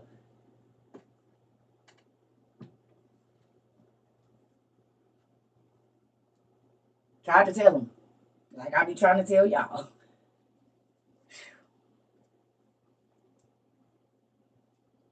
You said you ain't lying, sir, but you have to experience to believe it. And I know, come on, that God ain't put that feeling in your stomach when you ignore it, is when it be trouble for you.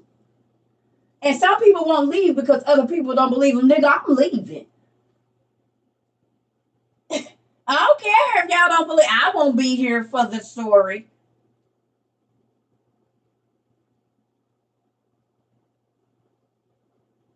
I'll be the one that lived to tell it, though. See, so what had happened was, look. So what had happened was, that's me.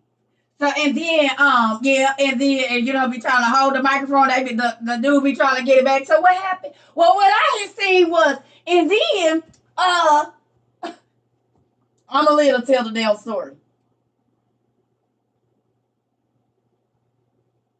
Dad, you said get up and go. Okay.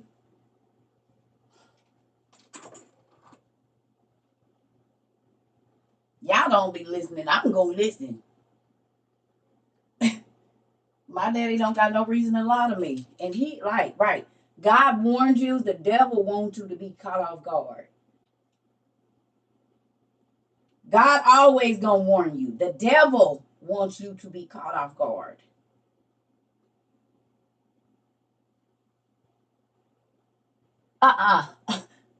Nachi was making a beat while I was doing the get money thing. Girl, listen,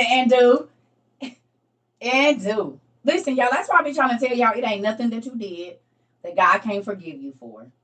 It ain't this big old grand, I'm sanctified and saved. It's getting up every day and saying, God, what you want me to do in my life? You have a purpose for my life. I've been living my own purpose. A lot of the reason why people never find a purpose and they walk through life aimlessly because they never go to God and ask him. They always be trying to find it themselves. He already know what it is. And it's going to make you happy. You're going to feel fulfilled every single day when you do it. So instead of trying to find it in the world, just go ask your manufacturer what you're supposed to be doing because he made you to do whatever you're supposed to be doing.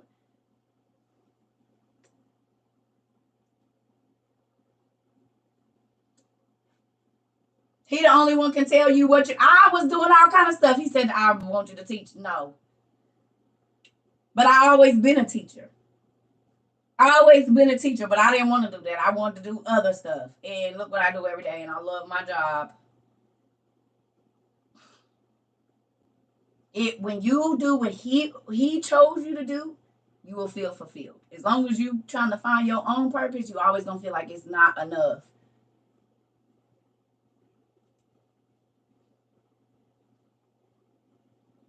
Stop asking the people and trying to find it. You ain't got to go looking. He'll tell you. He'll just have you start doing stuff and you won't even know why. And then before you know it, you love it. And you're like, oh my God, this is the best thing. And you getting paid for it or whatever else it is. Like, it's real. That's why it's a lot of lost people, because they ain't never asked God. They asking people and wait for the pastor to tell them and all of that. Go ask your dad when you in the shower by yourself. When you in the car driving to work by yourself. When you in the kitchen, when you on the toilet, talk to him. He will answer you. I should be in a mental institution for the things that I've been through. My mom says it to me all the time. She said, baby, I don't even know how you in your right mind. I don't know that I could have. How do you even stay sane after the things that you've been through? How you stay happy? Because even when I was in the midst of that crazy stuff, I knew who to call on, and I was young. But I knew Jesus could help me, honey. And holding on to hurt and pain ain't giving God his glory. Because basically what you telling God is he got you out, but he still left the pain. But you know you're holding on to it because he needs you to heal so that you can help other people get out of that situation. But as long as you choose remaining to hurt, he can't use you for real. Because you're going to make everybody else sick. You're going to throw up that bitterness, throw up that hatred, throw up that envy. You're going to throw it up, and sickness spreads very quickly.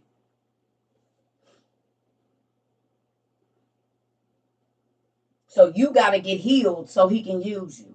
And sometimes your healing process comes when you start healing others and you don't even realize that you've been so busy that he didn't took your healing. But if you just keep living in I ain't never going to forget, I ain't letting it go, he can't use you. You said, on God, confirmation. Yeah, if you live in pain, he can't use you because you will make everybody else around you sick. Like COVID. It spreads. It's airborne. Speech is airborne. So you going to say it, they going to connect it, and now they sick too. Now they looking at people crazy and doing all that. You can't spread your spiritual sickness over here. Go away.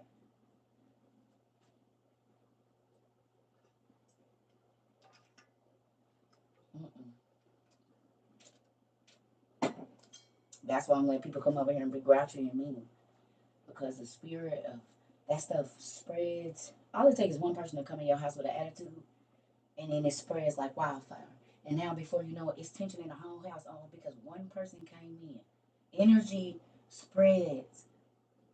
So if I let you talk crazy in here, I let you get to acting ugly in here, the mood is going to go down, and we can't learn. No, go away. You can walk in the church and feel how thick it is, and it ain't the Holy Ghost that you be feeling. Because your heart start beating fast, your hands. That's tension. That's chaos. That's strife.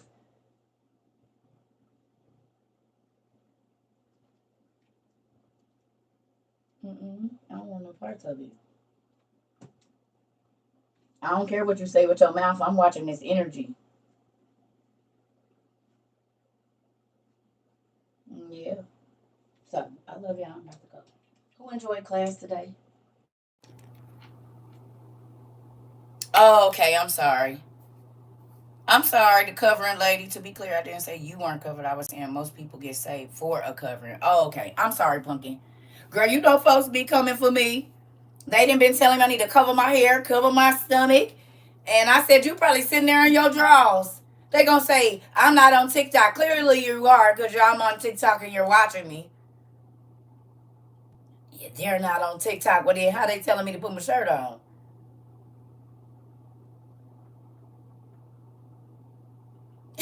Weirdo. Listen. Listen here. They be coming for me, nigga. You probably sitting on the toilet boo-boo and get out of here. Wiping your boo-boo, looking at the thing, looking at me. Go on. I don't know. I haven't looked on there just yet. Shoot. Thank you so much. Oh, you said I'm relatable. I don't make God untouchable for y'all. That's the point. That's what Jesus came to do. Jesus came to break down the barriers too. Because the church people have made God unattainable for people. Salvation, they made it unattainable. And y'all see all the Christians that came in here spazzing on me, not once did they offer me Christ. They just kept trying to tell me how far I am away from them. Now, none of the people that they came in here in the last 2 days talking crazy, talking about she ain't saved, she ain't this, they didn't offer me Christ. They just kept telling me how far I was away from him. So if you think I'm not saved, why you didn't offer me Christ then? Why you didn't offer me salvation? Instead of trying to tell me how far I am away from getting it. Oh, because that ain't your job, because you're not a fisherman of men. You work for the synagogue of Satan, pushing people away from Christ.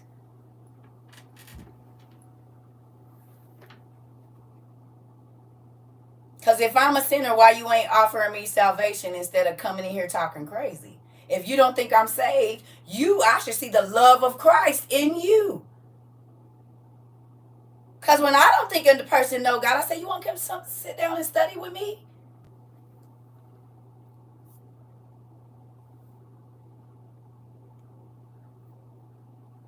Hold on, y'all.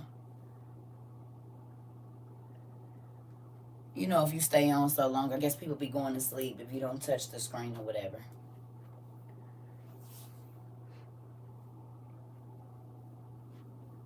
Ain't that crazy, though? Y'all watch and pay attention. When the Christians come in here, they never offer me Christ. They never tell me God loves me, that if I'm not saved, that he can help me. Only thing they do, honey, is come here telling me how I'm a Jezebel, I'm a false prophet, I'm this, I'm that. They never try to offer me salvation. They just bring drama and chaos. That's why I said, you ain't fooling me.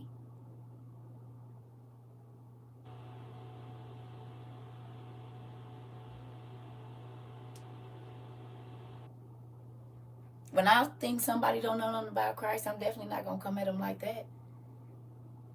They not going to listen. I'm going to sit down and say, hey, have you ever heard this story before? You want to talk about God? Or, hey, I heard this story, man, bro. And Will? You said what, bro?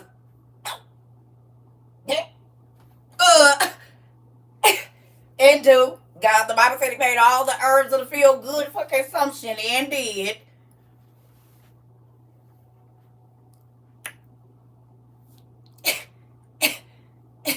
You said what?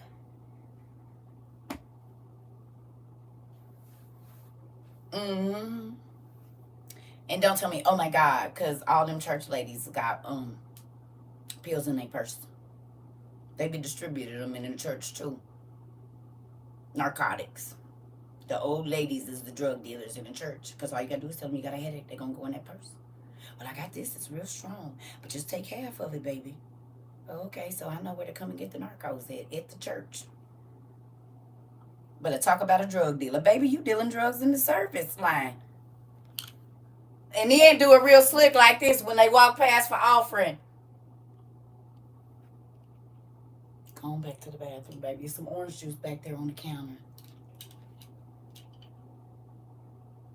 How many of y'all done went in the old lady purse and she didn't hand you some medicine out of there for your pain? And they got all the goods. Look at them like, dang, grandma do be handing out pills at, man.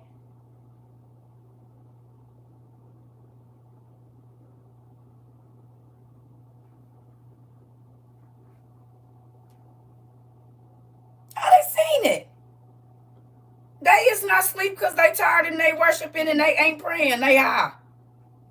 Church people is the main people running to the doctor, getting prescriptions, time in and time out. Every week they at the doctor. They always testifying about being at the doctor. Saints the Lord, and I went to my doctor and he gave me some medicine and got some more medicine and God don't heal no more. So I just go to the doctors and get pills. Hallelujah. Thank you, Jesus. God don't heal no more. I stay at the doctor. Stop it. What about God's healing hands? God don't heal no more.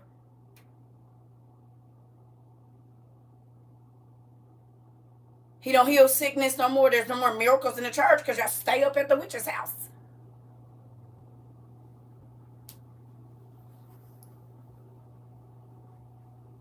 Y'all laughing because y'all know exactly what I'm talking about. Because you go to church and on Sunday you gonna hear somebody saying exactly what I'm saying or something similar to it. They always at the doctor. The word pharmacy means spell, incantation, poison, or witchcraft. Pharmacy. And they forever at the pharmacy. They always got to leave out of service to go take their medicine. That's why they always got some orange juice.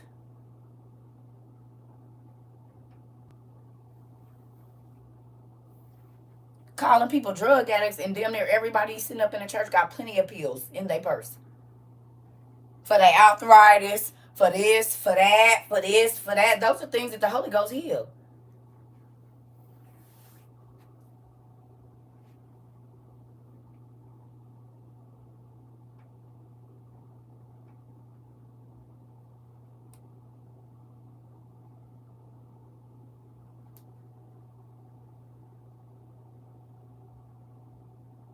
You ain't fooling me. Pharmacy means spells, incantation, witchcraft, or poison. That's what the root word for pharmacy means. RX is the prefix for demons' names, and it means recipe. You can look it up. Pharmakeia. Spells, incantations, witchcraft, or poison is what your word pharmacy means.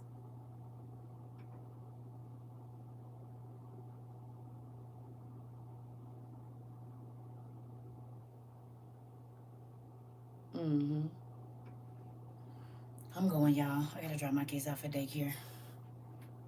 At the pool. I gotta go. I've been holding it too long.